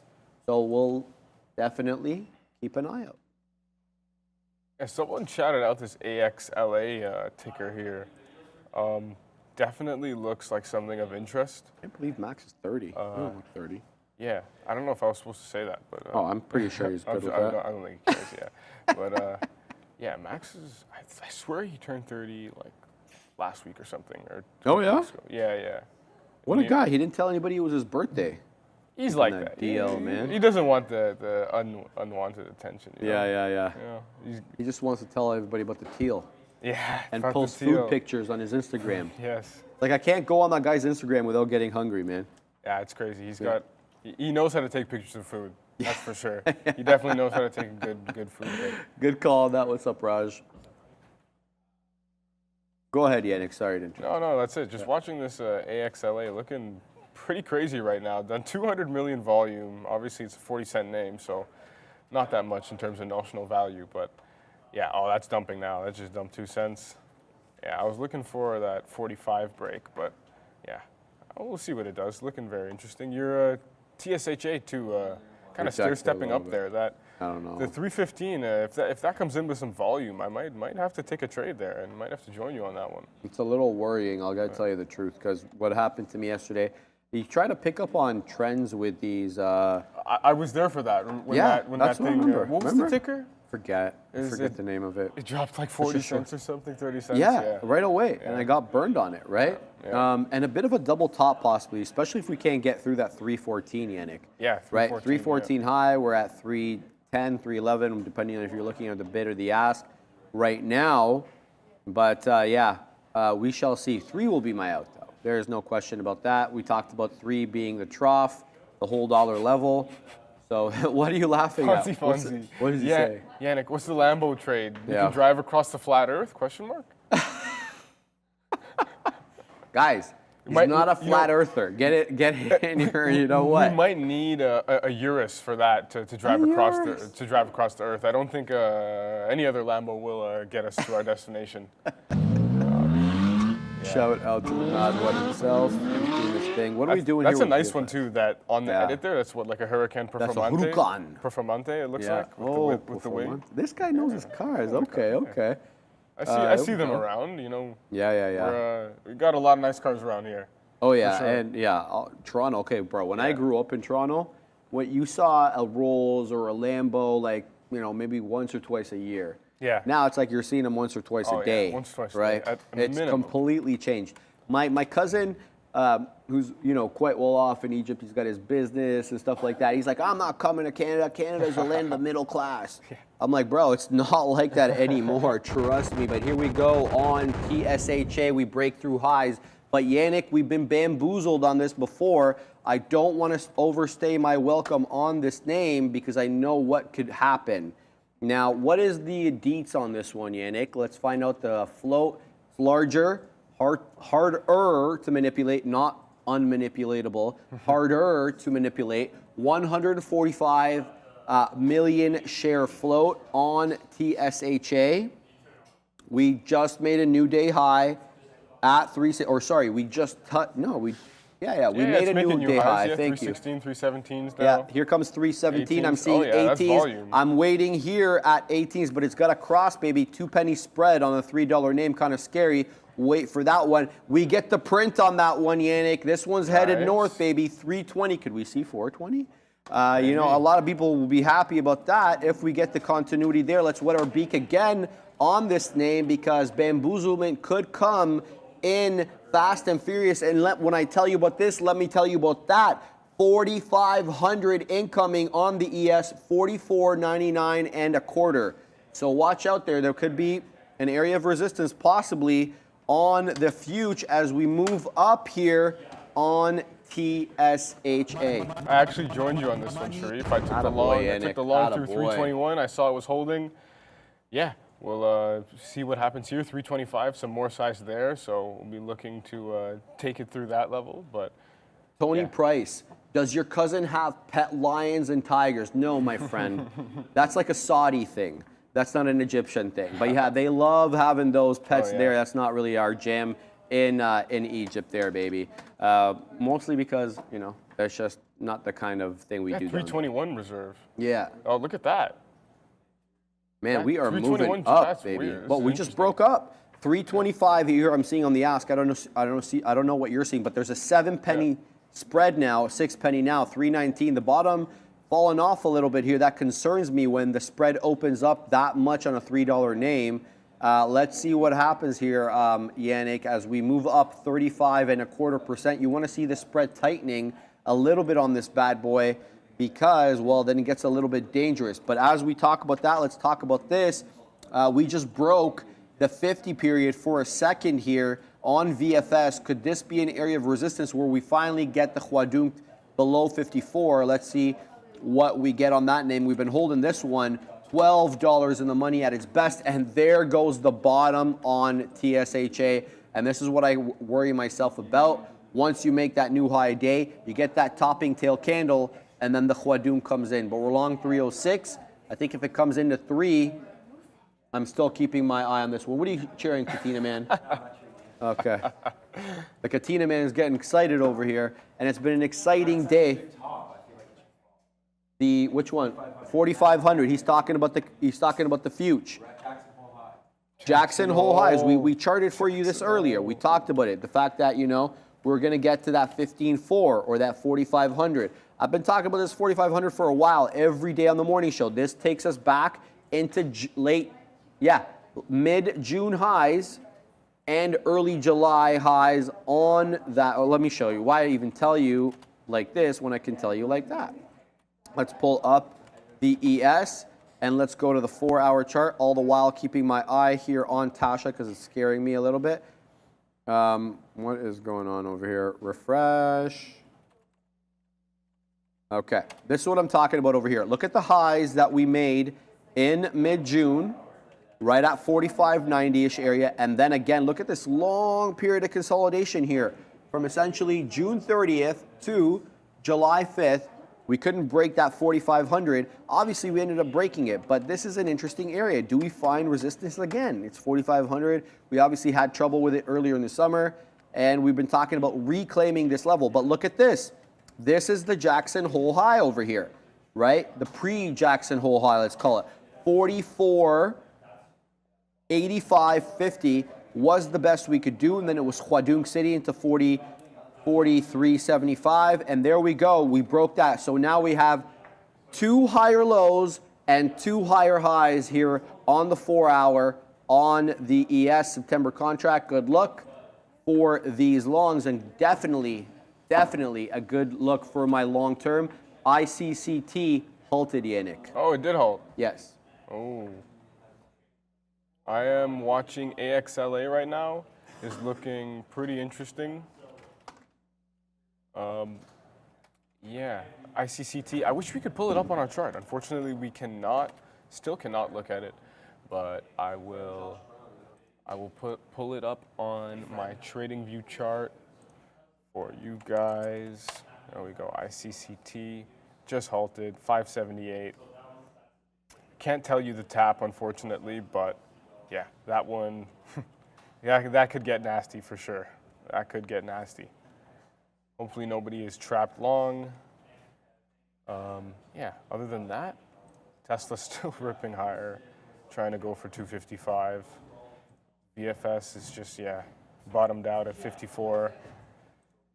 PDD, oh, coming down more. Yeah, that's nice. What about Sean's coin trade? Coin, 85. I see. We've got THSA trying to come back up. TSHA trying to come back up.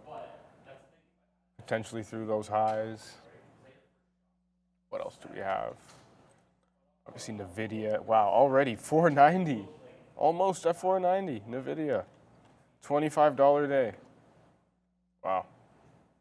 That's something. NIO, 1060s. Yeah, well, look at that NIO chart. Just right off 940, 950. Straight up. Nothing to say about NIO. AMD, same thing. Yeah, it's been a great day for the chips for sure. Oh yeah, they're all decidedly great day. green. They're all very happy. Yeah. Meta, Microsoft, all very happy. All very happy. I like how you describe it, eh? They're all very happy. They're having a good time, you know? Mara's having a good day, man. Mara was getting scared there, about to come through that $10 level, and look at that. We're at 1361. 1361. Trying to go for 1380s. $14 coming up. Look at that. Mara, wow. That's just, what a candle. Wow, that's one of the largest days Mara has ever had. Right there. That has to be one of the largest days. Yeah, that's wild. Your TSHA is coming to highs. Well, we do into 12. Oh, wow. 312, I mean. Beautiful. And we're curling back up, but I don't think I'm out of the woods yet here, man. We need to continue to stair step up. I've got a resting order at 27s, Yannick. We got 25 highs, FYI. The spread, I got to tell you, though, very suspect on this $3 name. I've seen it 7 pennies at times. That's just not what you want to see on these, they're small cap. The liquidity vacuum could definitely be an issue. Absolutely. So we'll have to get higher highs here for me to stay interested. Now, VFS is definitely starting to stair step up here. Now we're at the 50 period, albeit the 50 period has moved down significantly from its earlier levels, but we are definitely holding 54. Every descent into 54 here, starting from around 1140, again at 1155, again at 1220, and again at 1227, all have been bought up at 54. And now we are starting to make higher lows a little bit. Now my concern is we start making those higher highs. We really haven't yet. 57 has been rejecting. So for now, it's okay, especially given where we're in, but you don't want to give too much money back. I mean, why would you want to give money back, right? The trend changes, get out. Just because you're in early doesn't mean you have to hold it all the way, right? So I'm just talking to myself here. I'm not yelling at anybody. I'm just talking, thinking about this out loud, essentially. So I'm keeping my eye on this name, and if we reclaim, say 58, I'm probably going to cut this. Now, initially I had it at 62, but if this reclaims 58, I'll be gone. We're dancing with 55 again. We're down 33%, over 33%. Here comes 54 again. We just dropped off 54.5. Okay, so maybe this one does want to break down. Look, we'll see what it does. I'm not going to overstay my welcome. All right, back to TSHA because I got still some size in this one. We're hanging out here at 27s, but we couldn't break above 25. But we certainly have higher lows all throughout. The trend hasn't changed quite yet, but that could come off anytime because, Yannick just mentioned it, liquidity vacuums on these names. What's the volume? Look, we have good volume for a $3 name. 51 1/3 million shares on the day. It's not a bad look. ICCT by comparison up 250%. Only has 44 million shares, and it's it's $5, so it's a bit I don't know what the notional is. I haven't calculated the average volume though. Sorry, I read Mara right. Sorry, TSHA only has 8.5 million shares. Yeah, that makes million, sense. Sorry, thank you. I was looking at Mara. Mara's the one right below it. Mara's done 51 million shares. TSHA, that makes sense. That's why we don't have the kind of liquidity here that we're getting. Look at that drop right into 316. Does it get bought up though? We'll see. We'll see. Mara is squeezing Tobbs. I see it, brother. It's a good look today on Mara. Let me just look here at VFS. No, we're still dancing with 54. Watch 54 get bought up again here, because 54 definitely has been a support level, no question about it, on VFS. We're right back there, 54.12 showing up on the bid, 54.31 on the ask, 34% negative now. We're going to keep an eye on both these names. Yannick. Yeah, TSHA. I took a trade on it at the highs, but it wasn't continuing, so I just took it off right away. And yeah, it's just kind of basing down. Definitely want to be playing the dip buys on this name. Breakouts don't seem to be working too well. Yeah, your VWAP trade, that 290, the trade that you took was great off of 3. It held the 50 EMA really well and just riding the teal. What else? VFS down? Yes, yeah, wow. Here we go. Can we get that print? We broke 54. What a huge trade. Here comes. $50 maybe, man. If the 50 break could be massive. Let's see. Could be massive. Reliable Rudy, shout this. out to you, my friend. He's like, yo, Sharif, calm down, bro. The trend isn't changing, even if it takes out that high. Switch to a 15-minute chart. She ain't done dropping yet. By she, he means VFS. I like that. And you've got the NQ now. ES and NQ coming down. Oh, baby. Yeah, that 4,500 is going to be a level. I mean, we should all be expecting that. $1.20, $1.30 spread. Yeah, I mean, it's nuts. It's nuts. That's why I'm not getting filled at these lows. Well, that's fine. Yeah, that's know a that wild spread. when you get into these. That can be in your favor though for a lot of times. Like you can manage to get filled on the offer right when you're shorting. Right. On the move down, you catch that liquidity vacuum. Right. Sometimes the liquidity vacuum actually helps you. Absolutely. It's actually. And look at that size. There's some size there. 54, 53.75s, 50 lots at 53.75. That's pretty large for a name with this liquidity, I'd say, and this price. But I gotta tell you, 54 keeps getting bought up, Yannick. Even though we broke down below it, we got into the low 53s there. The buyer was there, and especially because you just mentioned the spread is so wide on it. Because look how quick that wick was. Like, let's zoom in a little bit. How come it's not zooming? There we go. I mean, that's the product of the spread. The resting order is there, but you don't get filled because of the spread. And then right back up, shoot right back up above 54. So yeah, we're going to have to be patient on this one, right? Exercise some patience. We have a resting order now. So if it makes its way down there, great. If it doesn't, we know where out is going to be on this one. But let's go back to Tasha. I like how I've named it Tasha. Tasha. That sounds like a person. Yeah. We're getting some resistance here at 3 1/4, no question about it. I think I'm going to keep my out at 3. I want to see what we do at 3 here, whether we or not we get support. Ideally, you don't want it even to make it down there. We want to start printing to the high side on this name. But, yeah. Tasha giving us something to worry about here a little bit, Yannick. Tasha. It's a great name. Yeah. What else is going on? VFS, yeah, well, there goes 54. 54 and 53.75s. Bye-bye. Here we go. Well, we'll see if we get filled up bottom wick there, but yeah. Wow. The time in sales is like you're barely seeing any orders that are like actually full lots. It's just under a lot. Nobody wants to play with a full lot on this name. It's a tough look. Someone doing dishes back there. No, that's Brenkels and one of the traders. Someone said that yesterday too, and nobody was doing dishes. Brendel dropped his water bottle earlier. He's doing dishes. He made like a big racket when he dropped his water bottle. I thought that would get caught, but nobody really caught that. I don't know why I caught it. I saw it yesterday. I just looked at the chat for 1 minute. Someone said, "Someone doing dishes?" I haven't heard a single dish.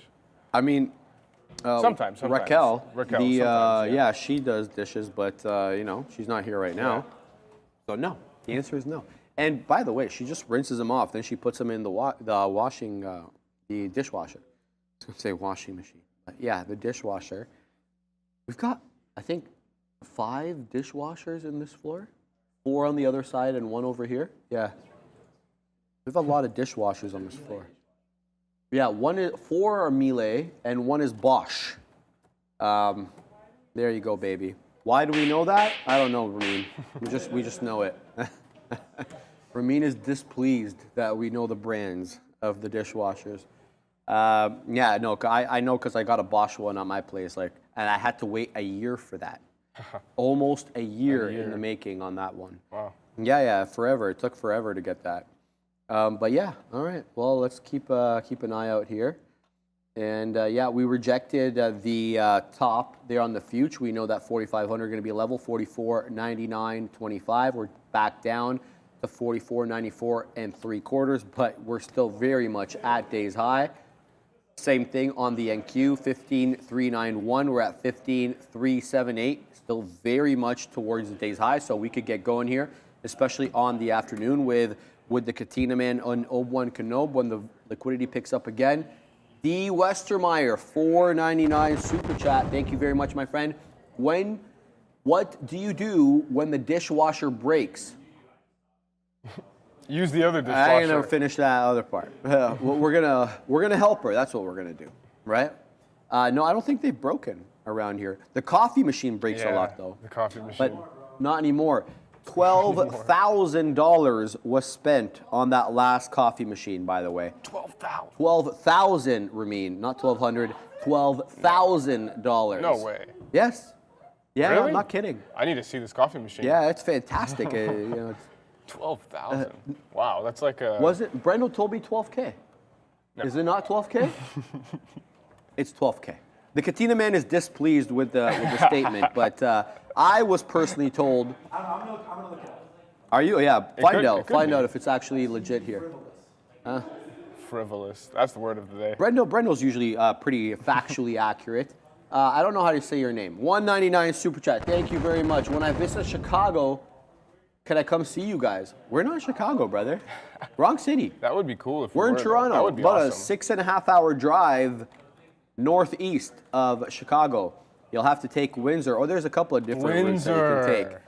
But yeah, we're not in Chicago, my friend. We are in the great city of Toronto. Windsor. Yeah, it is. You ever There been to it is, Windsor? baby.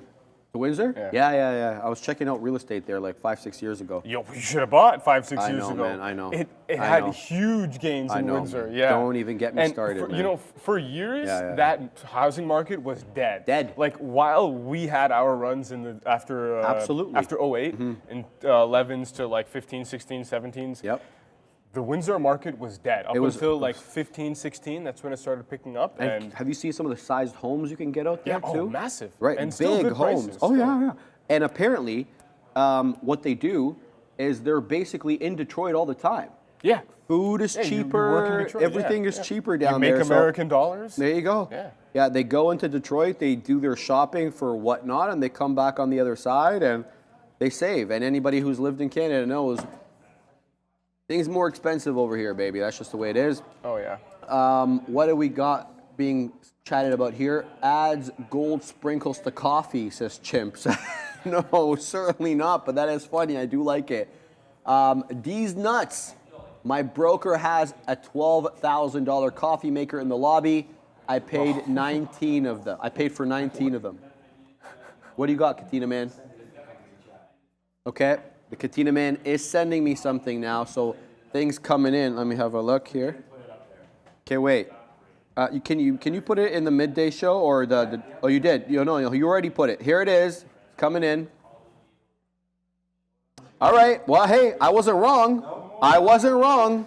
I told you guys. Wow. This is the one. Wow. It's a thrifty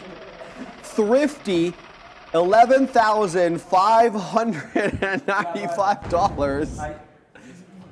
I just want everybody Oh my God. Where's the here? I just want everybody to note. Look at the top left. Free shipping. Check, put that Over back. $49. I mean, if that, look, come on, guys, right here. Yeah, I wasn't wrong, and nor was Brendo. It's 12, and that's plus tax, guys. All right, we have 13% sales tax in this province. So you add 13% on top of that. That's the government's cut right there, baby. Holy, but they're making money off Nick, coffee you get machines. free shipping, brother. You get free shipping. It must be all worth it. I don't know what else to tell you, guys. It's a $12,000 coffee maker, and that's the way it is, right? Wow. All right, guys, let's have a look here at what we're doing on VFS. We're still holding 54. There is no question 54 is a support level around here. Now, we are wicking down below that, but have a look at the closing prints. They are 99% north of 54, but we are having a bit of we're having trouble definitely taking it north of 56 or the 50 period, whatever you're charting there. I'm sitting down at 52.80-ish area for the fill. Haven't been able to get the fill as a result of the spread, but we're waiting on that one. We're short 66s, so, you know, I mean, goes without saying we can give this one some room. The other trade on TSHA, we're looking for this one. Looks like it's bull flagging at the moment. We're looking for that continuation, Yannick, through the $0.25, looking for that 325 break. I'm sitting at 27s waiting for that fill. We'll see if we get it. Yeah, TSHA definitely looking interesting. Unfortunately, volume isn't really picking up right now, and it's just kind of died down. But still, they're stepping up. AXLA got to 47.5, almost 50 cents, and that one, I did take some trades on it, but yeah, it's not breaking out, so I didn't really take much of a loss on it. Yeah, this one very interesting. AXLA up 270%, 31 cents. That one, 50 cents for me is the level that is really the key spot to put some size on. But other than that, I think NVIDIA's getting there. Yeah, NVIDIA's still trying to go for that. Oh, it did hit 490. The 490 trade was there. 490 fail break. Yeah, $3 gave you. That was a good one. Meta as well, I assume, right? Meta probably almost hit 300. No, still 298. That top 298 and 0.18. Yeah, VFS. Yeah, that 53 did hold pretty well on it. Multiple times. 54. So maybe that's the bottom for VFS, but yeah, who knows with a name like that, anything could happen. Yeah, well, that's exactly it. Price offering, $5. Can you imagine? Yeah, then comes he releases the shares. Then he releases the shares. He's like, here, you guys can have them for $5 a share. Well, yeah, no, he's definitely going to take advantage of something high around here. Definitely take advantage. I don't know if he does that yet. We're still new in the game. I don't even know how much he's allowed. You'd have to look at the filing to see what he's. Actually, I can probably tell you how much he's. Give me a second here. Let me have a look at this. Let's bring down. No, I don't have to bring it down. So you'll see what it's authorized for because it's under the authorization. He's authorized 200 million. He's authorized to sell 200 million? No, he can issue up to 200 million. Currently, there's 1.295811, so 1.3 million shares in circulation. He's authorized, as of his filing, for 200 million shares. Mm-hmm. So, yeah. He could shake this thing up in a moment. Oh, goodness, yes. Oh, goodness. Imagine 200 million shares are just offered at. He'd do it incrementally, obviously, right? But I would be surprised. Yeah, probably a few million at a time. Yeah. I want to tell you something. Google's looking relatively weak here, and I wonder if there's a trade to be had. What is that, Katina Man? The Katina Man says he brings up a good point. The Katina Man says it's at VWAP 134.5. It's at $0.50 area. It's VWAP area, but it made 2 lower highs and 2 lower lows. And let's show the people. Here's what I'm talking about. Somebody said head and shoulders on Google. I don't necessarily agree with that because, where's the left shoulder? You could say, well, there's this 1 5-minute candle. What I'd look for possibly here is a trend, a channel, lower highs, lower low. But the Katina Man brings up a good point. You're just south of VWAP here. You could have had some profit taking. You had an AI headline. You had a big run up for a name that doesn't typically run this much. You may not want to get too heavily, too quick into that short, but That 135.50, if we make it back up, will definitely be an area I'll be looking at as an area of resistance. Hard to figure out an area of support north of that 133.50. That was the opening range high, Yannick. We got up to 133.50, and then we really didn't look back at that point. We're right back at that 50 period on the 5-minute chart, though, and just a smidge below VWAP at the moment. So we'll see. Google giving back up a little bit. It was definitely up over 4%, nearer 5% at its highs. So we shall keep an eye on our friend Google. But yeah, what's going on here with Tasha, I'm sorry, still, Tasha. Yeah, bull flagging a little bit, one would hope. I hope it hasn't given up the ghost because we're long 306s. Let's have a look here at VFS, still doing that same dance, sub 56, north of 54. We're going to have to be patient with this one as Reliable Rudy, telling me to exercise some patience. He's also tagging you. He's like, 53 ain't the bottom. Yeah, I saw that.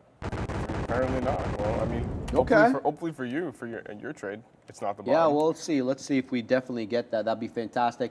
Apple holding up very well. Tesla holding up very well. I would submit to you that they are holding up the best out of the Magnificent Seven so far. You've got almost $5 off the top on NVIDIA right now. Meta's also given up a bit. It's given up over $2.50, $298.43 the high. We're at $296.20. Microsoft, I gotta tell you, Microsoft been a little bit underwhelming today. I mean, it's not bad. It's up 1.2%.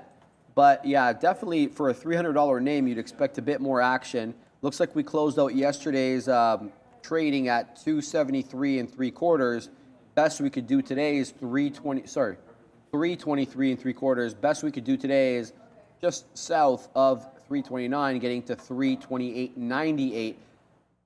This might be an interesting head and shoulders pattern here if we can break through the neckline probably being that 327, maybe 327 1/4. We'll see. But yeah, Apple definitely holding up the best, and then Tesla also holding up real well. Stressla is up almost 6.5% today on no specific news, but I don't want to call it a speculative name because it's not speculative. Tesla is tried and true, baby. I don't like referring to it as that, but it's definitely more intraday traded, and the options traders love Tesla. The options volume's always like super high on Tesla. I'm assuming that's why we're up today, because people buying those calls, baby. And interesting look. Buying those deep out of the money calls. Deep. $400 calls on Tesla. There you go. $400, man. Tesla could make 400 yeah, it no could, problem. it could. That'd Headline. be crazy, man. Yeah. Tesla goes through 400 and then, yeah. My buddy, he just got a new Model 3. Wow. And apparently they're giving full self-drive trials now. You get FSD, but it's for a trial period. Mm-hmm. And so he's posting his Instagram stories full of the car driving on its own, making right 90-degree turns, merging, changing lanes, and he's sitting.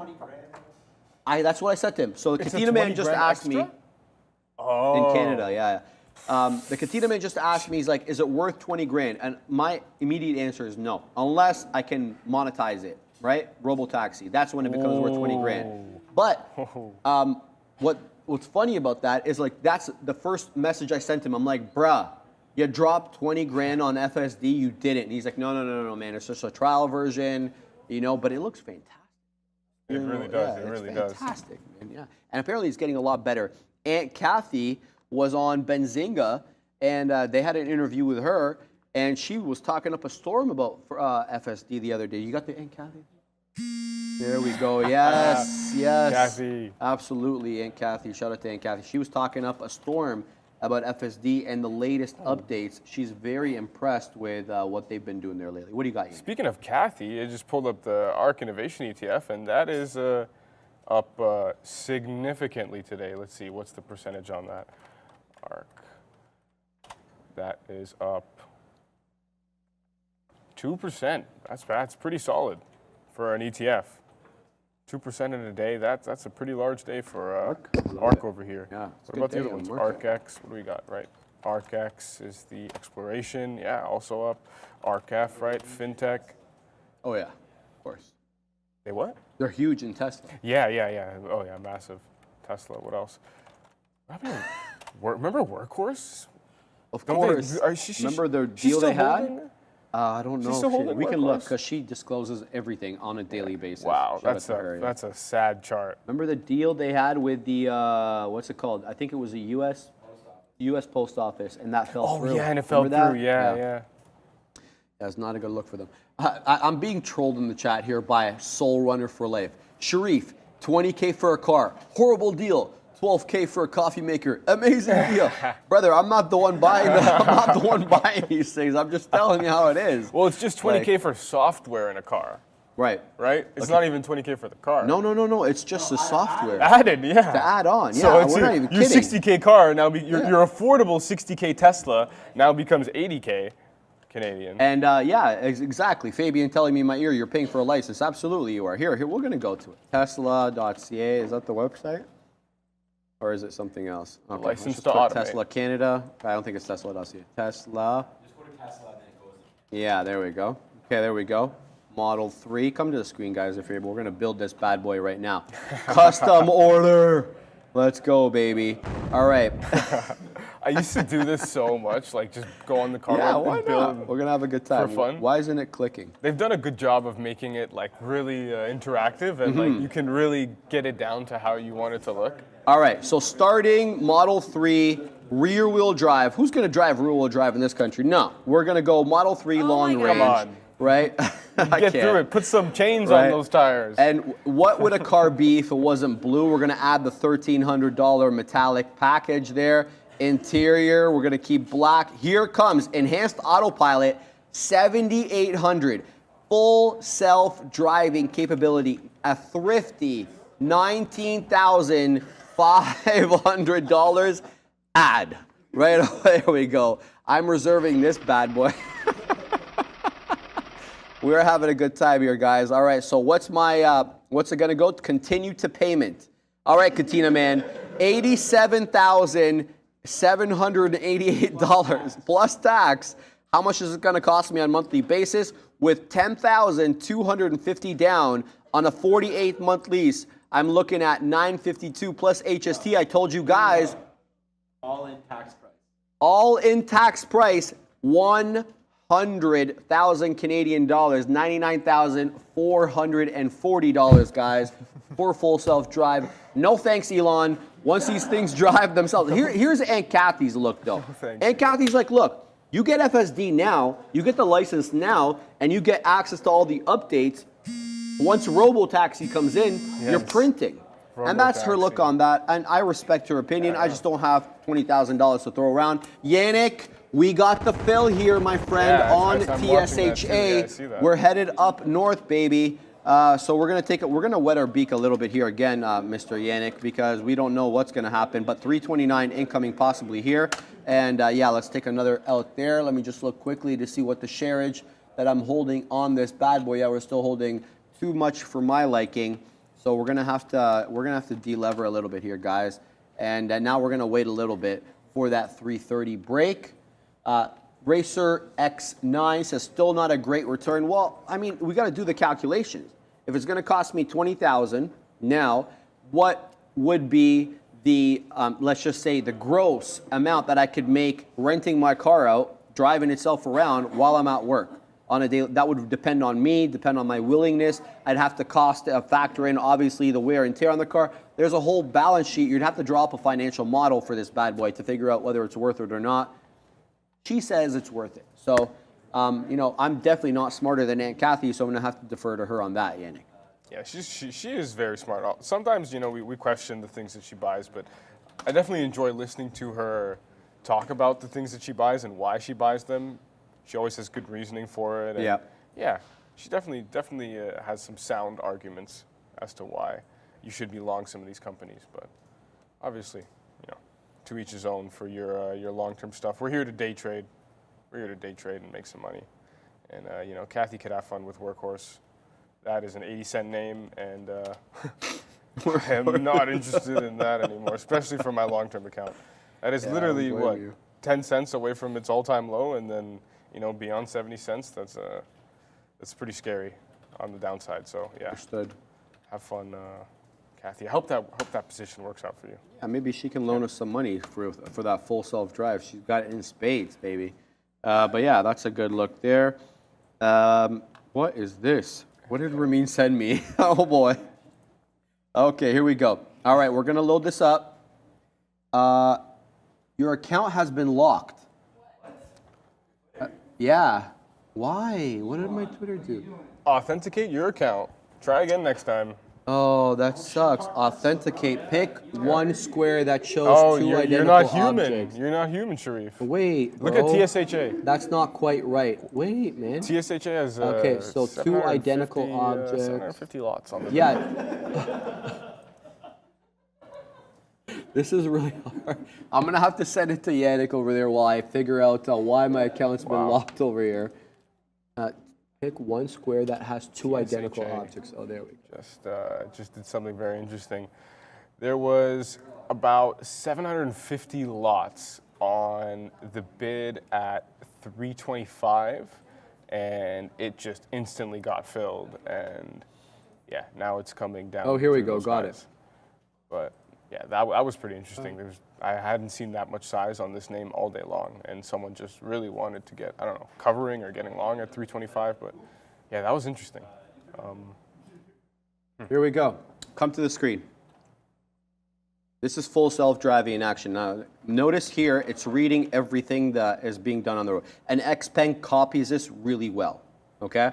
I mean, a lot of people will say, you know, there's IP stuff going on there. We're not going to really get into it, but here it is. That was a red light, and it started to drive forward. Let's watch it again. So here's the red. Here's the red. And then what is the car doing compared to the white line over here? When is this, by the way, guys?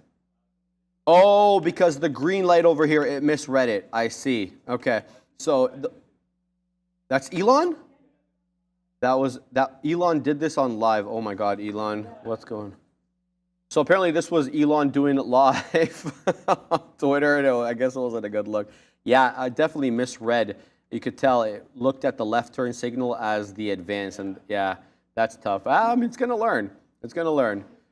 Yeah, it better learn.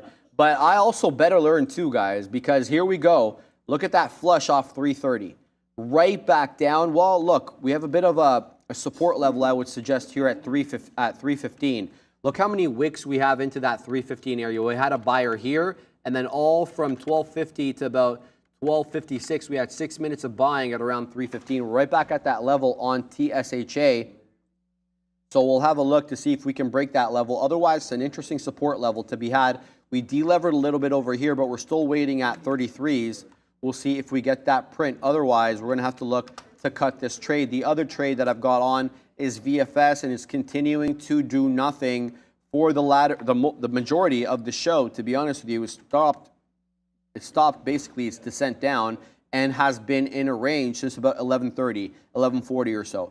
My last out on VFS was 11:42, and we got that 54.15 wick. I've been hanging out here at 52.80s. We crossed back at 12.37 over here, but the spread's so wide on this name, couldn't get the fill, so we're going to have to wait on that bad boy.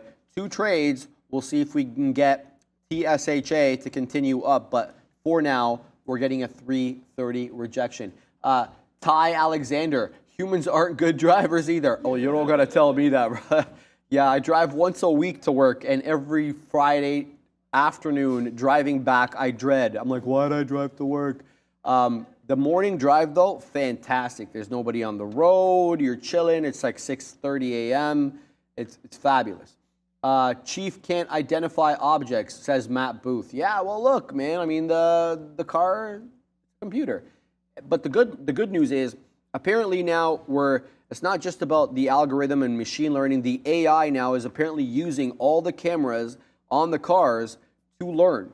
And, you know, I'm obviously not intelligent enough to know how this is going to work, but the AI, if you feed it data, it seems to, you know, disseminate it quite well. Anybody using ChatGPT and these large language models can kind of attest to that. So if you believe Elon and you believe in AI, it may be an interesting look here. The other question is the data issue, the privacy issue. think about this. If they're using the cameras on the cars, that's kind of like a little invasive, isn't it? I mean, I know they're outside cameras. Well, the Katina is saying you've signed some waivers, and well, sure. Also, the cameras aren't looking inside the car; they're outward looking. And the insurance apps, yeah, that I have on my phone. I have an insurance. Oh, you have one of those? Oh yeah. Oh, I get 25% off, bro.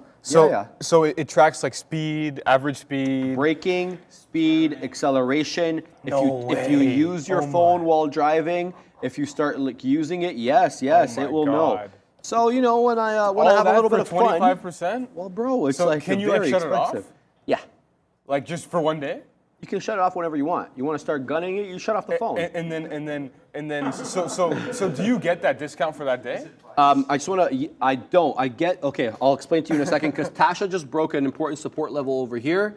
That 315 has come and gone here. So I'm gonna wait. I think until 306. You missed what I mentioned about Tasha when you were. I can't remember. Go for it. Go for it. Yeah. Tesla, but when it was at 325, it came to 329, and there was a bid. Someone 750 lots sitting on the bid at 325, and they were sitting for about a minute and just poof, and yeah, got and we completely filled and flushed all the way down through 320s after they got filled. So building on what you were trying to say, this is the look here. Whenever I want to speed, I shut off my phone. Okay, it really comes down to that. So how does it work with the discount then? Do you not get here's the how discount it is. for that time? You got to drive a minimum of 1,000 kilometers over a period of 6 months. Okay. So once you're done 1,000 kilometers and it's lapsed over 6 months, it looks at your score. Right now, I have a 92% score, which is excellent. You're eligible for the highest discount at that point. By enrolling, you get 10% right away off your insurance, and then depending on your score, subsequent that after the 6 month and 1,000 kilometer, you get an additional, up to an additional 15. Right now, the way I'm driving, I'm eligible for that 15. So I'd get 25 off. In total. It was over $400 a month for the insurance on my car with this. So I'm like, yo, I need that 25%. Yeah, on the Jag, right? Yeah, exactly. Yeah, which probably has a higher insurance. Yeah, well, because the theft on those is no good. JLR, right? JLR, Jaguar Land Rover. They've been rinsed lately. Have they? Well, here's a look. Now JLR is sending everybody these recall letters in England and some in the States. They're not actually a recall. They're actually telling you to bring the car back into the dealership, and they're doing an installation of a tracking device and an immobilizing device, and they're updating the software. Well, that's all you need, really, right? Yeah, exactly. Do you know if that can be disabled, the immobilizing device? Well, they're updating it so that it's making it a lot harder, because right now it's not cutting it, right? Oh, the security isn't good. Thankfully, I park underground. So if this comes into 306, guys, I'm out on Tasha. We're going to have to wait over here. Here comes 308, 307, 309 on the ask, 308 on the bid. If this comes down into 306, and there it is, and I'm out, that's the end of the trade. We get a 308 print there because it bounced back up real quick, which is fine. Maybe I should have given it to 3, but I didn't want this trade to go against me, quite frankly. So that's a look there. We cut that trade short. And now we have to focus on the VFS trade. But yeah, I park underground too, so they give me a discount for that underground parking as well. So. Awesome. That's the look there, my friend. Oh, on top of like part of the that app?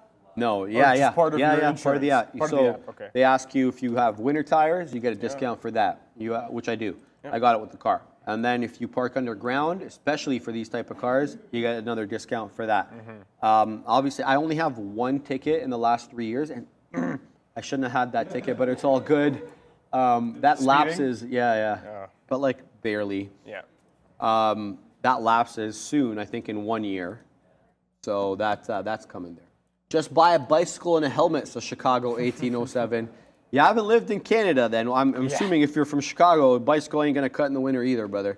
But yeah, so shout out to you. Say no to ESG products, says DH. Tell me how you really feel. ESG product. What's an ESG product? Forlat says, I'm losing brain cells. Wow, we're having an interesting conversation here. Come on, be nice.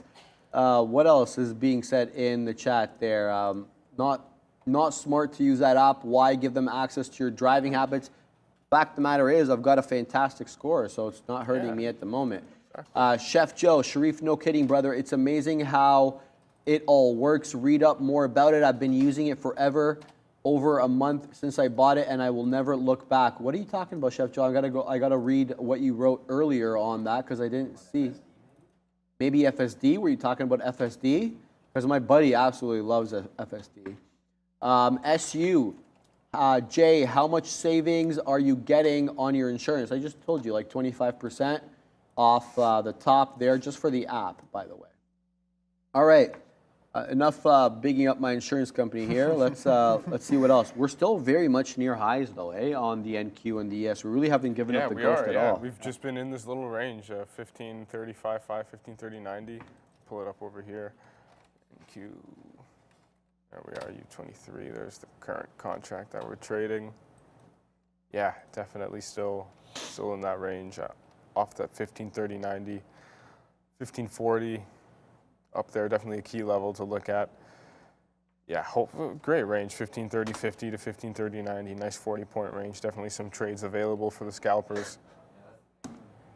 But yeah, what else? Where's the ES at? Same situation? Chicago. Yes, yeah, same situation. Good ranges here. Definitely lots of trades. Lots of volume being traded today on these two. What a move, what a move. I can't believe we're still holding it up. Usually by now we've seen some sort of signs of selling, some sort of signs of a move turning around. But today, obviously, market just wants to rally on forward and forget about that bullish or bearish engulfing candle that we put in the other day. It's funny. I mean, completely forget about it. Yeah. And, we gotta. The highs are right there too of that day, right? Let's see, ES on that day. Yeah, the highs are right there. Oh shit, wrong one. There we go. Oh yeah, we already cleared those highs from yesterday. So yeah, now we're sailing away, sailing on higher. Yeah, it's a huge day. Tomorrow will be nice. Tomorrow will be interesting to see what we do tomorrow. Continuation into, through 4,500, hopefully. And Q, same thing. Yeah, these just not stopping anytime soon. You had your little dip buy opportunity at the 100 EMA, and now we're just piling on forward.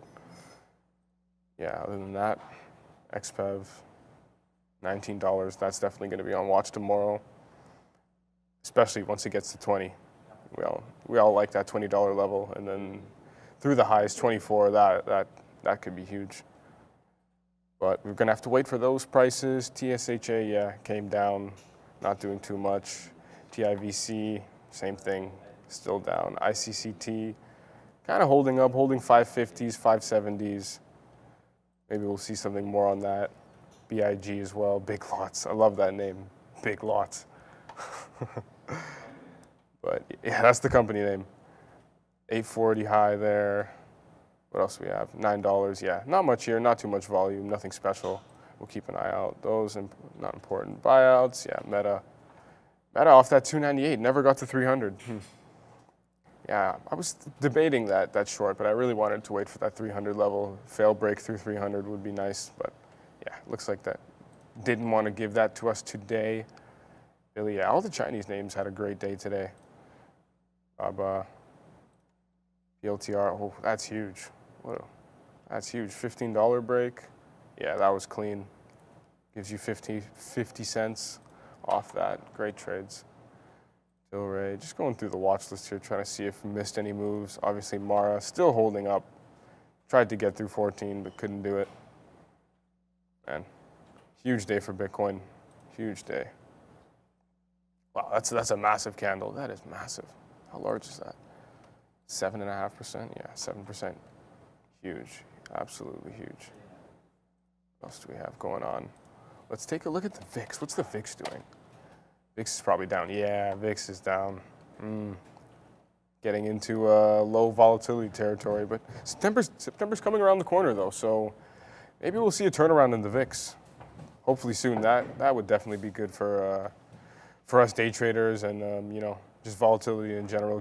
Give us some more opportunities. Maybe find some some new things to trade after earnings season is now over, and yeah, summer, maybe all the summer break hedge funds, all the guys on summer break will be back for September. Back for my birthday, maybe there'll be some good trades there. You end of September or mid-September? And the 20th. End?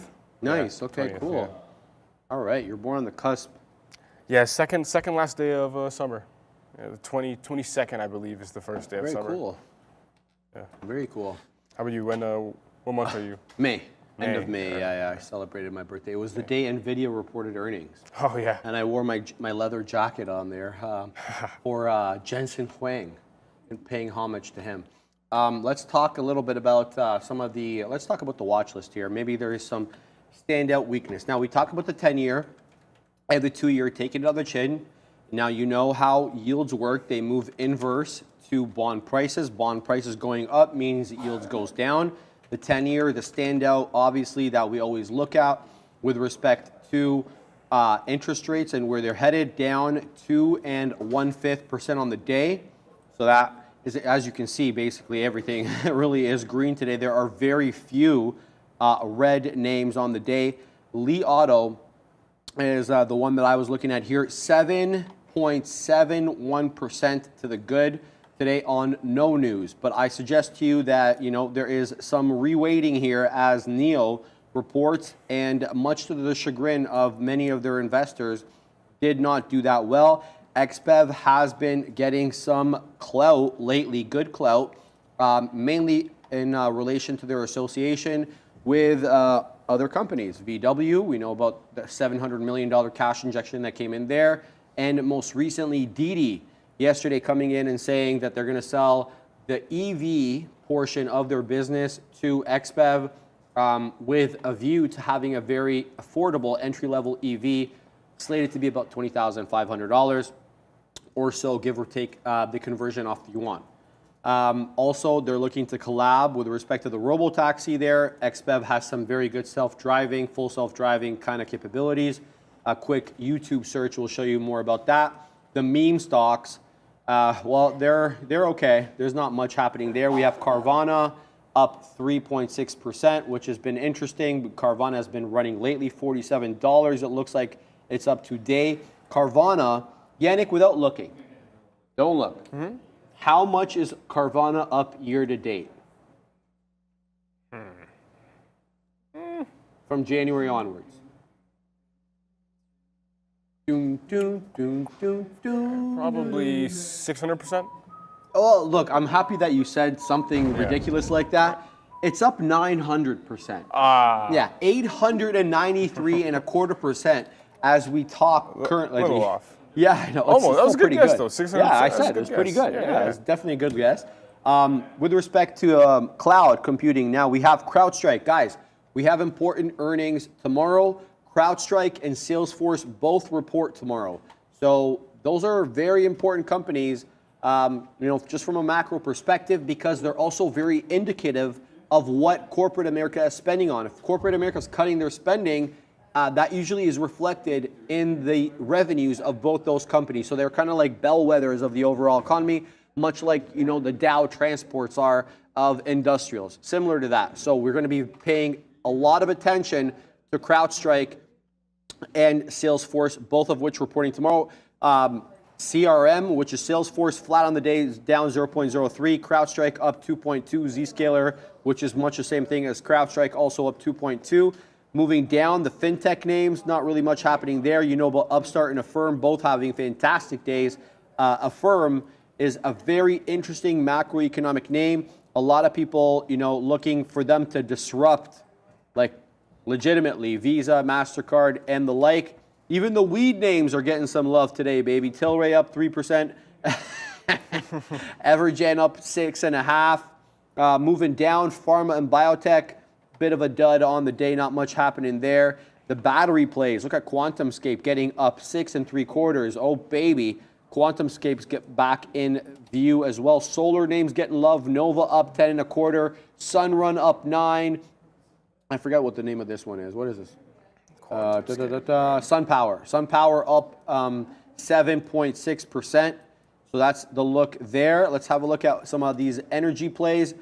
Oil up 1% on the day, 0.94%. You're getting some love as well on the equity side. Oxy, a bit of a dud. The Warren Buffett name, kind of flat on the day. But Devon Energy up 2/3. And where's XOM? Up 1/3. What else we have? XOM, where's CVX? Where's CVX? Yeah, CVX flat, down to 0.13. The airlines doing very well. Look at Hawaiian, up 4.5. AAL up 1.5 almost. UAL up 2.18, and Delta up almost 3%, and Southwest up 2.25. So it's been interesting. Even Save, oh my God. Spirit Airlines getting some love today, 4.2%. Banks have done well as well. JP Morgan up 0.75. We talked about the banks yesterday. The Katina man, I think, took that short on a good play there. Morgan Stanley up 1 1/3. So it's been an interesting look for the banks. Again, I want to read some of these Canadian earnings. Target up 2 1/3. Interesting there. Walmart also up 0.83. Nat Gas, much to my chagrin, down 0.9. The Katina man basically calling this one the Widowmaker, as it's called, and for good reason. But for anybody following this trade on UNG, $6 and I'm out. At break 6, and I'm ending this trade. Now, this is a very interesting one. Uranium. It's down on the day. I'm by uranium. I'm talking about CCJ, Cameo Corp, Canadian company. Have a look at this chart, Yannick, on the daily. This is actually one of my largest. Look at this chart from March onwards, baby. It is a good look. Now, we've talked about it on the Midday show before.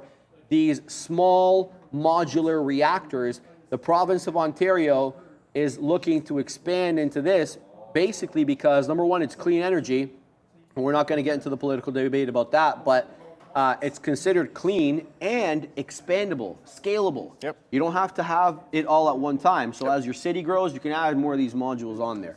So uranium finally getting some love in the commodities section there.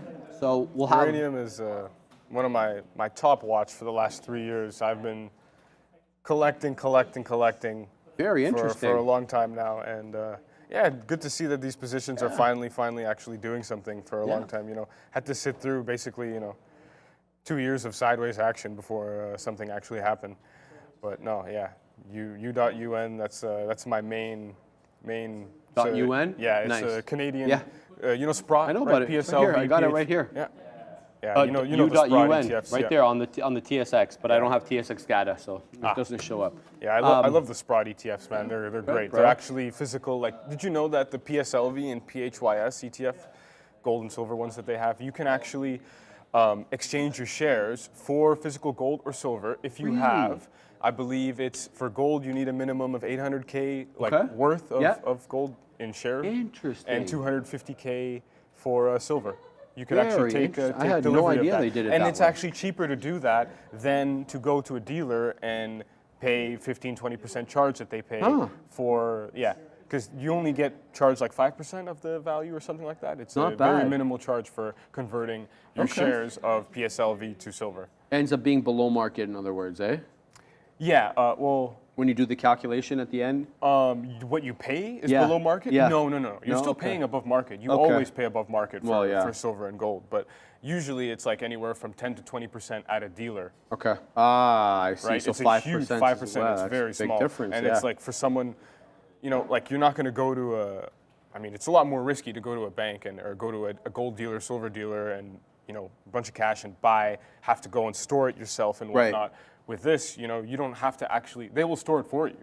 Okay. Like they'll store it for you and whatnot, and you don't have to deal with the delivery of it. And obviously it's you could literally do it through your bank. Like you buy the shares on TD, right? If you have that, if you want to buy $250,000 worth of a silver ETF, you can do it, and you can take delivery of it via a little a card, and then it's just in some warehouse somewhere, and you can access it. That's good. That's good. Let's go on here with the list. Mining.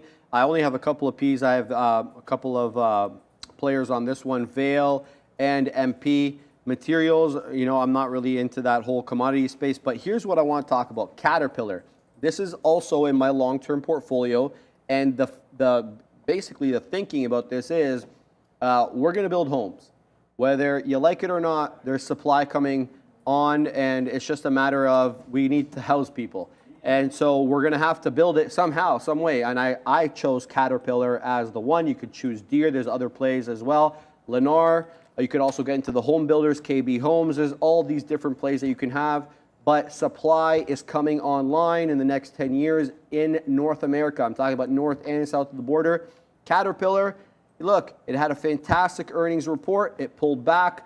Michael Noss would tell you probably anchor your VWAP around here. Sadly, I don't have the anchored VWAP on this platform, but here we go, curling right back up after making a break of 293. I was adding hand over fist at that 270 level, so I'm in the money on this one. And now we're knocking on the door of that 280 again, 279.60 on the day, up 1.7%. It's a good look for Caterpillar, and it's been a good year for Caterpillar, man. You just need to look at the chart. Fantastic year. The October lows on Caterpillar took us to 160 bucks. Wow. And now we're talking about 300. So this one has absolutely recovered from the October lows and the July lows here, because it looks like it bottomed out in July as well. So that's the look there. Now, let's talk about the current trades at hand. Here we go again, Yannick. That 53 level, and we don't get filled because the spread is just too wide on this one.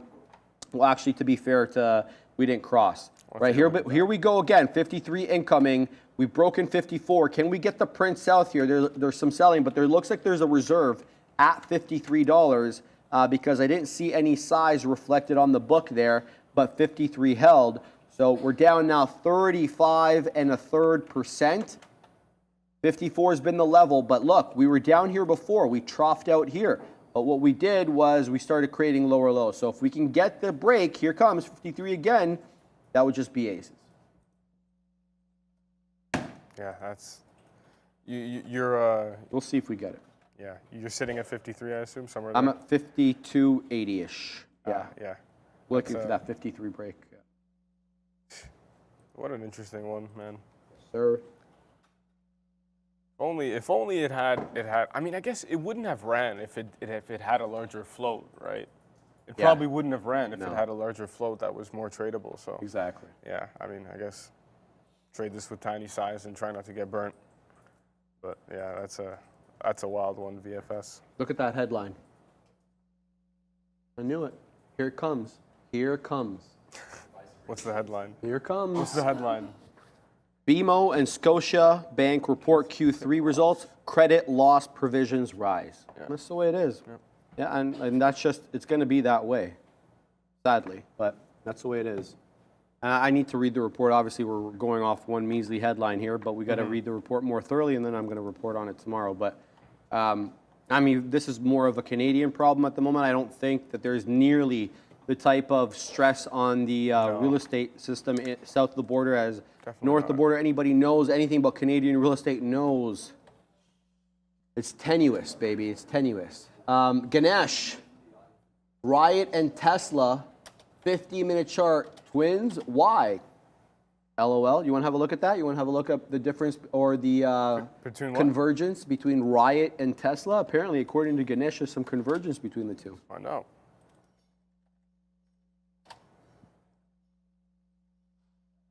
Convergence or divergence? Convergence. Yeah. Apparently, they look alike. Okay, do you see that, or do you agree, or no? Yeah, I would be able to see it if I didn't have so many damn wicks on my chart. Yeah, just put it on TradingView, I guess. Let's go over here. Tesla and Riot. Yeah, let's take a look. Yeah, definitely some similarities. I mean, the only difference that I would really point out is, Riot moved on the Bitcoin move, right? So when Bitcoin pumped, Riot broke out, and at that time, you can see the line is moving. The line on both screens is moving together. So at that time, Tesla didn't really do anything. So I wouldn't say there's a convergence between the two. You can definitely find convergence between the Bitcoin names like Mara, Riot.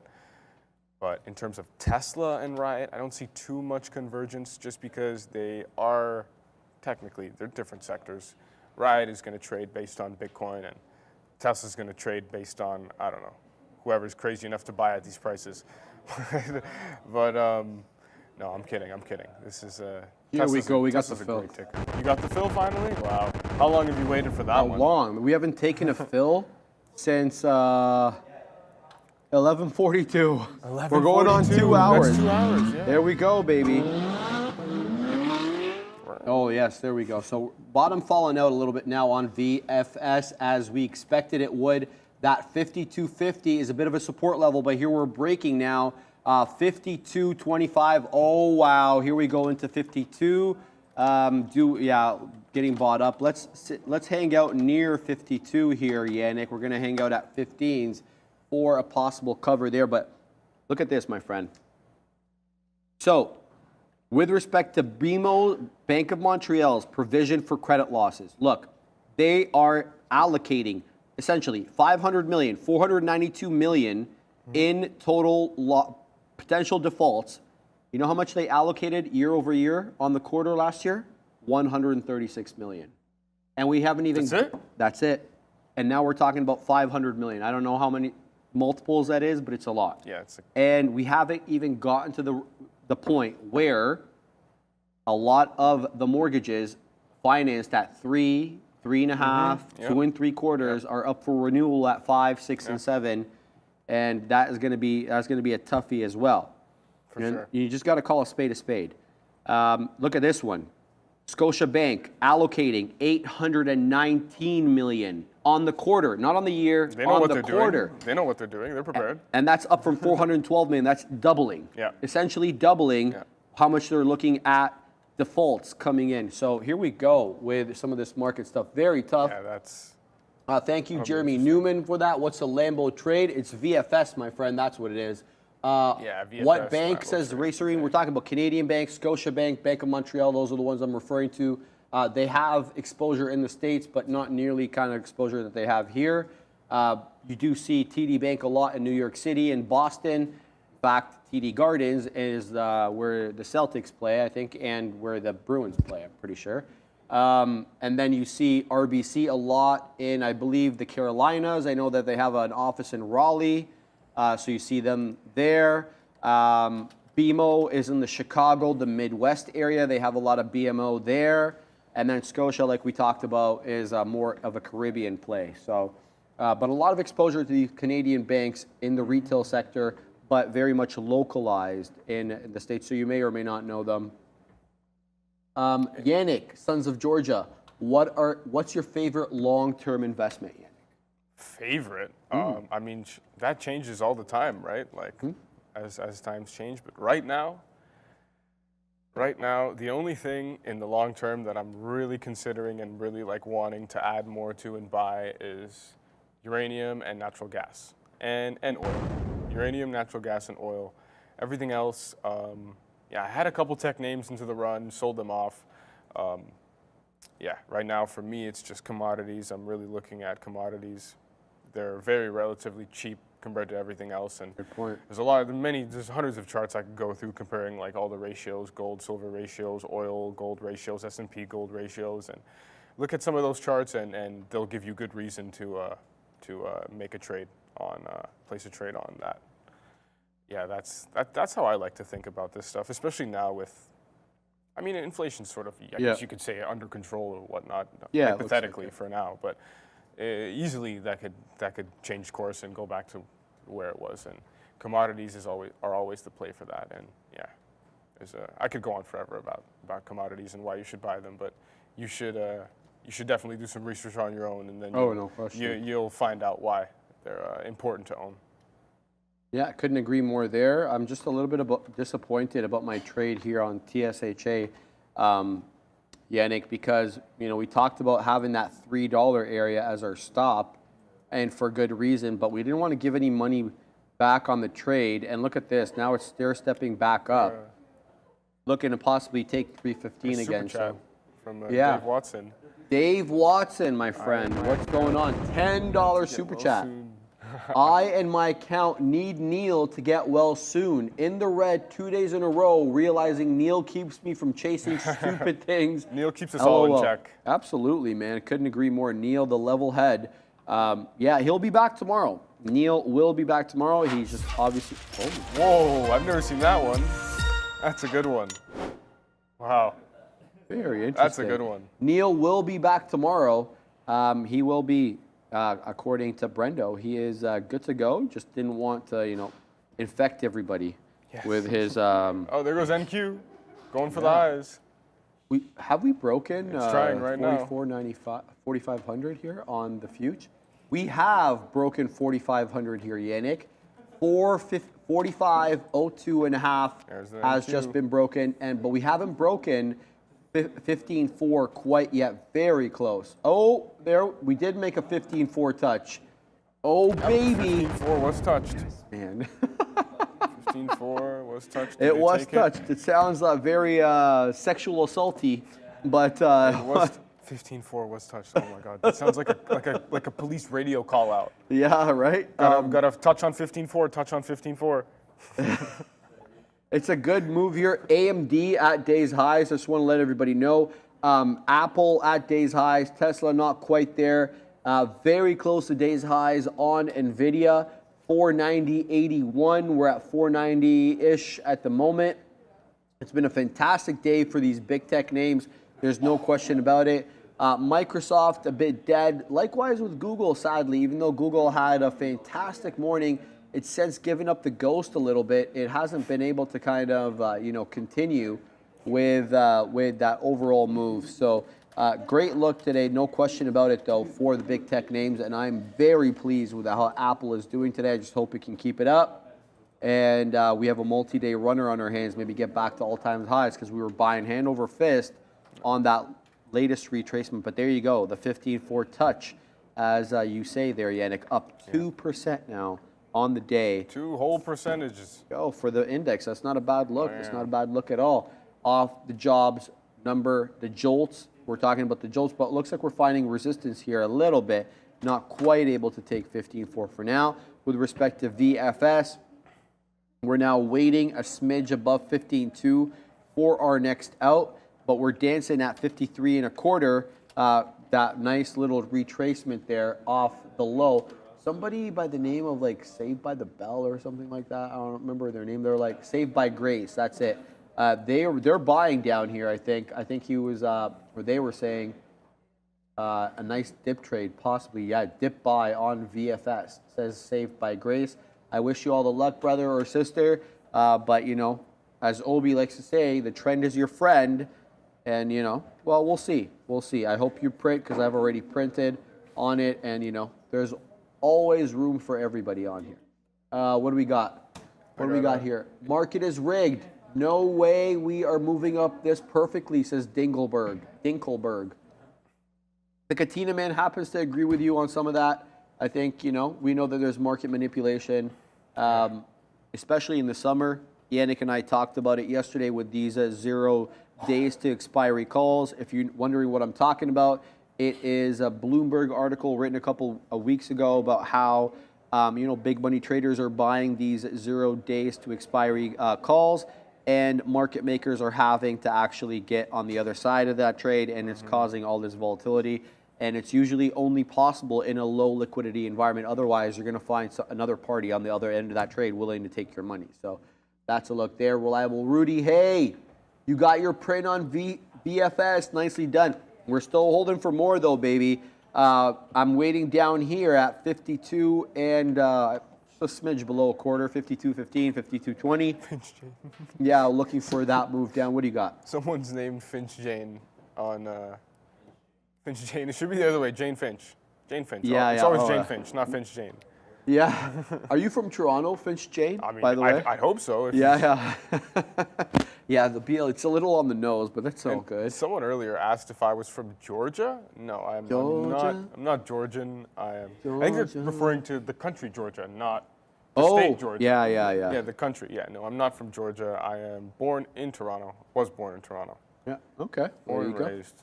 Born and raised, baby. Our man Yannick, he's Torontonian. And the way you know somebody's from Toronto is because they don't say Toronto. Yeah. Toronto. It's Toronto, right? We don't really pronounce the T, and it's usually a giveaway a little bit there. And Natalia is right. Natalia Bohucka? Yes, I am Polish. There you go. There you go. That sounds like a Polish last name. Bohucka? Yeah. I think that's Polish. I don't know. Let's find out. Is that Yeah, Natalia? I'm Is sure that a Polish last name? they'll respond there. Nita Stonk, you're incorrect. He's not Slovak. He just let you know what he was. Close. Polish is close. Is it? Okay. Close. Yeah. Cool. I know it's Eastern European, Slavic, right? Basically, yeah. Vibe DJ Club Disco. I thought he was Russian. Okay. Yeah, Polish. Yeah, same thing. Very similar. Yeah, Polish. absolutely, we can do it. No question. Fabian in my ear wanting to know if we've done earnings. We can have a look at them. I know Brendo is a little under the weather. So we can have a look. Here we go. There's not much to speak about here, Yannick. We have HP today after the close, ZTO, Box. Not sure what this is. And then we have Brown Forman and Patterson's tomorrow. Very, uneventful. But after the close tomorrow is when it gets a bit more eventful, which will have CrowdStrike and Salesforce. Those are the ones that I was talking about earlier. Those are bellwethers for the overall economy, especially corporate America, because if they cut spending, they typically cut spending from there. Let's have a look at what we're getting after the bell tomorrow. Let's go over here, and we're going to go to calendar. I use Market Chameleon, by the way. Here it is. So August 30th, we're going to go after the market. And here we go. Salesforce, CrowdStrike. These are the two that I'm looking for. The expected move is interesting because it's like the expected volatility, and that's, basically I think that they base that off the previous move as well. So we're looking for plus or minus 6.9% for Salesforce, plus or minus 8.4% for CrowdStrike. Then moving down the list here, we got Chewy, which is interesting as well. Why is Chewy interesting? Because pet supplies remains as the #1 category that we're continuing to see inflation in. Last inflation print CPI, it was the #1 category. I think it was like 9% year over year still that we were still inflating on pet sales. So look for their margins to maintain. If they're not doing well on margins, something is afoot there. So Chewy up tomorrow, and the previous move plus 21.6%. This one moved plenty last time. Expected move plus or minus 13.1%. Okta, we know about this one. Going in previously, it kind of pooped the bed, 17.8% to the sell side. Analysts looking for a plus or minus move of 11.5%. And then moving down the list here, we got Victoria's Secret as well. Not that important. It's $1.4 billion market cap. It's not much of not much of a play. Analysts looking for a 15 plus or minus move. Last time around, it dipped into minus 8.7. Now, this will be interesting to watch because I didn't expect Victoria's Secret to be categorized as consumer discretionary because it is lingerie mostly, and that is usually, it's not an option. So we'll have to see what they say on the report. VSCO tomorrow, all after the bell, guys. So definitely more interesting earnings tomorrow after the bell. Oh, baby. Money. Look at this, bro. Yeah. VFS absolutely continues to the bed, and it's headed down. Could we see 50? I mean, you and I started the show. We looked at the technical resistance on this, and we said 50. We said, look, 50, that looks like an interesting level. Let's talk about it again right here. Let's bring in the VFS chart. Now, we're going to look at the 15. There we go. And we talked about, first and foremost, that we were going to get a resistance, support level, at this 57 3/4, 57.5, right? We said, we back August 24th, that was the high after the opening break. And then, 57 goes. Where are we looking next? I submitted that we'd be looking at 52, 52.25. We had that crest here in the after the bell high, and then that was the midday high, pardon me, and then that was the morning high before we boomed up there. So 52.25. Now, where are we going to find support? And then I was looking down here for the pre-market open around that $50 area, which was another area that we danced with on the 24th and then in the pre-market on the 25th. So could we see 50? We've already seen 52.20 as the low on the day today on VFS. It continues to make lower lows on the name. I'm going to hold off. Shout out to you, Reliable Rudy. You were calling that, and you were absolutely right on that, my friend. You know, I would have paper-handed this trade if you hadn't actually, you know, talked some sense into me. Shout out to Reliable Rudy. What a trade. $15 trade, Sharif. There you go, baby. Let's hold on. That's huge. It deserves to go this low. Yes, It does. doesn't deserve to be at And $200 lower. billion market cap. It's still at 200 billion? It was earlier. It's at 118.9 now. Dancing 118, 119, depending on the price is. 200 billion, wow. Renata's like, I turn on YouTube and I Sharif is saw talking that. about Victoria's Secret. We're talking about it because it's earnings, Renata. Calm down. It was because it's tomorrow, right? Tomorrow after the bell, Renata, we have big earnings. Make sure to check them out. I use Market Chameleon. You can use whatever you want, though. It is an interesting name tomorrow. We talked about that. I won't get that. Yeah. What's the ticker? VSCO. Victoria's Secret? VSCO. I don't know if it's New York or NASDAQ. Yeah, New York. New York, okay. That'd be funny if it was a NASDAQ stock. Yeah, no. And usually these older names, they're all mostly New York yeah. names, yeah. Let's see, I'm curious. Oh, here comes 50, man. We're about to break 51, guys. Wow. I have one more out anyway, so that's it. It's going to be the end of the trade. Earnings, wow, it's all the way down there. Oh, that could be huge. Yeah, move over either way. Earnings reports bad or good, that's going to be in play tomorrow for sure. I mean, if this goes to the downside, holy, what's the low? Ultimate low is what? 717. I'm just going to mark that up there. 717 is the ultimate. Oh, no, actually, the ultimate low is further back. Yes, the ultimate low is over here. What is that price? What is that price? That would be 1679. So let's mark that up. 1679. Yeah, that'll be great. We'll have to watch that for tomorrow. And you know what? I'll throw out one more level. 22 looks like a great level. Yeah, oh yeah. 22. Mark that up for tomorrow. Let's see where it goes. That's going to be interesting. I love setups like that where it's like it's dead. Like, you know, there's not much going on with this name, and then earnings comes out and, you know, gets some gusto to either direction.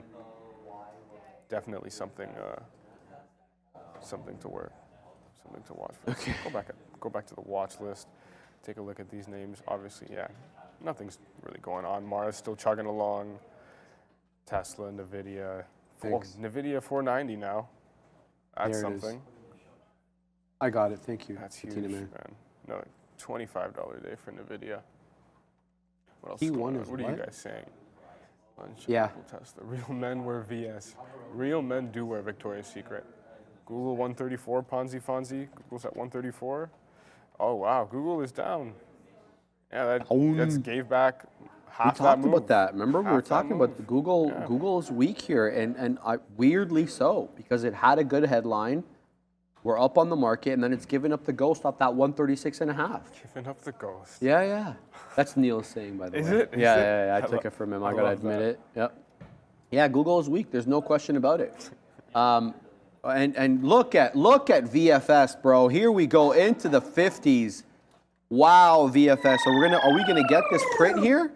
Are we gonna end the Reliable Rudy? Should I flatten out here or what, man? I mean, we're hanging out here at 50s. Okay, let's go at the $0.25, and then we're gonna call it. We're gonna call it a day.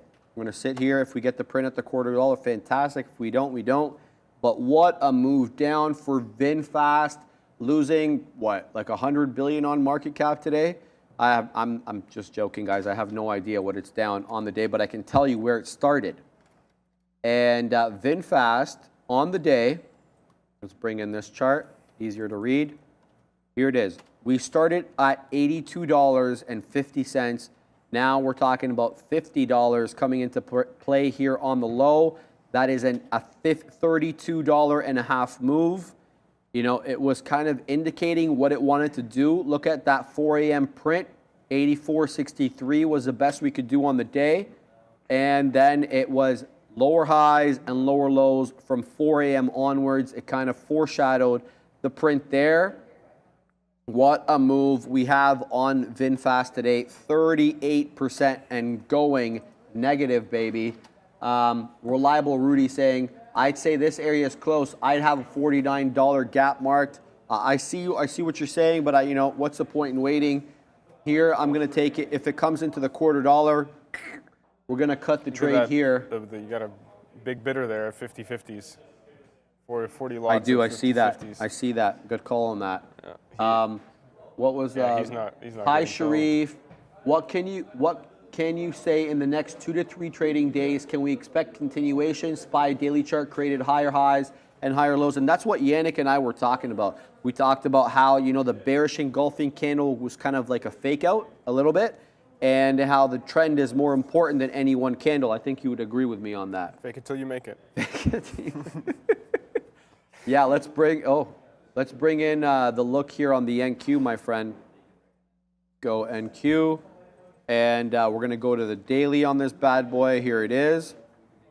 Yeah, you're right. I mean, like, look, there's no question about it. There's the reversal candle. This is what Max and I were talking about. Like, look, we don't want to put stock into any one candle, but usually when you have a dip like that and then it moves up, and you know, it's a bit of a not topping tail. It's a doji. It's a bullish doji candle, and then you get the engulfing, bearish engulfing candle here, and you make a lower low the day prior to that. Go down to 14,750, but it's been steady, stayed up, baby, and we just broke 15.4, 15.475. The overall trend. I mean, like, look, this was a micro pullback when you consider that we've been pumping up essentially since January, right? That's a longer term trend. That's almost 9 months now, right? This was a period of what? Mid-July to mid-August. This was a 1 month period. This pullback was a month long. Yes, it was. This is July 18th, and this is August 17th. So month-long pullback. Are we out of the woods? No, because we didn't break 16,000. We need a higher high to continue the trend, and that's a 16,000 break. We're not there yet. So, you know, I don't know how to answer that. I mean, I position myself in my long-term account based on the stocks. I don't trade the futures, obviously, long-term. That's kind of a Rune's vibe, right? It's not my vibe. He swing trades the futures. I can't do that. Yeah, he swing trades futures. He told me, yeah, he did. You have a question here. Saved by grace. Hey, Sean, keep your head up tomorrow. LOL. Why would he keep up his head, bro? He's good. All right. NIO did a nice recovery today. I don't know how you feel about that. I spoke about that, yeah, a few times. It's quite the recovery that it had, definitely. Just check out XBEV. Yeah, going through that 19, but yeah, NIO, man, quite the recovery for sure. 1045, it's just been trading in this range. Not much here, but definitely the long off of 10 or the long off of the bottom at, you know, 940s, that was the trade. Nothing else for me here, though. You know, XBEV apparently going through 19, almost at highs. Yeah, that chart looks pretty good, but there's no trade for me here. It's midday. I'm not going to take a breakout. What else is going on? What do we have? Let's look at what we have for upcoming. We've got, yeah, job JOLTS list today, tomorrow, yeah, home sales, EIA, obviously tomorrow. What else? Oh, PCE, yeah, PCE Thursday, Canadian GDP, non-farm payrolls, unemployment rate on Friday, and then, yeah, Monday's a day off because of Labor Day, right? So don't come here on Monday. Don't tune in. We won't be here.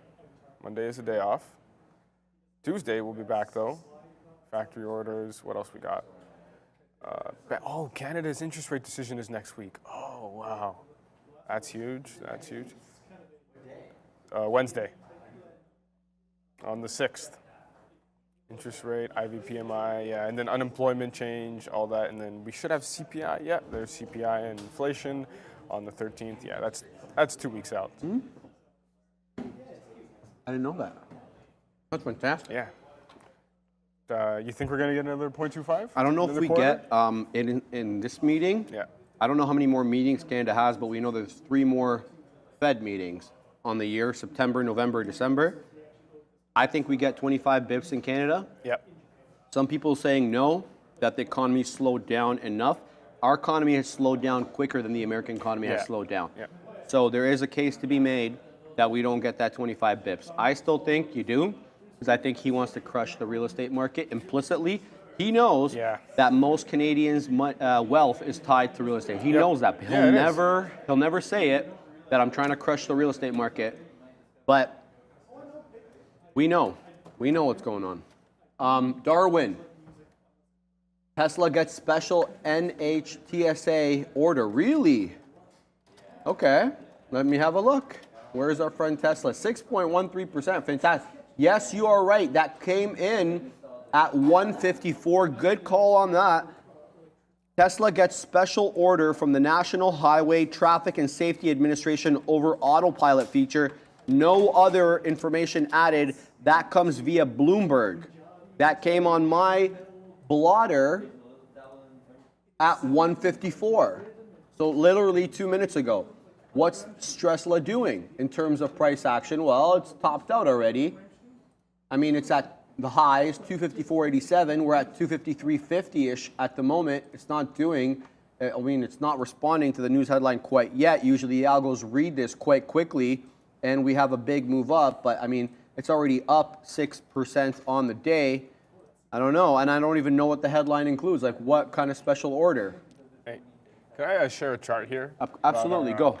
So, trading economics here, we've got two charts here. Canada household debt to GDP and U.S. household debt to GDP. Oh my God. Here, it's not the same time period. This one starts in the early 90s and the American one starts in the 60s. But if we take the last 25 years, look at the difference here. Here's the U.S. one. It's gone up, what, 70% and 95% 2008, and then we didn't even top out. Like this recent housing run is nowhere near what 08 they delevered, happened, right? That's why. They delevered. Look at our situation here. Yeah. Here's 08. It's here's your 08 peak. What happened to... Good call on that, Here's your 08 peak. There's household, debt to GDP never really came down, right? And we just kept going higher, kept going higher. There's your peak, your recent peak of the COVID craze, the housing craze. Right. And now we're starting to come down off it. But we're still over 100% of household debt to GDP. That's nuts. That means that the actual GDP of the country is less than household debt. Yeah, that's not a good look. And there was a very interesting analyst who came on a network, a Canadian network the other day, and he was basically saying exactly what you just said there. Yep. And he said the Americans got off that high when they delevered after the 2006 housing crash and the ensuing 2000. No, we didn't. We continued to print free money for the decade following. I'm talking about the 2010s, all was free money, essentially, with very, very low interest rate. We're going to pay the piper. It's just a matter of how much and when it's coming, though. And, obviously, being a homeowner myself, I don't really want to hear that, but the truth is the truth. So that's the way it is. We got a couple minutes left on the show. Yannick, thank you very much. You will be on again on Friday, correct? I'll be back on Friday. The Katina man has it off, so Obi will have to fill in on the big show with Sean, so we'll have Yannick again on Friday. But Neil will be back tomorrow. Hopefully, we wish him well, and we wish him get well soon. He will be sitting with the Katina man here tomorrow. But before we send you off to the Big Boy Show, let me tell you a little bit about here at VFS, because we have we're very much at lows, guys. All right, 50.70. I'm looking at here on the bid. 50.89, wow, 19 penny spread. 5 penny spread now on VFS, shocked. Haven't seen it like that before. We're hanging out here for the last little fill at the 50 and a quarter. I'm seeing 27 show up here on the bid. Bid spread, there it is, and there's the fill, and there's the end of the trade. Oh my God, VFS is quadunking. It just broke 50, 49.59. The Katina man hitting the bangs. We're almost 40% south, guys. 39.5%. This one absolutely quadunking, and the trade is done on that one. 49 incoming. Oh my goodness, look at this thing come down, bro.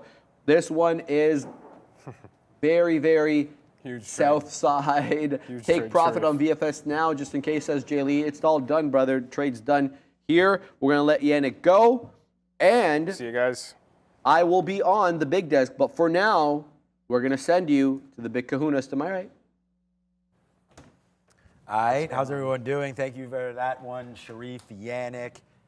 Great show, some VFS. Glad we had that 65 level mark down there as it just continued to tank all afternoon when this market really is holding up pretty damn high, man. Up one.